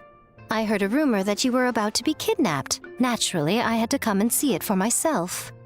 She's joking, right? Paimon can never quite tell with her. Miko, it's been a while. She never mentioned? Interesting. We've known each other since before I became the Guji. I've told her all about you. But it sounds like she's forgotten all about me. You'll have to forgive me. I just didn't want to scare the traveler off. And hi, I'm Miko's friend seemed like a surefire way to do that. Oh, I've missed your way with words. So, Lady Guji, to what do we owe the honor? Why, I simply came to see the business that my dear friend has invested in. Oh, and also to urge you to sell your shares before their value plummets to nothing. You could always invest in the publishing house, you know. Business is always booming. You only need to ask. Sounds serious. But what's wrong? Are the shares really gonna plummet to nothing? Well, hasn't she told you? Of course. She's your therapist. She has the perfect excuse to never open up. The Isa bathhouse used to be very popular, although not because of the hot springs, despite the name. Their main selling point has always been the psychotherapy services offered by the Baku. But recently, a competitor cropped up. His name is Emura Ichigensai. He operates right here on Narukami Island, and his methods are said to be quite revolutionary. Since he provides a similar service to the bathhouse and boasts even better results, he was able to poach their entire Oh, it's such a pity to see how empty this place is now. Miko, my job is to relieve my clients of their burdens, not to share mine with them. Oh, of course you'd say that. You're a professional. But no amount of professionalism is going to fix this situation, is it? I heard people have been lining up since the early morning for Emura Ichigensai's clinic today. He's seeing patients just west of Inazuma City. And, how many patients have you seen today? Surely you know I'm not going to quit. True. Very true. So, that's it? You're just gonna leave? Oh, I'd love to help, little one. But I don't want to upset my old friend. Miko's acting all mysterious again. I understand why she doesn't want to help. The two of us are technically competitors, after all. Huh? Light novels are one way for people to pursue happiness in their free time. So are hot springs, and so is therapy. Miko and I disagreed quite significantly over the question of how to make people happy. Paimon is so confused by your friendship. Paimon's curious, though. After today, it's hard to believe that anyone could offer a better therapy service than the Yume Baku, which begs the question. Who is this Emura Ichigensai guy anyway? Something of a mystery. I tried to look into his background when he first started poaching my customers, but I couldn't find anything. I suspect he's avoiding me on purpose, since I'm a competitor. In all this time, I haven't even figured out basic things like where he sees his patients. Well, we at least know where he is today, though, right? Miko happened to mention it in passing. That's true. But I'm sure he'll find a way to avoid me again if I go looking for him. Then why don't we go instead? We can pose as potential customers to get information out of him. As I keep reminding you, this is my problem, not yours. Exactly. You provide an amazing service here, and we want all our friends to experience it as well. Huh. Well, now it just seems rude if I reject your help. In return, all I can offer is an even better service on your next visit. Sure thing! Just leave this to us!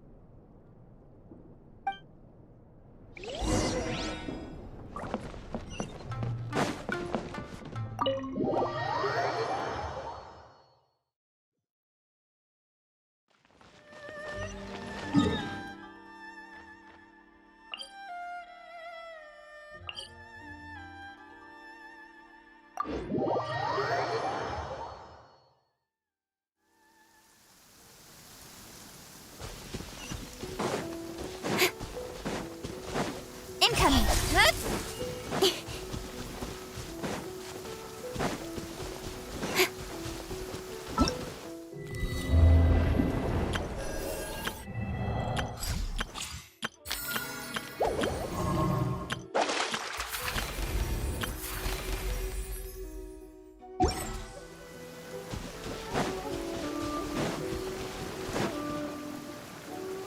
This should be the place. That guy looks official. Let's go ask him. Hi there. We're looking for Amura Ichigensai. Are we in the right... Pay first, take a ticket, then wait your turn. 97. What number are you up to so far? 53. Be patient, I'll call your number when it's your turn. Jeez, what a charmer. Looks like we're in for a long wait, huh? Sounds kinda therapeutic in its own way. But we don't really have a good excuse to resort to violence here. And we definitely don't want to scare off our target. Why don't we pass the time by talking to some of his other patients? It looks like there's a few of them standing over there.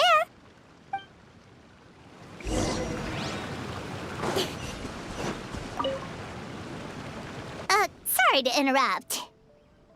Do I know you? Ah, so you're here for counseling too. Yep. Fellow clients of Amura Ichigensai here. Although this will be our first time using his service, so...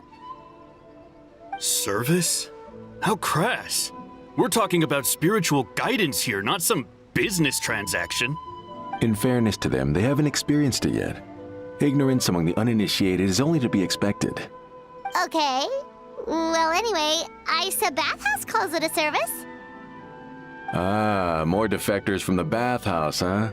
Service might have a veneer of professionalism, but all it really means is inadequate treatment that costs a fortune.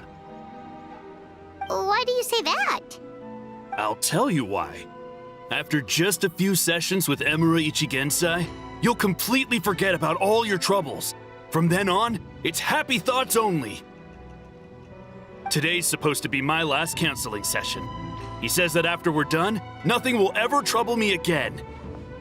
Meanwhile, Isa Bathhouse boasts about their strange and mysterious methods, but it's a total scam. They only treat the symptoms, not the root cause, meaning you have to go back time after time. Also, they can keep charging you, of course.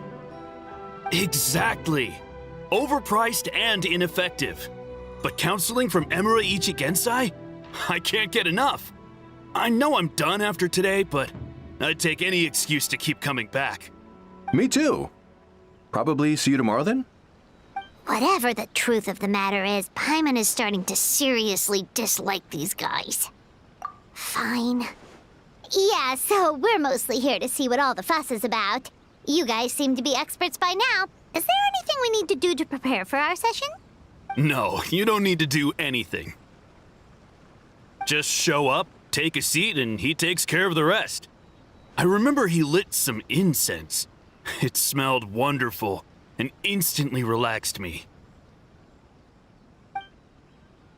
I already know of the troubles that bring you to me. I don't know why I lose my temper so easily. I'm pretty messed up, right?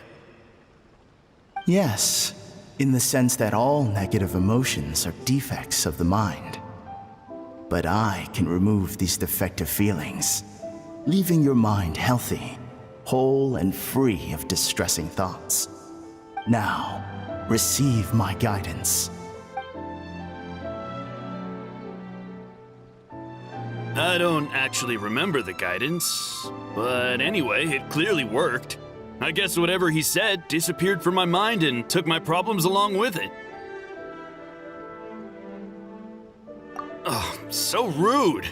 Your counseling session will change your mind, in more ways than one.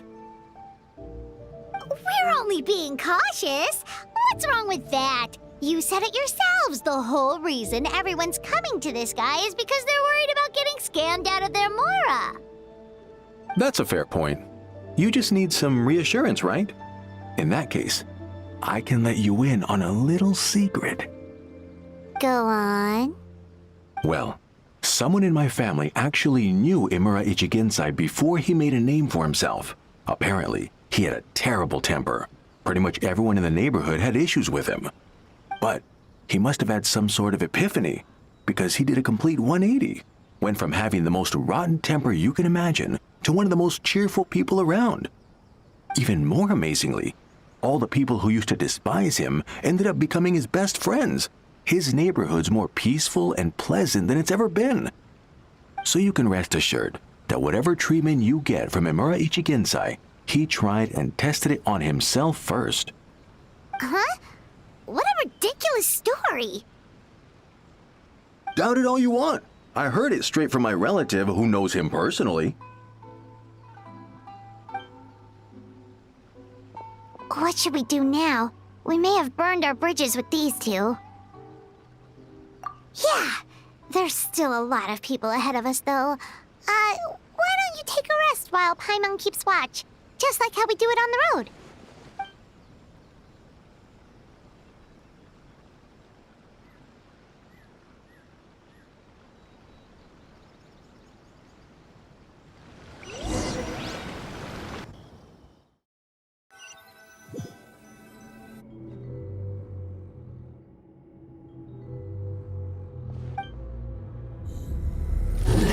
Go of your pain.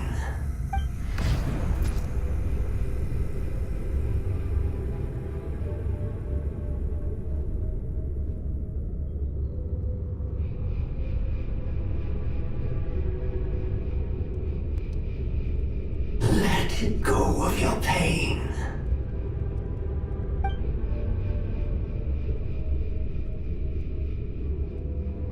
Who are you?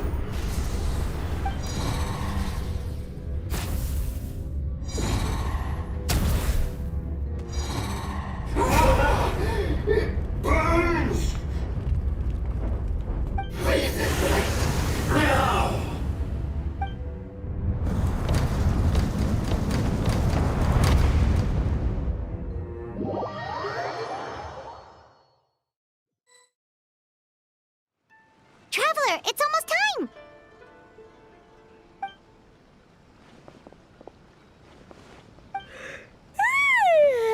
That was a long wait. Paimon's gonna need a nap after this, too. Alright, now time for us to go meet Mr. Imura Ichigensai.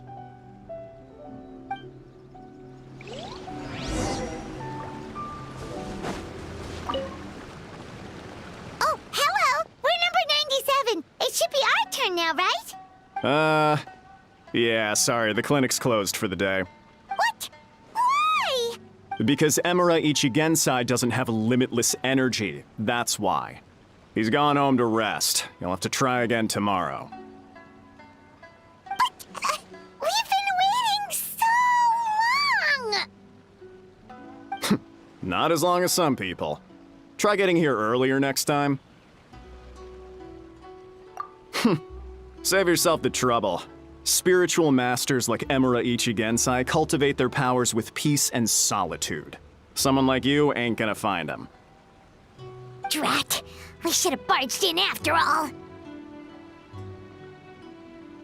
Yeah, nothing else we can do for today.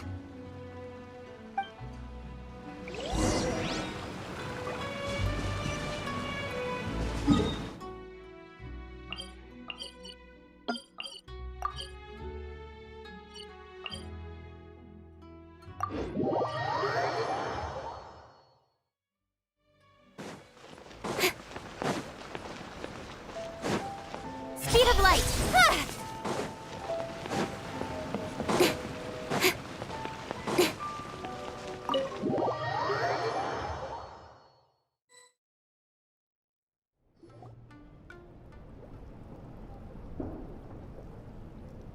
So he gives spiritual guidance, and it takes all your troubles away and leaves only happy thoughts? Yep! At least that's what his clients say. How is that possible? Not even Mizuki could do that, and she's an incredible psychologist. Is that right? Paimon was gonna say, it all sounds too good to be true. It certainly is. Humans are, how to put this, they're a moody race. Always upset about something. Show me a human without a care in the world, and I'll show you what messed up really looks like. You think? Because honestly, this sounded pretty convincing. And they said they only left the Isa bathhouse because they found it didn't deal with the root cause of their issues. But the idea he is spreading is categorically wrong. That settles it then. Imura Ichigensai is a quack, making false claims to steal all our customers. Is that why he's doing this? To steal our customers? Or is there more to it? It's unfortunate that you didn't get to meet him in person. I need some idea of the kind of person he is. Otherwise, I have no hope of figuring out his motivations and goals. Yeah, it's too bad. Although, if it's any help, we did hear a bit about his backstory from someone else. Apparently, he used to have a really rotten temper. But then one day he suddenly reached enlightenment and became a spiritual master or something. Imura Ichigensai. Rotten temper. Now wait just a minute.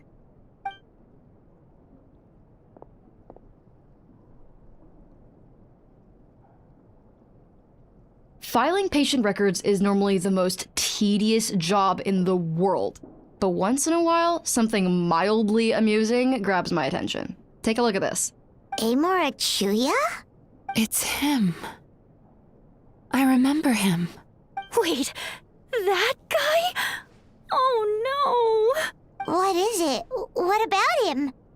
Where to start? Imagine a big ball of negative emotion took on human form and started walking around. That's pretty much Imura Chuya. His patient record mentions that he loved nothing more than a heated argument. No matter how trivial it was, he could never agree to disagree. He always had to be right. The happiest part of his day would be winning an argument and proving the other person wrong.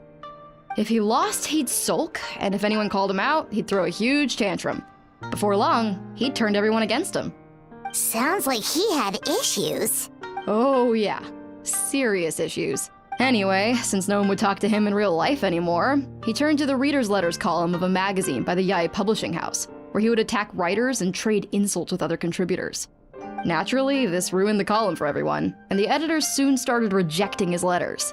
Next thing you know, he's written a complaint letter to the Tenryo Commission, demanding that Inazuma pass a law to make it illegal for the Yae Publishing House to reject letters from readers. Gee whiz! Where would you even start with a client like that? In my case, by giving them a wide berth. Mizuki dealt with this guy. I'm pretty sure he only came here to try and start something. But Mizuki managed to get him into a session, and after some treatment, his mood improved by a lot. Murasaki makes him sound like a rabid animal. He wasn't that out of control. Sure, his personality was very abrasive, but it wasn't hard to see why. Once I understood his situation, I was able to diagnose him very quickly. You have very high expectations for yourself, but you've faced a lot of rejection in the past and haven't achieved much in your life. You've never had any real close friends. so you don't know what healthy connections with other people look like. This puts you and your ego in the center of your world. In short, you long to feel a sense of accomplishment and to receive attention from other people. But both of these are lacking in your life. You have no idea how to properly deal with these emotions, so you've been taking it out on other people, partly to seek attention, and partly because you get a shallow sense of accomplishment whenever you win a war of words with another person. You promised the world in your adverts, and that's seriously the best you can come up with? I'm not even going to bother explaining all the reasons you're wrong. I mean, you completely misunderstood why I even sent that complaint letter. The Yai Publishing House practically has a monopoly on Inazuma's publishing industry. How can they ignore what their readers have to say? In the magazine column you wrote to, your strongly worded letter appeared alongside dozens of others which praised the writer for their work. You can't talk about what their readers have to say without including them, too. No one with half a brain would praise a festering pile of garbage like that. Those are not opinions worth listening to. So when I touched on the idea of you having an egocentric worldview, this is the kind of thing I was talking about. You...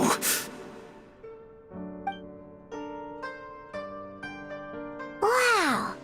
How the heck did you get him to stay for treatment after dropping all of that on him? Simple.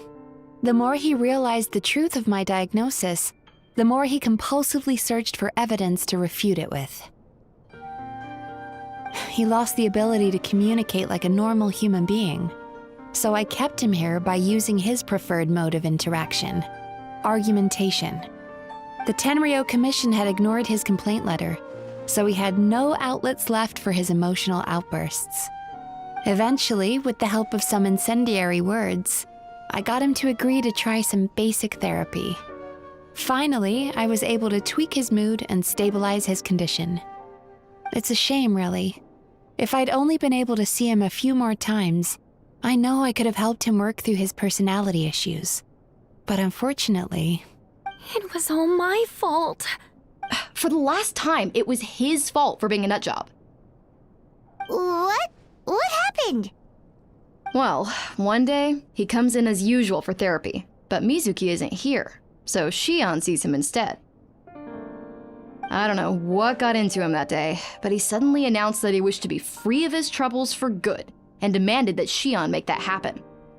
Obviously, she didn't manage it, and then he pulled out a complaint letter to try and intimidate her. That was the last straw for me. I kicked him out and blacklisted him. He hasn't shown his face here since. Whoa. Anyway, now everyone's had a look at his record. Do we think there's any chance that this guy and Imura Ichigensai are the same person?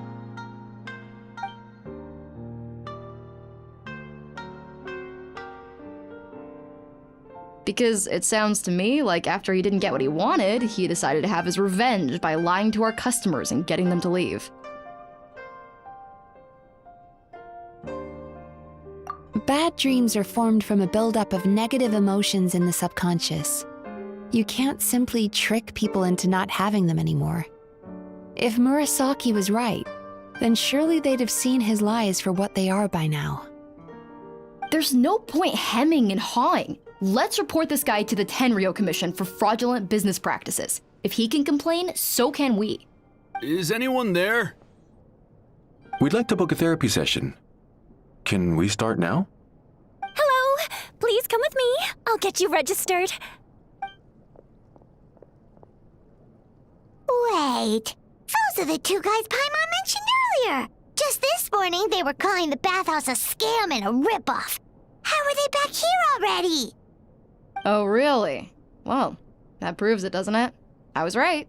Now that they've realized they were lied to, they've come back. So chin up, Mizuki. I bet you business will start picking up again from tomorrow morning. Yeah, you Yume Kuibaku provide an unbeatable service. No scammer's gonna run you girls out of business. Interesting. Well, good. Murasaki, go help Shion, please. Should've kept my mouth shut. I jinxed it, and now I have to work again.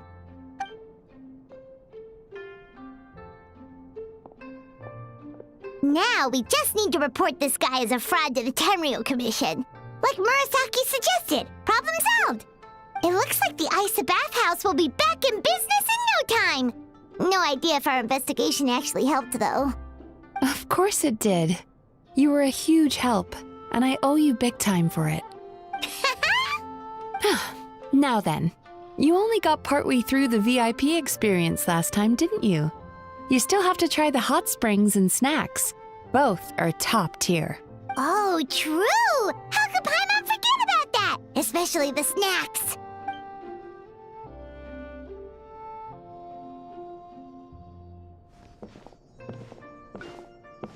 Wow, Paimon feels incredible now.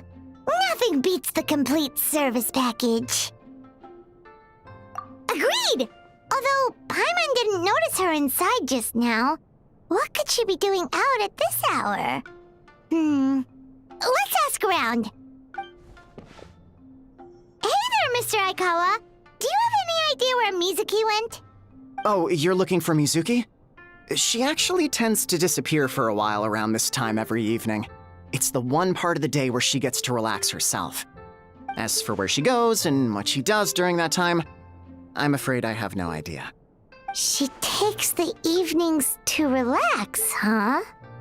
She probably tells people she's relaxing, but actually she's digesting the bad dreams, right? Hope she's not having any digestive trouble. Oh, remember the place from last time? Let's head there and check on her.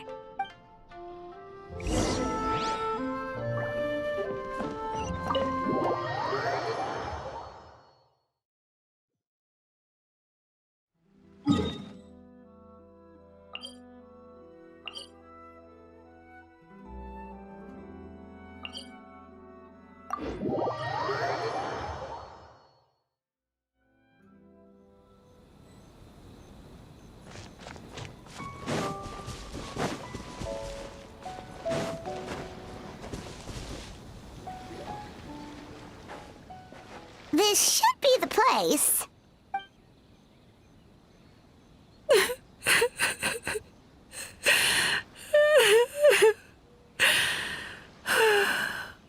What? Why is Mizuki crying? Unless... Oh, maybe we got pulled into one of her bizarre dreams again.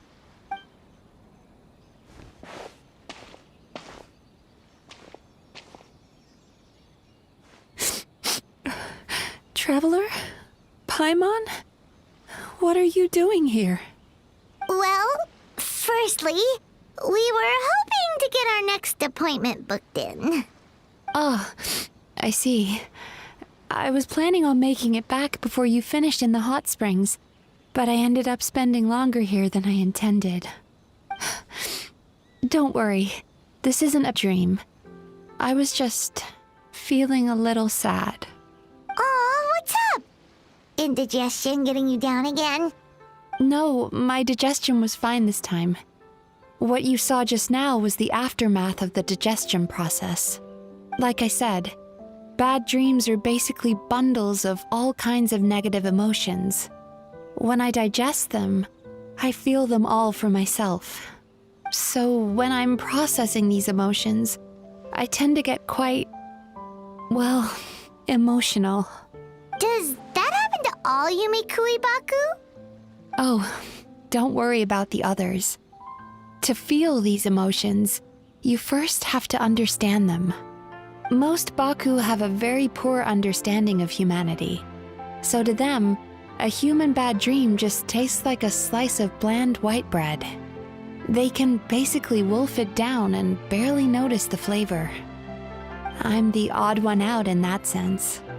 When I was studying abroad, I made a serious effort to learn as much about human psychology as possible. Now I understand human emotions much better. I can empathize with them, and I can now discern many complex emotions when I turn my attention to digesting bad dreams. But still, that's no reason for you to be concerned about me.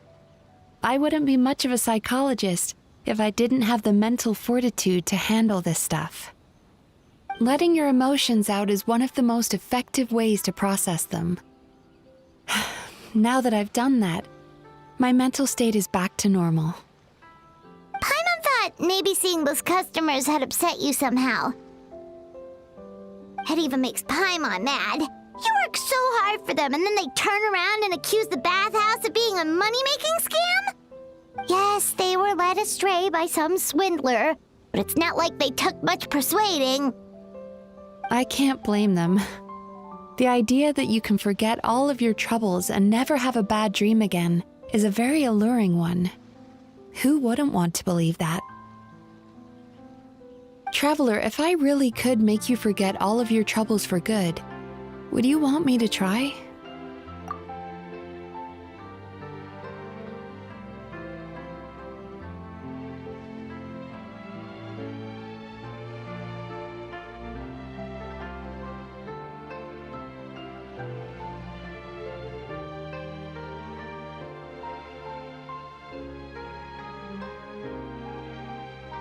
You really are different from other people. Discovering what troubles people is easy for me, even in your case. But although I can see your troubles clearly, I still don't completely understand you. Thanks for checking in on me. As a psychologist, I know how to take care of myself, but you showing that you care is still appreciated. Anyway, it's much too late to book another appointment now. You should head home, get some sleep, have a wonderful dream, and come see me again tomorrow. All right, good night. Bye for now. If you still want to book another appointment tomorrow, make sure to come see me early.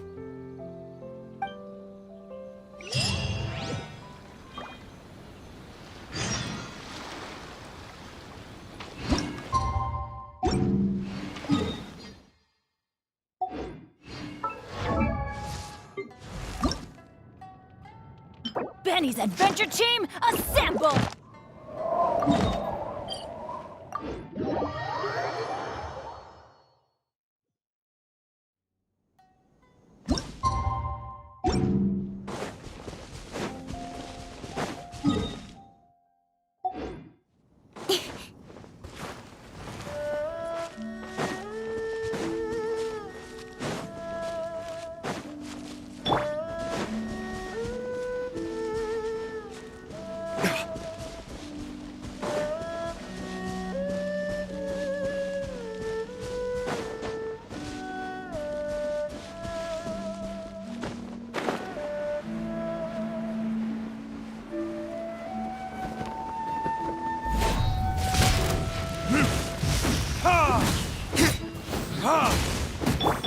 Delves into destiny. Written in the stars.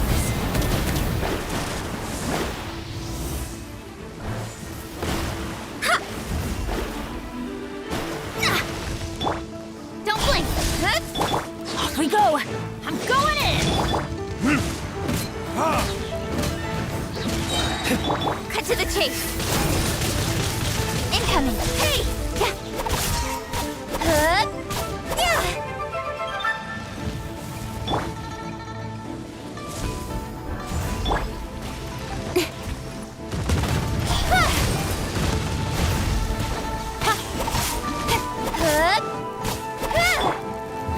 Verdict is...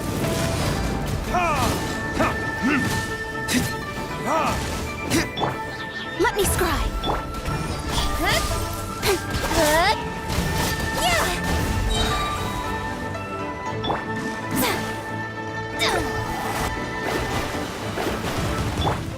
Teamwork is dreamwork!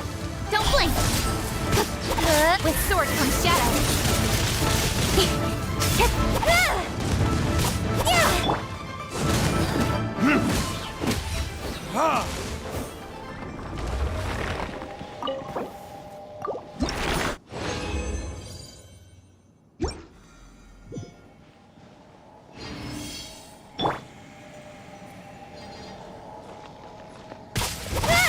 Speed of light!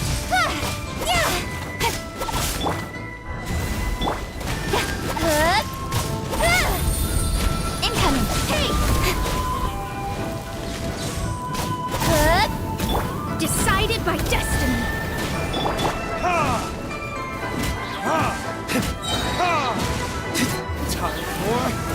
Retribution!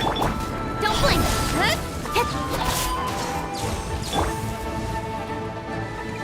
Delve into destiny! Incoming! Hey!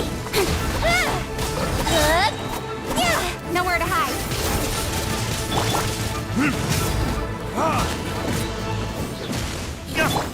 Speed of light! Everybody stand back! Verdict is... Incoming! Hey!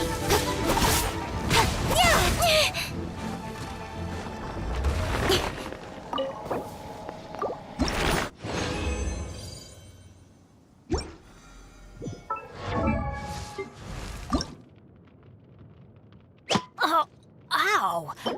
Where did that come from?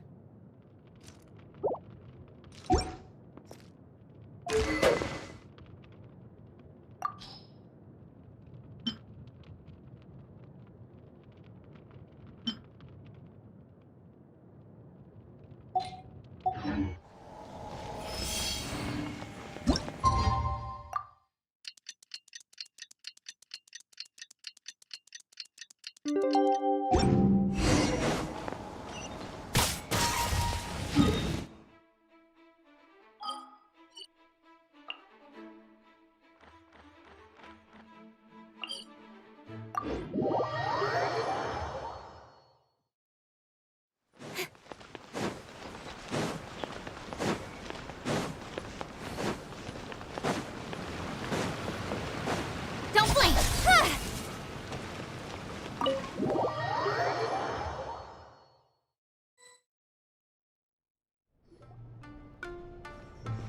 Mizuki! We're here to book our next therapy appointment.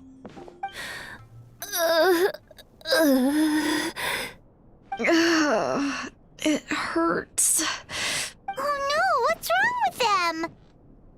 They've been like this ever since they woke up. Ooh, it's an extreme case of indigestion. Huh? How come? Oh, did they eat too many nightmares last night? I doubt it. We only had 4 customers yesterday, including you two. Paimon blames the other 2. You're right. Something's definitely wrong with their nightmares. Our ability to digest dreams isn't just a matter of quantity. It depends on the emotional intensity, too. Point being, no normal person should ever have a nightmare of this magnitude. Oh, this situation is dire. If I can't find a way to help them digest their dreams soon... What can we do? Let us help! We need to find those 2 customers from yesterday and figure out the cause of their bad dreams. Without knowing that, I have no way of treating them. Traveler, Paimon, I know you spoke to them both. Think you can track them down? Let's see. They did say they were gonna get counseling from Amora Ichigensai again. Chances are that's where we'll find them. Lead the way. I'm coming with you.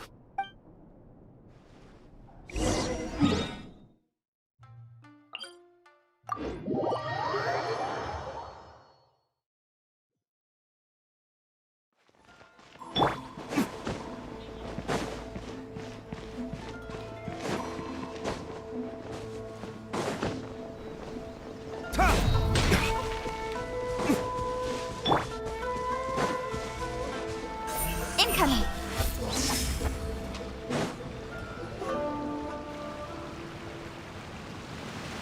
You know, I went out to sea earlier today, but was so distracted that I lost my net. Oh well, it's not a big deal though. Yeah, I messed up today too. But hey, what's the big deal? A few bandits got away, it's not the end of the world. Hey, you two! Murasaki and Shion are sick, and it's all because of your bad dreams! Whoa, someone's in a bad mood, huh? So funny. I know, right? What's wrong? They're acting so weird. Paimon was pretty aggressive just now, but they don't seem offended at all. Allow me. Gentlemen, do you still remember visiting Isa Bathhouse last night for dream regulation therapy? Did we? I don't think so. Huh. Do you recall having any bad dreams recently? No, why would I? What in this world could be so bad that it'd give me nightmares? Nope, nothing comes to mind. Bad dreams must be highly irregular, surely. You don't have to look far to see that life is beautiful. What is going on? It's like they've completely forgotten what they did last night. Although Paimon can believe what they're saying, they don't exactly seem troubled by nightmares. Does that mean Amura Ichigensai's counseling actually works? No, they're clearly not in their right minds. Traveler, Paimon, focus hard for a second. I'm gonna try something a little unorthodox.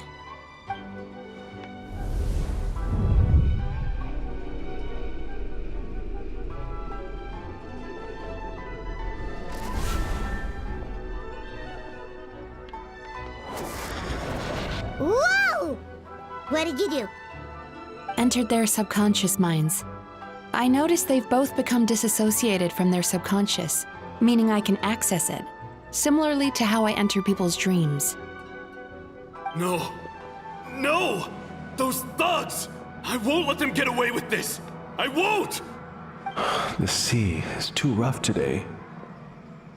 I should stay on dry land till things calm down. Huh? As you can see, their troubles haven't gone anywhere. Susukida seems to have a short fuse, which causes him to act out of line. I'm sure this has caused him a lot of grief in his line of work. As for Umiko, I believe he developed a fear of stormy waves after a near-death experience. Now he's reluctant to sail out to sea at all, which is having a devastating impact on his livelihood. Their negative emotions have been isolated from their conscious minds and left to float around in their subconscious.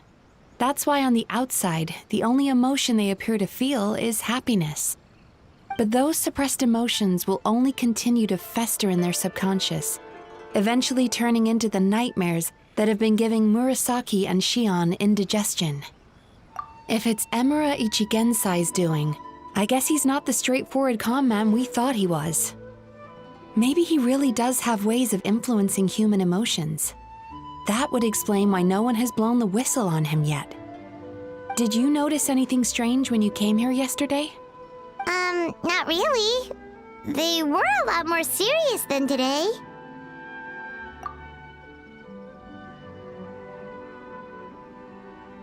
You sure kept that one quiet. Oh, no. Look, we have to find this Emura Ichigensai right away. Mizuki, what is it? Something inhuman is at work in Emura Ichigensai. The Traveler's dream confirms that. He has victimized everyone who has received his so-called counseling. If we don't find and stop him as soon as possible, his victims may well suffer irreversible damage to their psyches. Yikes! Well, guess we better press these guys a little harder. Do you know when Amura Ichigensai will be here next? What's with the urgency? Why does it matter when he shows up? Yeah, he'll turn up when he's ready. No point in trying to rush him. Ugh, this is infuriating. You do remember what happened last night, both of you. Only you don't want to talk about it, because you can't reconcile the presence of a nightmare with the happiness you presently feel. Just thinking about it brings up an overwhelming sense of being torn apart. You can't quite put it into words, but you fear you're a hair's breadth away from a total breakdown. Is that about right? Please, stop. Everything will be fine as long as we don't think about it. Emura Ichigensai's treatment has clearly left you wounded and vulnerable. But don't worry, I'm not here to snap you out of your denial. At least, as long as you answer our question. All right. But seriously, we really have no idea. We've asked already, and all we know is that he's not coming today. Yeah, apparently, yesterday's session kind of tired him out.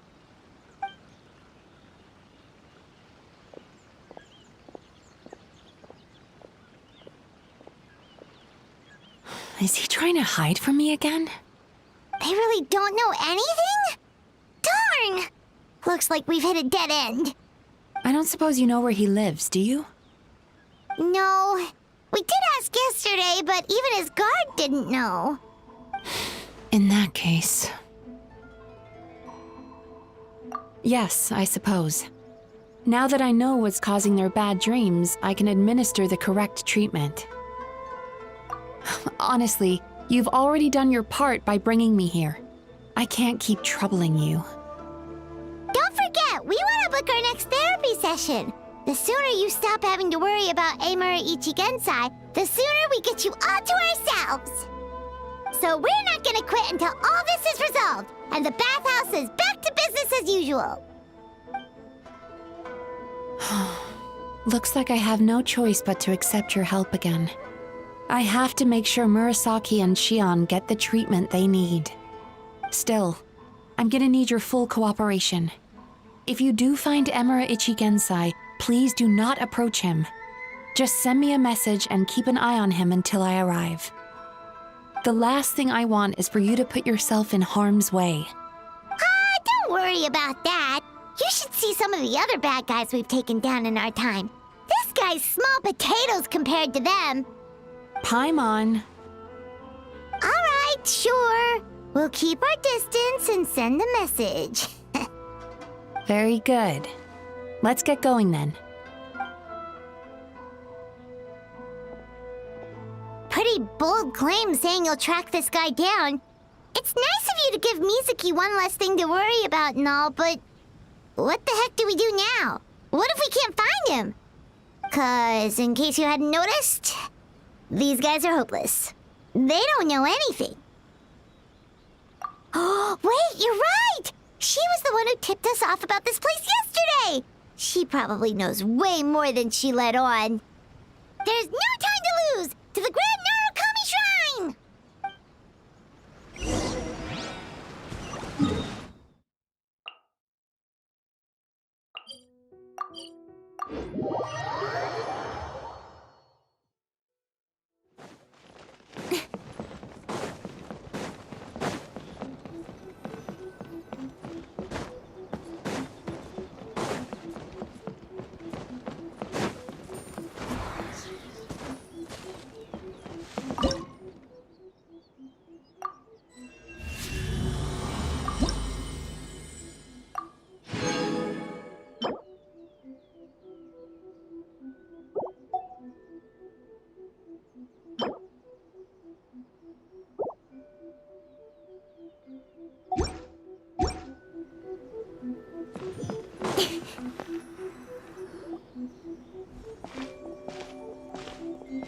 She's usually somewhere around here. Here for a fortune slip, little ones? Or visiting a friend? Whoa! Where did you come from? That was a little lukewarm. You're starting to sound a lot like her. But pleasantries aside, what's the matter? You look rather out of sorts. You may remember I dropped a not-so-subtle hint as to his whereabouts yesterday. You mean to tell me you still haven't found him? Aha! So you did bring him up on purpose! Let's not lose focus here. You're here to ask for my help. So would you mind explaining the situation to me? Yeah, fair enough. We went to the place you mentioned, but he slipped through our fingers. Next thing we heard was he's not seeing patients there anymore. Apparently, he loves his peace and solitude. So obviously, we've got no idea where to find him now. Oh, and after the lengths I went to get you that location. Don't know if this helps, but we did learn some other stuff about him yesterday. For example, a guy matching Amura Ichigensai's description came to Mizuki for therapy once. Only his name was Amura Chuya. Wait, what? Amura Chuya? You know him? I once asked the Yai Publishing House to host an event for contributors to the Reader's Letters column. I had hoped it might be a fun chance to meet some like-minded people and chat. Until he showed up. Are you telling me that Emura the Hellraiser and Emura the Healer are the same person? Based on everything we've learned so far, it certainly looks that way. All right. Well, in that case, give this address a try. Really? Who chooses to live in a place like that? This was the delivery address he gave to the iPublishing house once, when he placed an order for several dozen books in one go. He also requested to pay on receipt. The warehouse took one look and assumed it must be some kind of prank, so they rejected the order, earning them an honorable mention in his complaint letter. Of course, with the benefit of hindsight, it's rather obvious why he lives there. Someone as antisocial as him wouldn't be welcome anywhere else. You've got a point. Well, we clearly made the right decision coming to talk to you. I'm just glad I could help my old friend. You mean Mizuki? So you really do want to help her? I can tell that she's invested an awful lot into the Isa bathhouse. It's only natural for me to show some concern when I see a friend's business in trouble. Really? 'Cause yesterday it looked more like you were looking for a fight. I assume Mizuki has told you that we're competitors. She has always believed that, ever since we were classmates. And now that I'm the Guji of the Grand Narukami Shrine, I'm sure she must feel the need to prove herself through her endeavors at the Isa bathhouse. The last thing she'd want is for me, of all people, to swoop in and save the day the moment the going gets tough. So if I want to help, I have to be mindful of her feelings and tread delicately. I'll take that as a compliment. Mizuki's always so considerate towards others. It would be nice for someone to reciprocate once in a while. Well done, you took the hint. Now, while I'm sure you'd love to chat longer, you seemed to be in a great hurry when you arrived. Shouldn't you be on your way? Oh, right. Come on, let's send a message to Mizuki right away.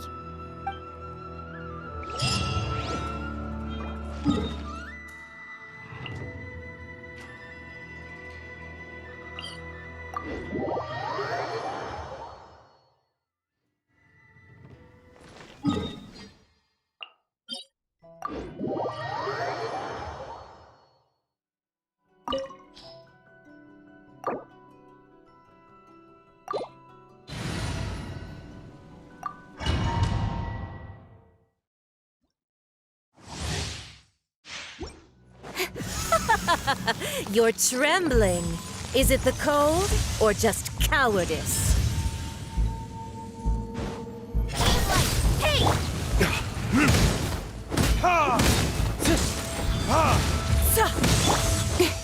Incoming!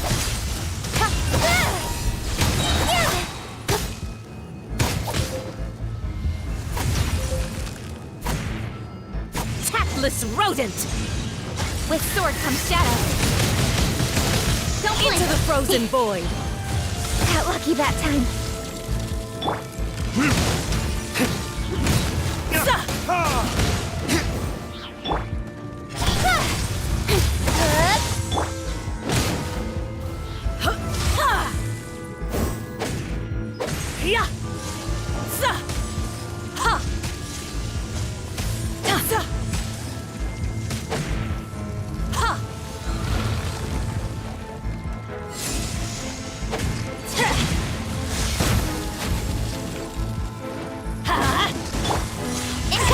Detestable! Burn!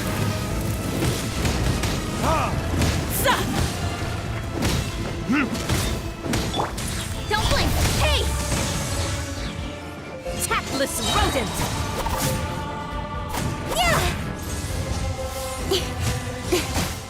I'm going in! Cut to the chase! Speed of light!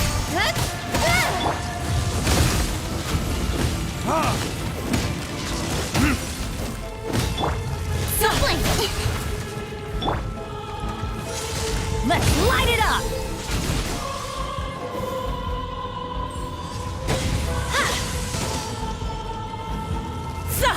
Adventure time!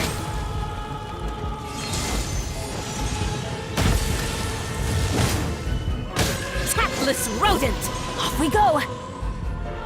Yeah!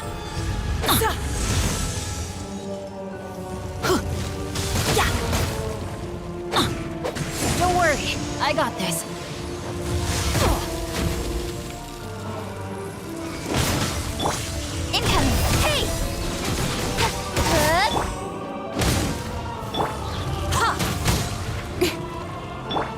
me scry! Fate is upon you! Time for retribution!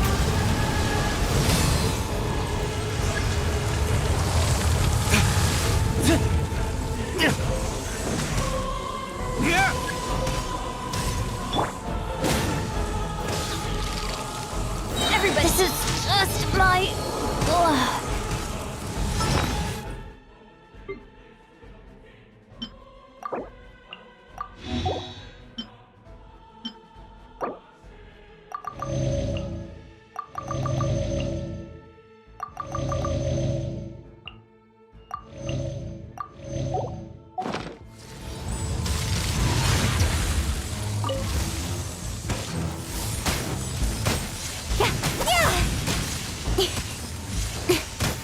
One step back.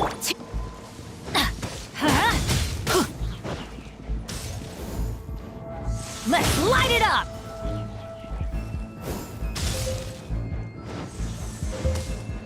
Yeah!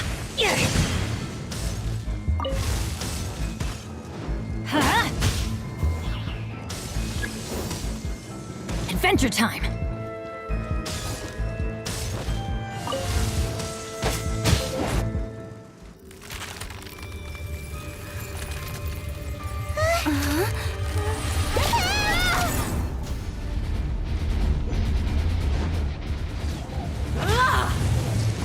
Let's light it up!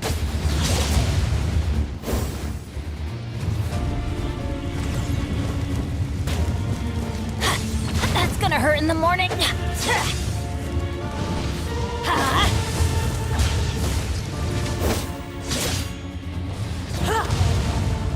Let's light it up! I'm going in! Speed of light!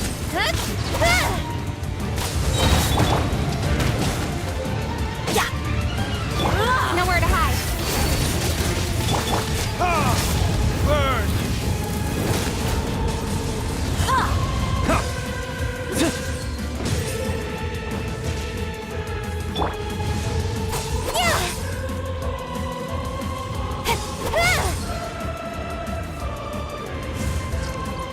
Incoming!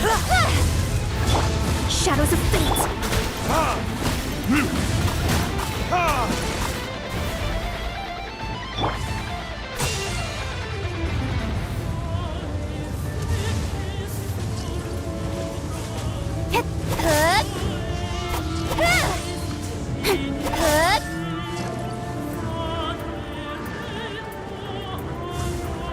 Not every wound will heal. Embrace your searing reckoning. All must burn!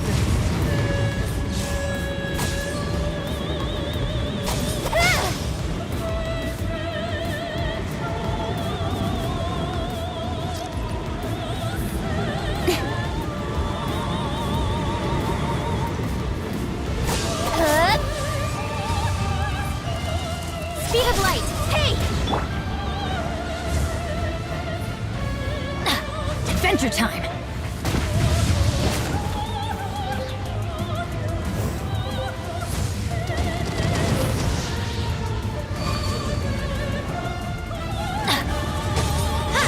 Adventure time!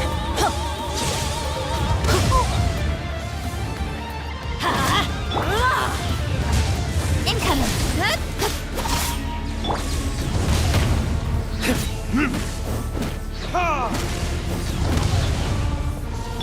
Teamwork is dreamwork! Speed of light! Hey! Verdict Who is... dares call me a witch?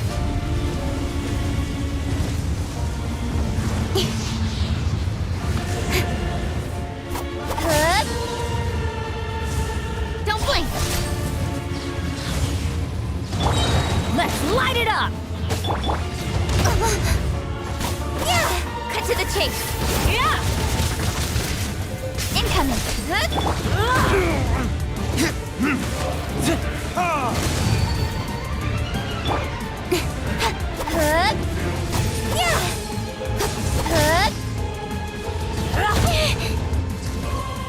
Come, put lot of a fight!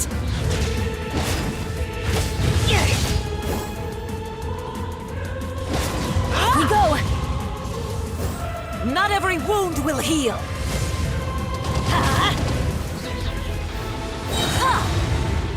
Everybody stand back! Speed of light!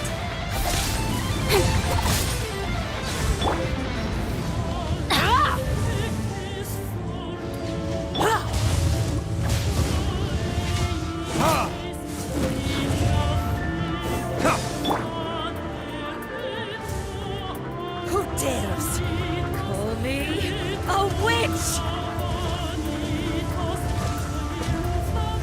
Not even ashes will remain!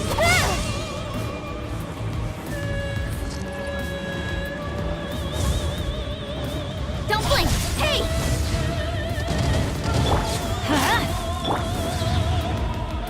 Damn you! All must burn!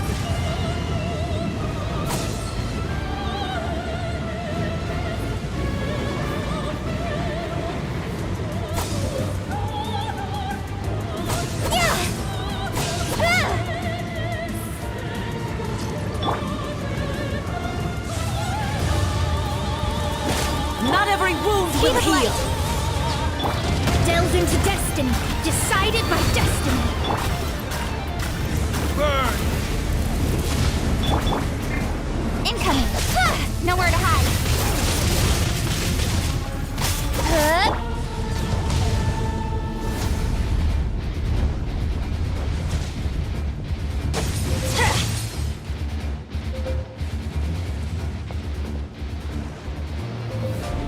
Adventure time! Embrace your searing reckoning!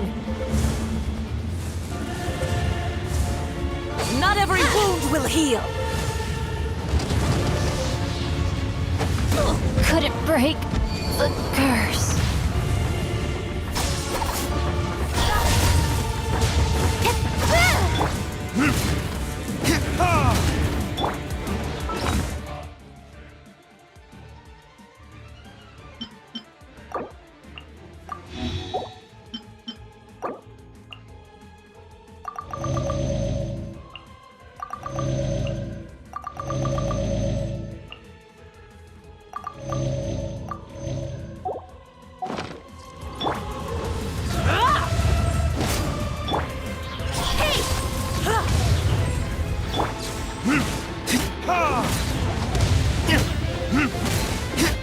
Dance, my pretties!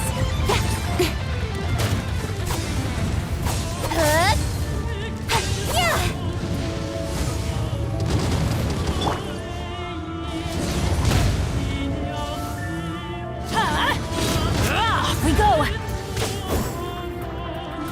Yeah!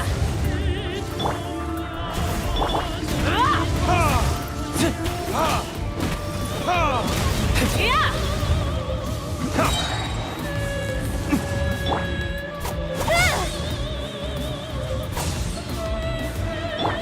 Time for retribution!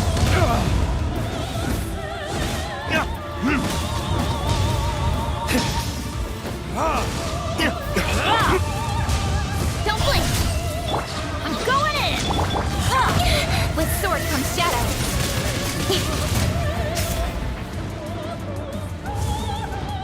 Speed of light!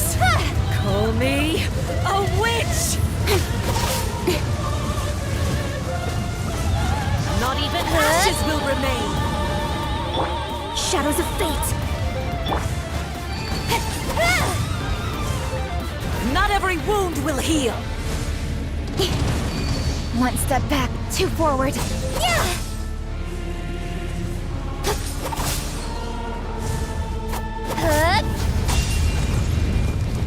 Incoming! Hey!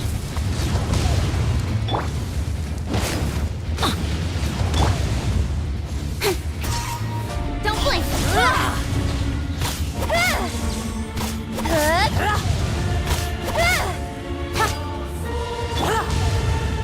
Get out of here! Out of the way!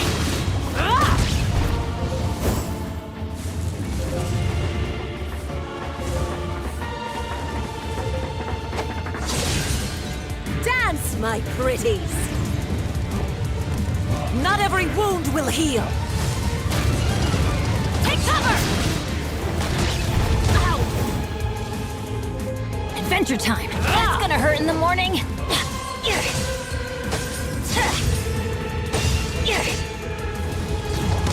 Let's light it up! Teamwork is dreamwork!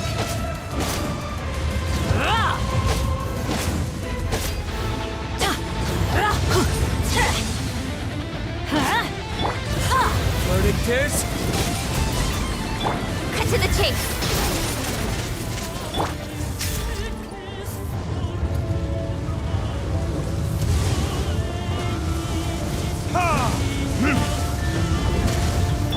Let me scry! Embrace your searing reckoning!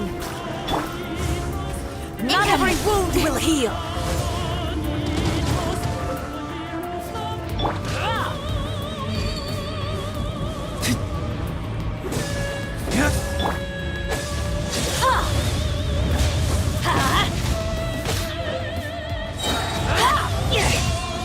I'm going in!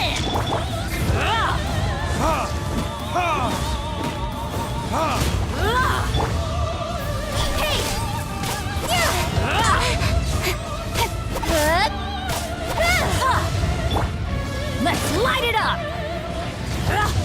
Yeah!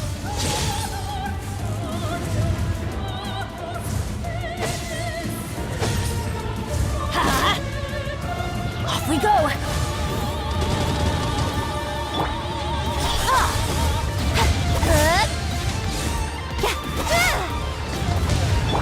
Delved into destiny, written in the stars! Time for retribution!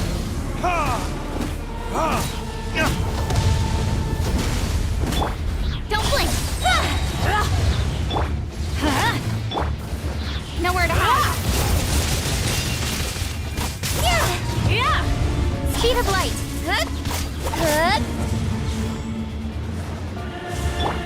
Embrace Shadows your of fate. searing reckoning! Not even ashes will remain!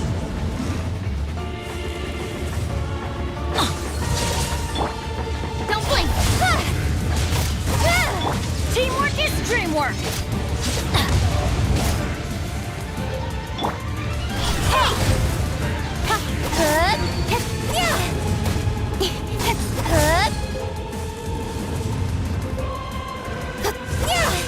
All must burn!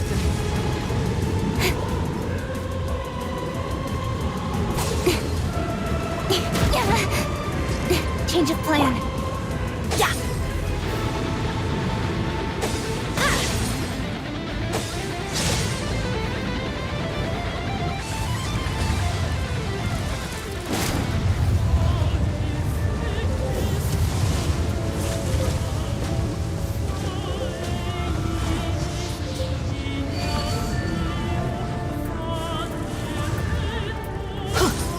Come, put up a fight!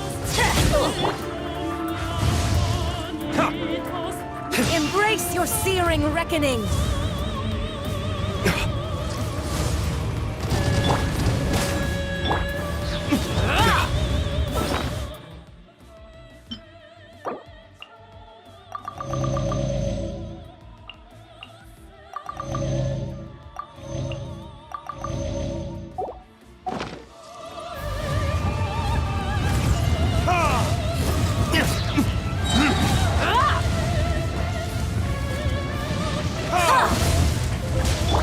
Let me scry! Verdict is... Incoming!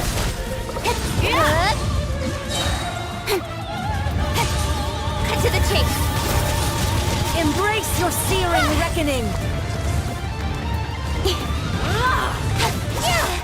Let's Not light every it up! wound will heal! Shadows of fate!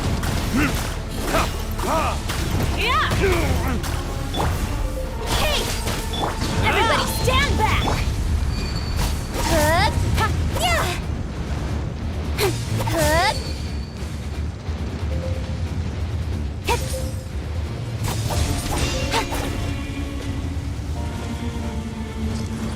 Not even ashes will remain!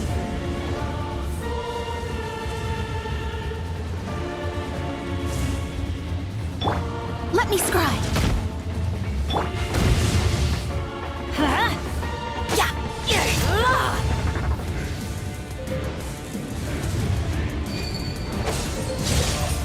All must burn!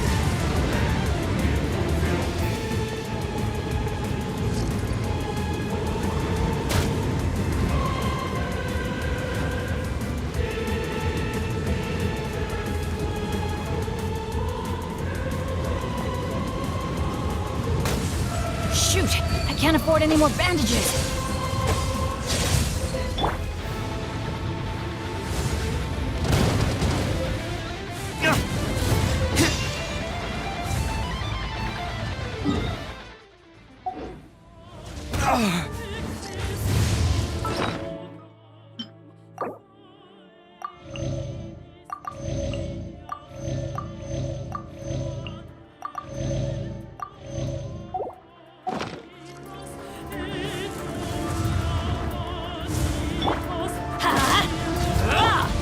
Don't blink!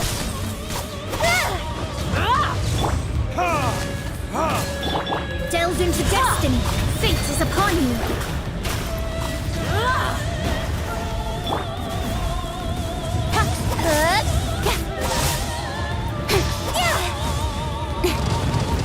Incoming!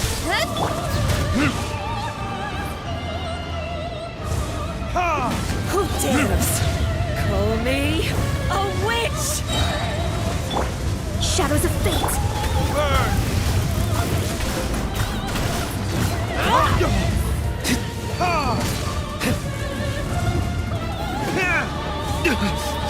What of a fight! Embrace your searing reckoning!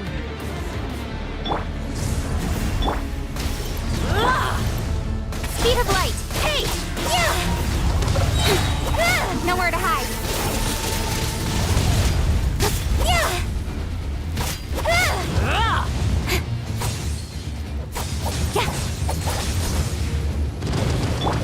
Delve into destiny! Got lucky that time.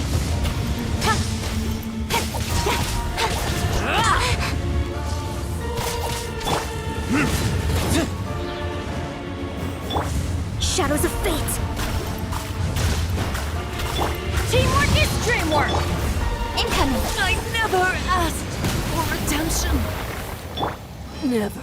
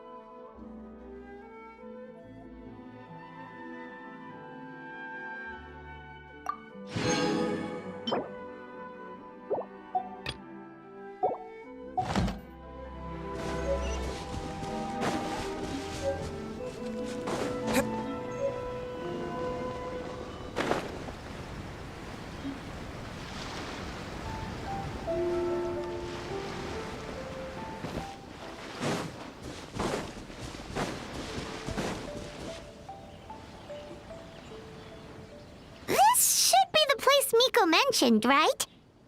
Traveler, Paimon. Mizuki! That was quick. All thanks to you two. With what I learned from those two guys, I managed to give Murasaki and Shion effective treatment as soon as I got back. That meant I was free to head out again as soon as I received your message. So, this is where Emura Ichigensai lives. Sure hope so, 'cause this is our only lead. Wait, do you guys smell that too? Some kind of fragrance. Seems like it's coming from inside. Then that confirms it. We've come to the right place. Now we may face great danger once we're inside. So from here on out, stay close to me and stay focused. I don't want either of you getting hurt. We'll be fine. You just focus on what you need to do. All right, fine. I suppose you're used to leading the charge.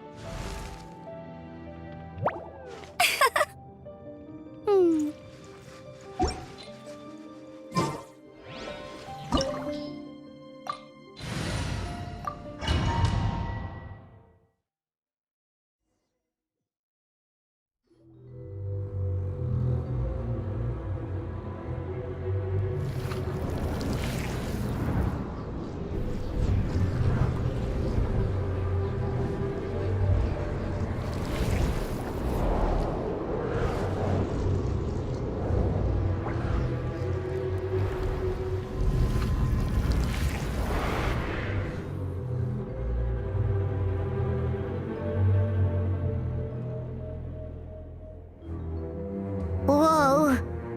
This is not what Paimon was expecting. This is creepy.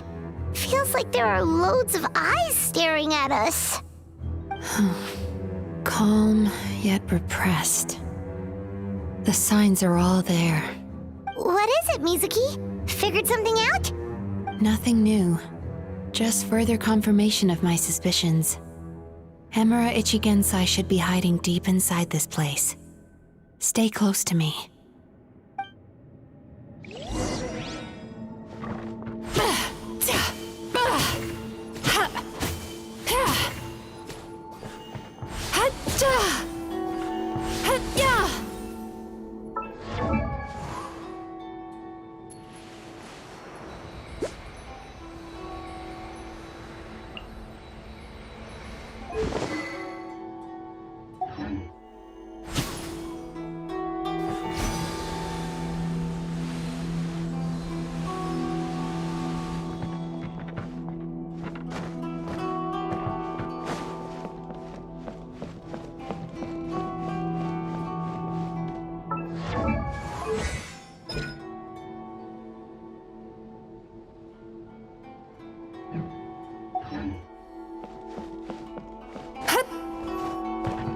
Time to relax.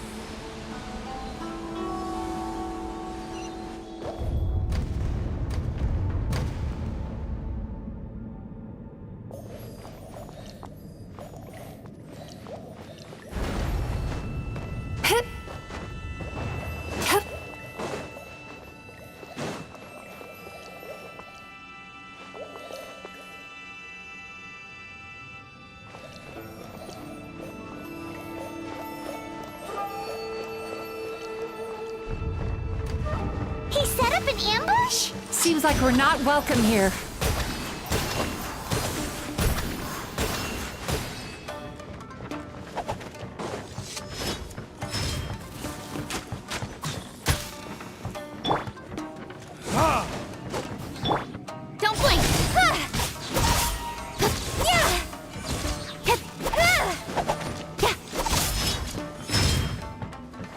speed of light! Hey!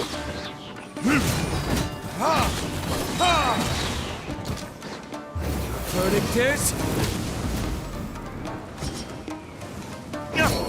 With sword comes shadow. Don't blink!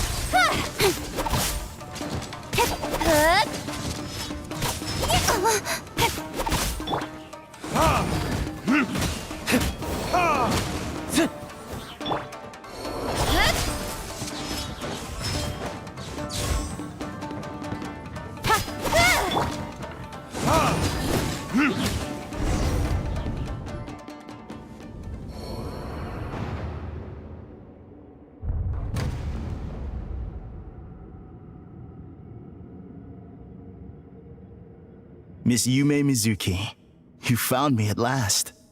Ah, and I see you've brought some friends with you. Please, forgive my lack of hospitality. Emira Chuya. So it is you. Mizuki was right after all. Paimon wasn't expecting him to be so polite, though. Please, do not call me by that name anymore. The old me was plagued by negative emotions, but I have parted ways with them now. That period of my life is consigned to the past, and the name along with it. You have to listen to me. There is no way to get rid of all your negative emotions. This life you're living now is a lie.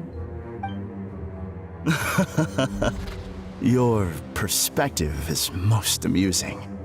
What's so funny? Don't you know you're harming people? Harming people? That's what you believe? Very well. I understand and accept your perspective, even if you cannot afford me the same courtesy in return. Ugh, what is up with him? He's being so calm and polite. So why does everything he says make Paimon want to punch him? As you can see, Miss Yume Mizuki, all my psychological problems have been completely resolved. I must thank you for your attempts to diagnose my condition, but I see now that the truth is far simpler than you were proposing. All my misery was merely a consequence of human frailty. I could not hope to remove my emotional impurities on my own strength. I lived in fear and anger. Fear that I was not worthy of other people's attention. Anger at how they invalidated me. I became a slave to my emotions. They turned me into a wretched and loathsome creature, hostile to everyone. But things are different now. I've acquired the ability to eradicate those emotions for good. No longer will I be afraid. Never again will I be stirred to anger. No, I am filled now with only one emotion, and that is happiness. I have become humanity perfected. What I'm hearing is that you've developed your own unique understanding of psychological issues. So how about you play therapist this time? I have a couple of cases I'd love to hear your thoughts on. I would be delighted.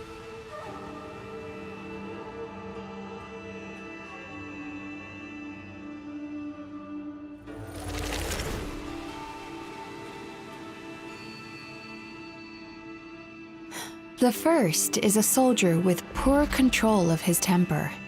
He flies off the handle too easily, and it gets him into all sorts of trouble. This is having a significant impact on his daily life, and he's developed symptoms of depression as a result. He simply needs to let go of his anger. Then he will surely find peace and happiness. The second is a fisherman who's developed thalassophobia. Now he is unable to provide for his family, which is causing him immense anxiety. Oh, of course. He must cast his fear far away and forget it ever existed. Then he can return to the sea at once. I'm sorry, but you're wrong on both counts. Oh? The soldier's anger is rooted in his strongly held principles. Yes, his rage can make him reckless, But it also fuels his deep desire to stand against injustice. Losing his anger made him passive and apathetic. He now stands by and does nothing as bandits attack innocent people. The fisherman's fear made him one of the most reliable sailors around. Thanks to his cautiousness and diligence, accidents were a rare occurrence among his crew, despite the dangers of their profession. But after forgetting his fear, he destroyed the fruits of the entire crew's labor on his first return to the sea. Fascinating, isn't it? Anger gives people the courage to stand up for what they believe in, and fear nurtures care and attention. Emotions are integral to human dreams, and after many years of dealing with their dreams, the Yumeko Baku have learned an important secret about human emotions. Negative emotions do not just go away. They will always be there. This is true for everyone. Not only that, but their presence is essential. You can't have a healthy human psyche without negative emotion. So do you have any idea what you've done to those poor men? What an amusing theory. In fact, I do remember those two. But I'm afraid that the only emotion I sense in them now is happiness. How can you believe that negative emotions are required for a healthy psyche? It's a laughable theory.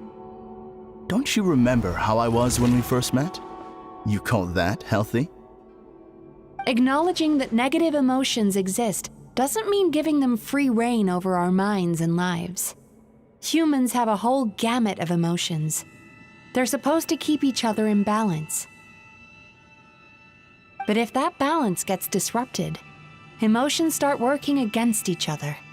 Untethered rage cripples the capacity to be careful and considerate. Uncontained fear drives people to abandon beliefs they once held dear. The person you were when you first came to my practice only proves this further.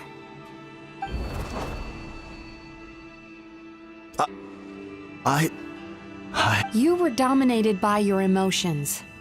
Under their influence, you deliberately inflicted pain on other people. Meanwhile, the person you are now is so lost that you aren't even aware of the pain you're bringing to others. This diagnosis is going to sound harsh, but I'm afraid it's accurate. You've simply gone from one extreme to another. You say you've reached perfection, but you're just as dysfunctional now as where you started. Phew. How entertaining. Still, there's no need for me to argue back. You have failed to provoke me. I will forgive you for this offense because I know my present perfection to be a fact. I have direct and incontrovertible evidence. You once told me that nightmares are the result of a buildup of negative emotions. But ever since I acquired my present abilities, I never had another nightmare again. Clearly, that proves that all of my negative emotions have been definitively eradicated. I'm afraid not. Look where we are right now. We're inside your nightmare. What?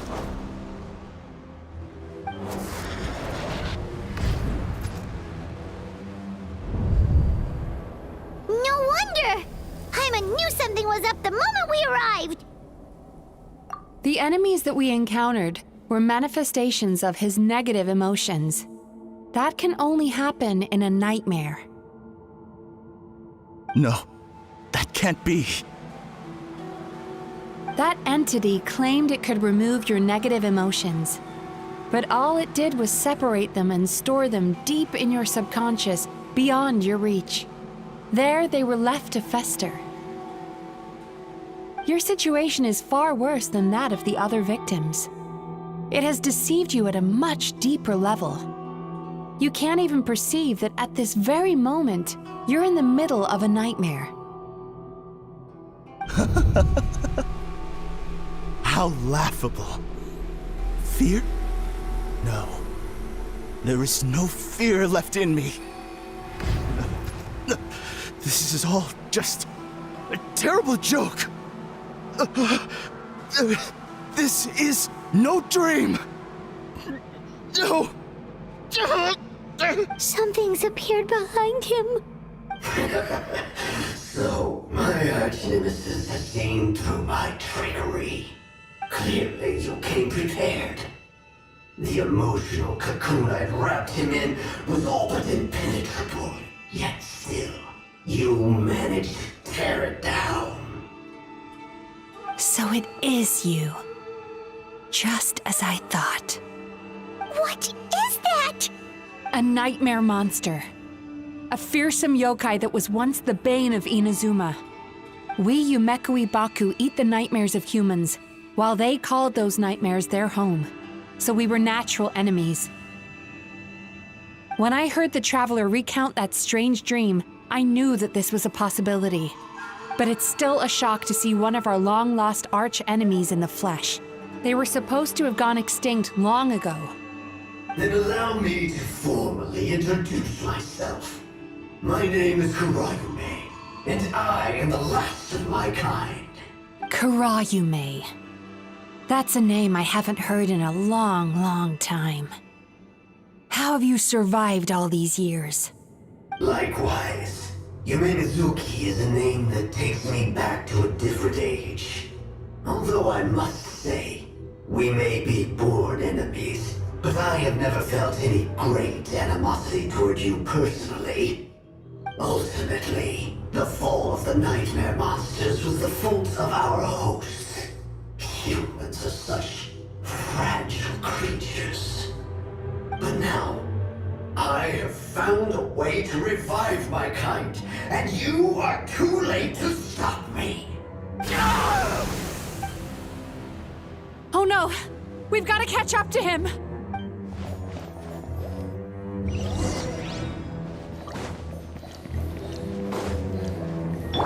Turn that frown upside down.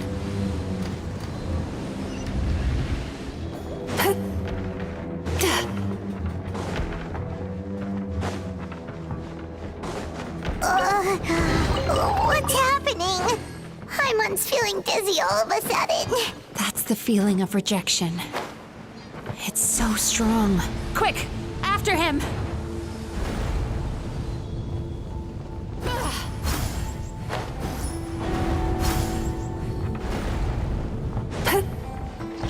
There he is! Right there! Whoa! What happened to all the pads? He's repressing his emotions even harder.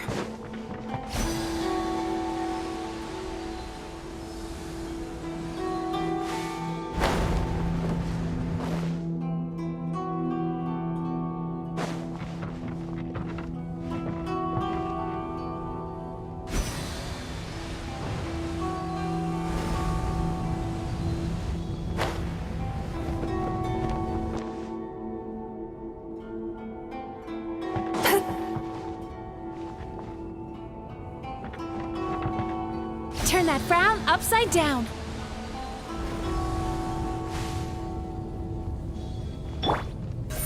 Speed of light.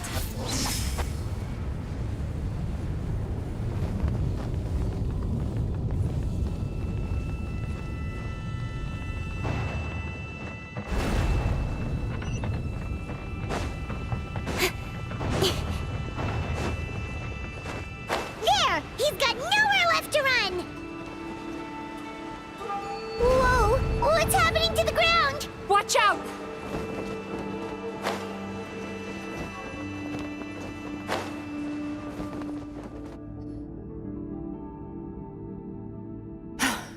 I used my powers to cushion our fall.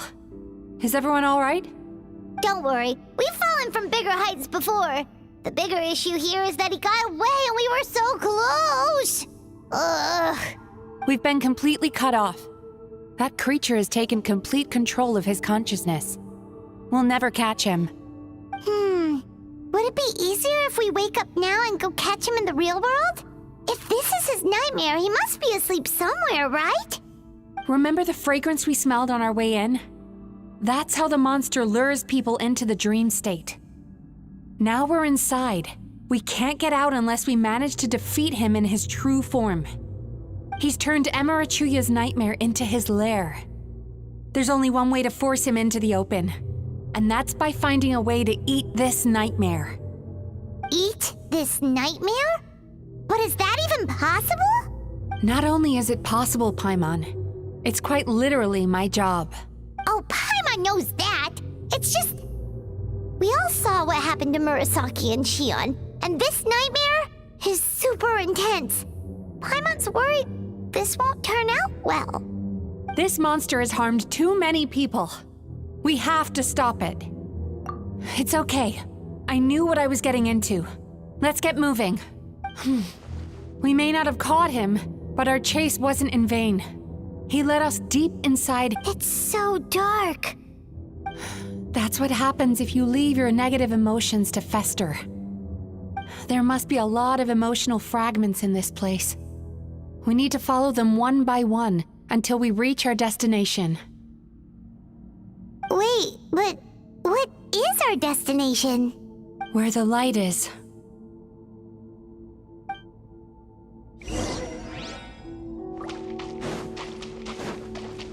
Incoming! Hey! If I say it's your fault, it's your fault! Do you understand me? You shouldn't go running around with that stupid thing in your hand! Do you want to go hungry tonight? Ugh, the atmosphere here is so...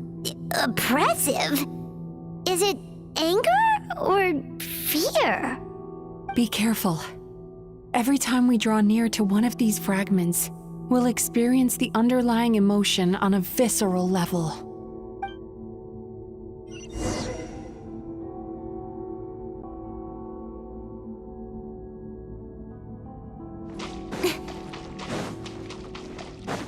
Speed of light! You, a writer? Didn't they reject you already? Get rid of this trash! Go find a real job! Aw, poor guy. Paimon feels so bad for him. We shouldn't stay here. Let's keep moving.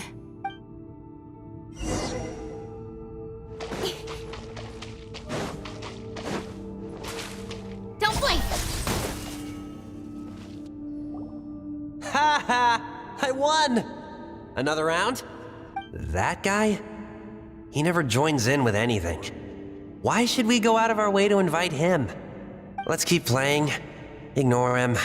Wow, that's so sad. Nope, not here either. Look, there's the light!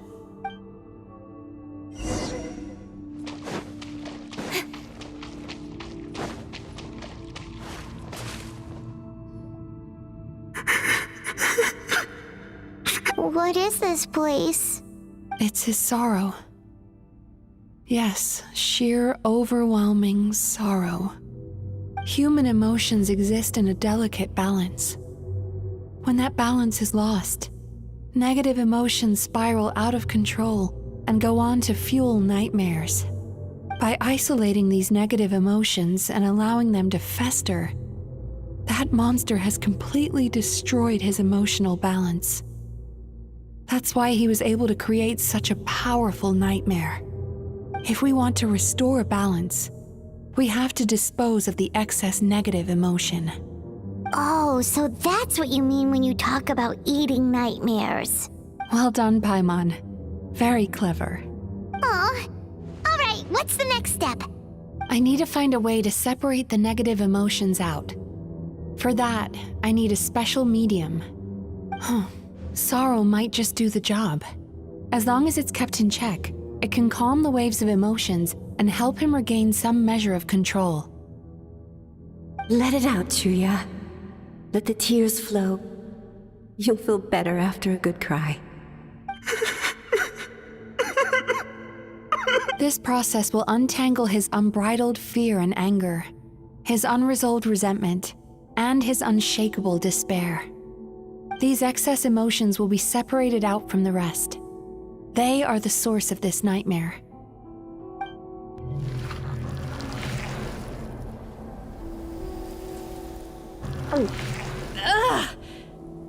Mizuki! It's all right. It's an unpleasant flavor, but I've tasted it thousands of times. A good cry can work wonders.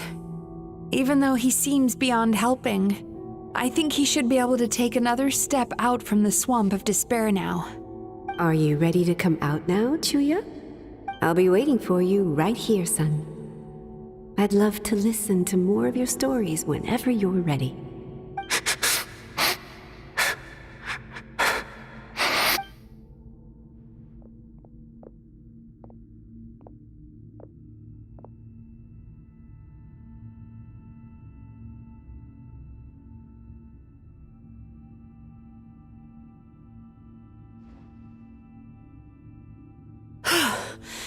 All right. There goes that nightmare. Hopefully this marks the beginning of a sweeter dream. Amazing! Suddenly, Paimon feels so relaxed and maybe even happy? I thought I had found the perfect host, but you found the one weakness in his emotional armor. Ah! He's back again! Freeing a single host from my clutches changes nothing! You cannot stop me! I told you you are too late!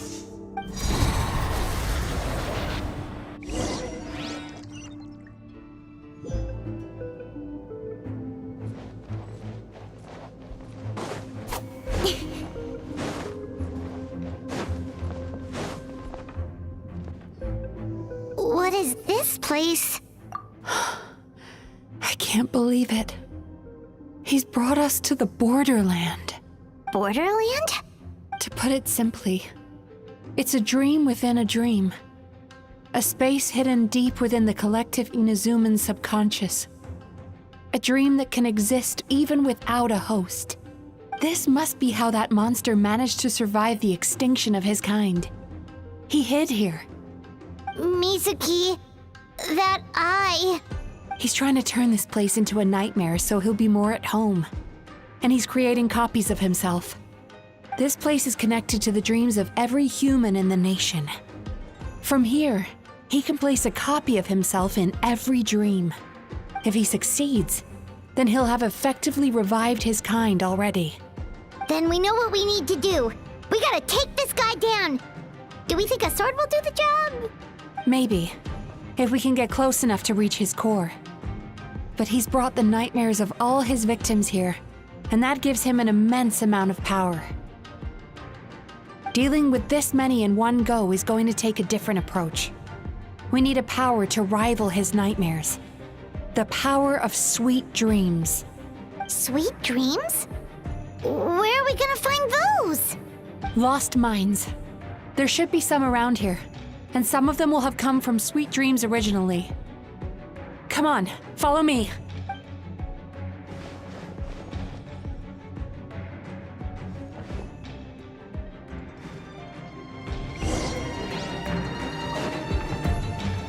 Careful.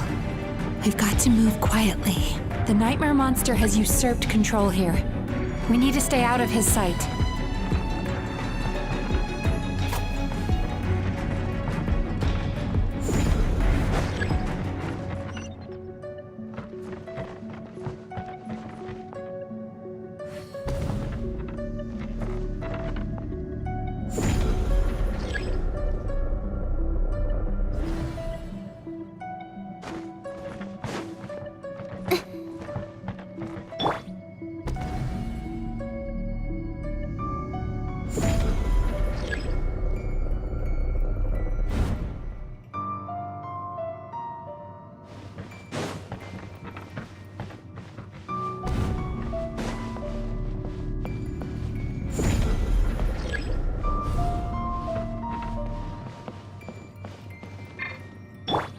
Time to relax.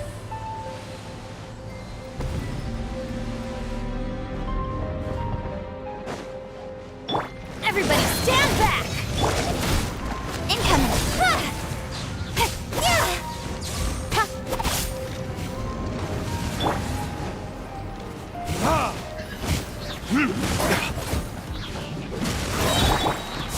dreams be gone!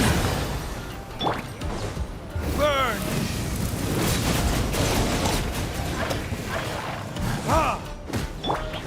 Speed of light! Hey! Cut to the chase! Turn that frown upside down!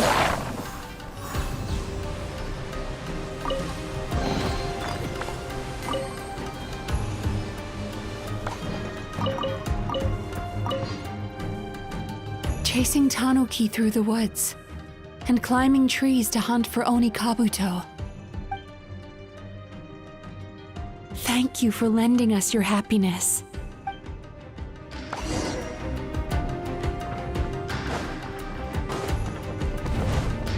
Hup.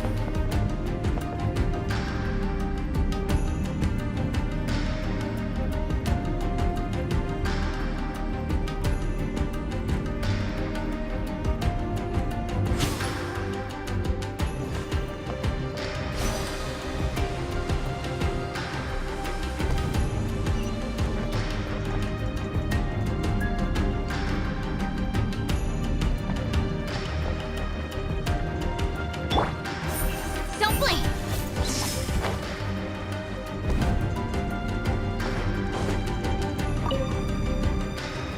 Watching fireworks fly up into the sky and writing wishes on a prayer plaque. Thank you for sharing your passion. All right, we've gathered enough power to proceed. Time to face. The core should be just up ahead. This will be a tough fight. Why? Are these sweet dreams not sweet enough? I just wish we could have gathered some more. But these are all we could find in the immediate vicinity, which means we're running out of time. Our chances of success are shrinking by the minute. We have to act now. No problem. We're ready to go.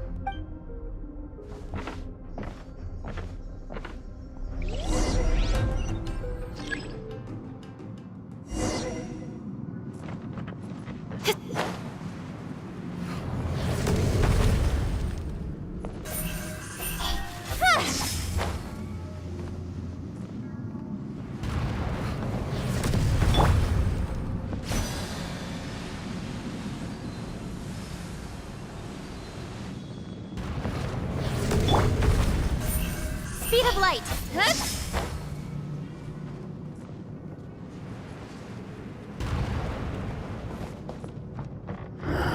The alacrity with which you walk into my trap surprises me. Do you not realize why I lured you here? Because this is my domain. The world where I rule. Not yet, it isn't.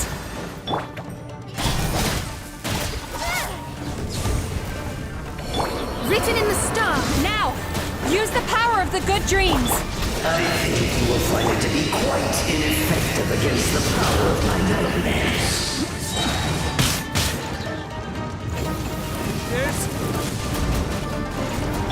With sword comes shadow. Speed of light! Got lucky that time.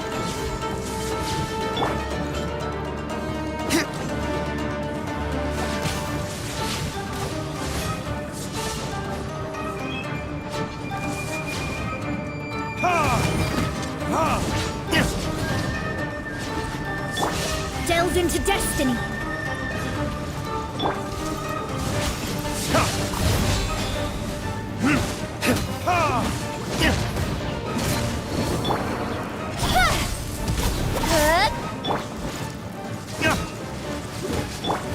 Cast your worries to the wind! Time to relax.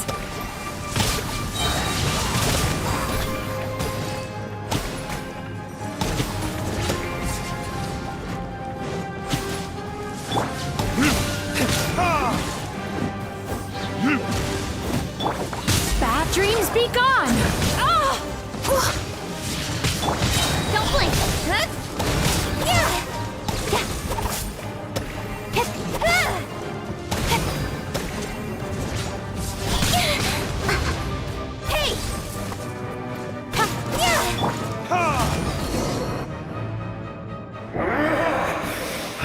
must confess, I am somewhat confused. Both of us bring happiness to humans now. Why must you still treat me as your enemy? Because the happiness you provide is a lie. All you do is make them forget their negative emotions exist. And now they're living under the illusion that they're gone for good. All the while, these repressed feelings continue to fester in their subconscious, eventually becoming nightmares intense enough to become your home. Your kind has always thrived by magnifying your host's negative emotions for your own gain. What you're doing now is no different from what you've always done. Incorrect. This time, I shall change the fate of my entire kind. When a human becomes dominated by their negative emotions, they lose their ability to survive. That is how my kin died out. But I can give them a fantasy instead, turning them into the perfect hosts, capable of surviving no matter how dire the situation in their subconscious gets. This is the path to a revival. My kin shall rise again! You do realize what that means, don't you? You've gone from one extreme to the other. Oh, I'm perfectly aware. There is nothing you can say that I do not already know. For over all the years that your kind has been learning about the human mind, I have been hiding here, watching and learning from the fruits of your labor.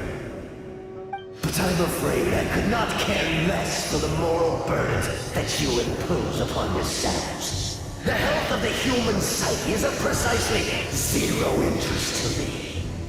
Now here's a question well worth thinking about. If we allowed the humans themselves to decide, which of us would they really choose? You or me?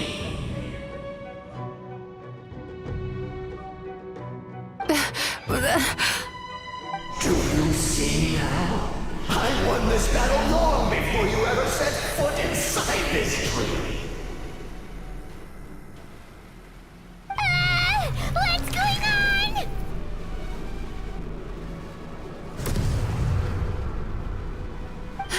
He's growing stronger, but we've exhausted the power of the sweet dreams already. Even if we could find more sweet dreams now, it still wouldn't be enough. If you accept that negative emotions are an immutable presence in the human mind, then you must also know that such emotions include apathy and sloth. Without the Yumekibaku there to hold their hand and walk them through dream regulation therapy, do you honestly think that anyone would ever be inclined to embrace their negative emotions? No. They would sooner run from reality to forget all about their troubles and live inside an illusion. But the whole reason I wanted to become a psychologist.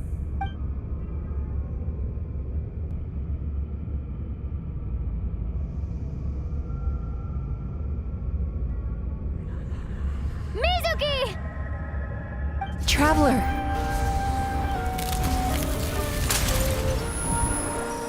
These feelings. So that's how they should taste. Longing, caused by separation. So bitter, and yet the experience led to a whole new journey for you. If you keep pressing on, maybe even more precious memories await. Despair, caused by failure. Icy cold, and yet in conquering this despair, you gained the courage to face the lightning.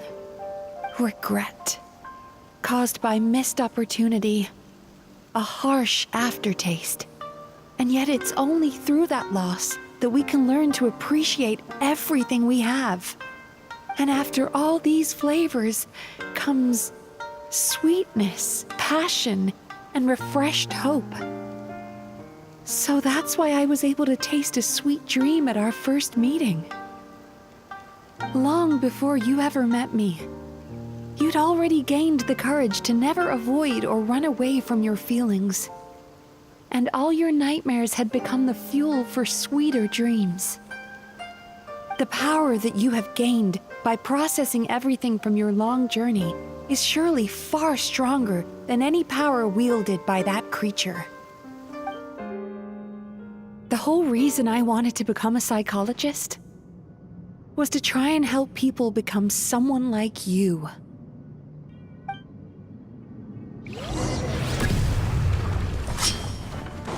Take this!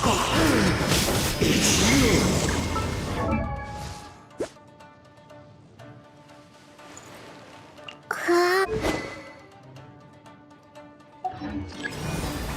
Your dream is so powerful! Traveler, give him all you've got!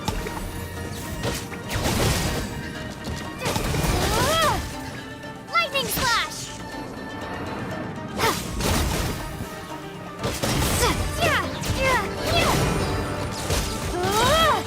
Thunderclap!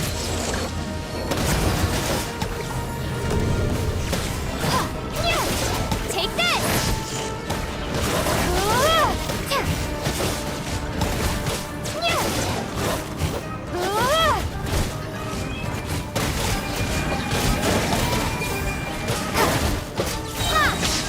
Bellowing thunder!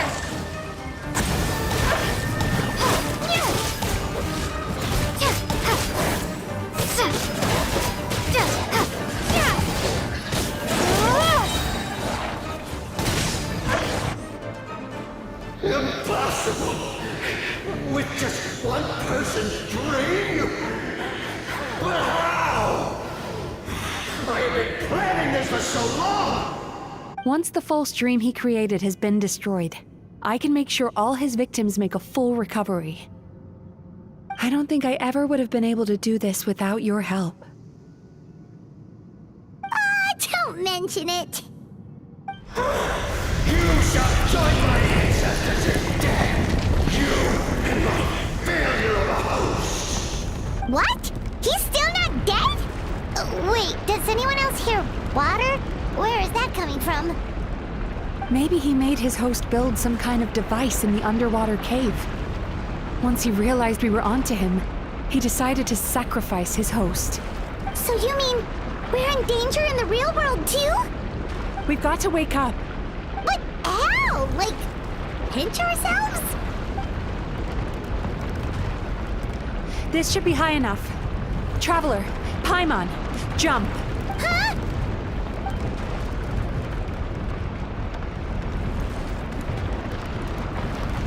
If you're afraid, then just take my hand and close your eyes.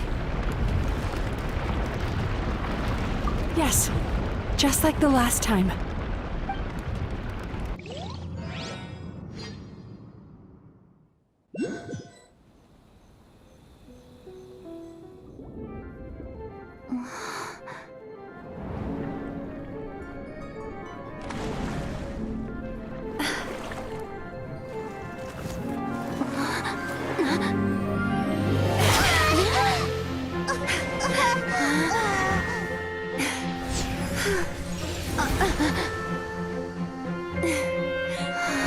Hold on tight.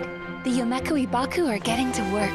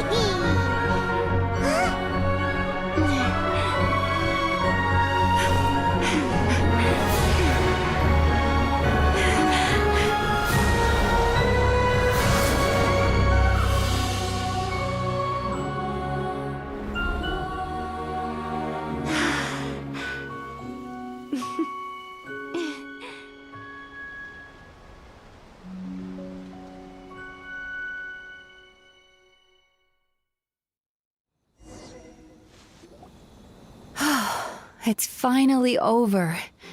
It's a good thing I had the foresight to ask them for help, or I'd be the one dying from indigestion tonight. They were very delicious. Traveler, could I pick your brain with another question? What do you think humans tend to have more of? Happy dreams or bad ones? If only that were true. Most people struggle to deal with their negative emotions. They bottle them up inside until they've festered and turned into nightmares.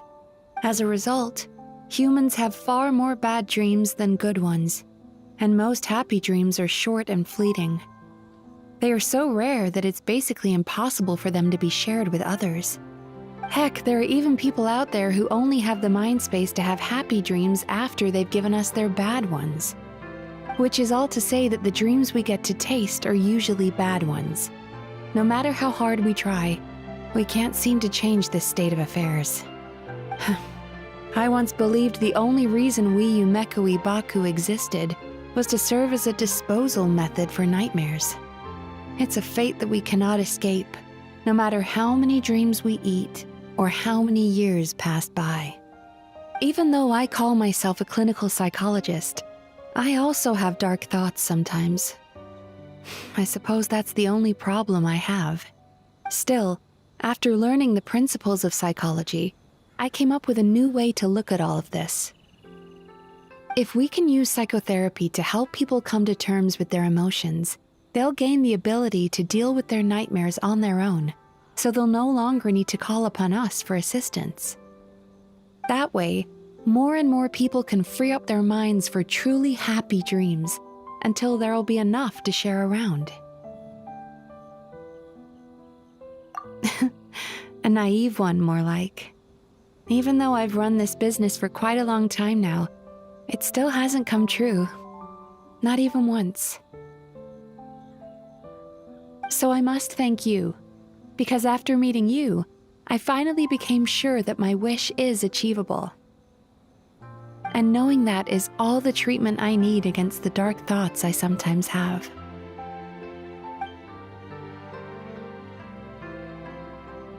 There you are! Paimon's been looking everywhere for you, too!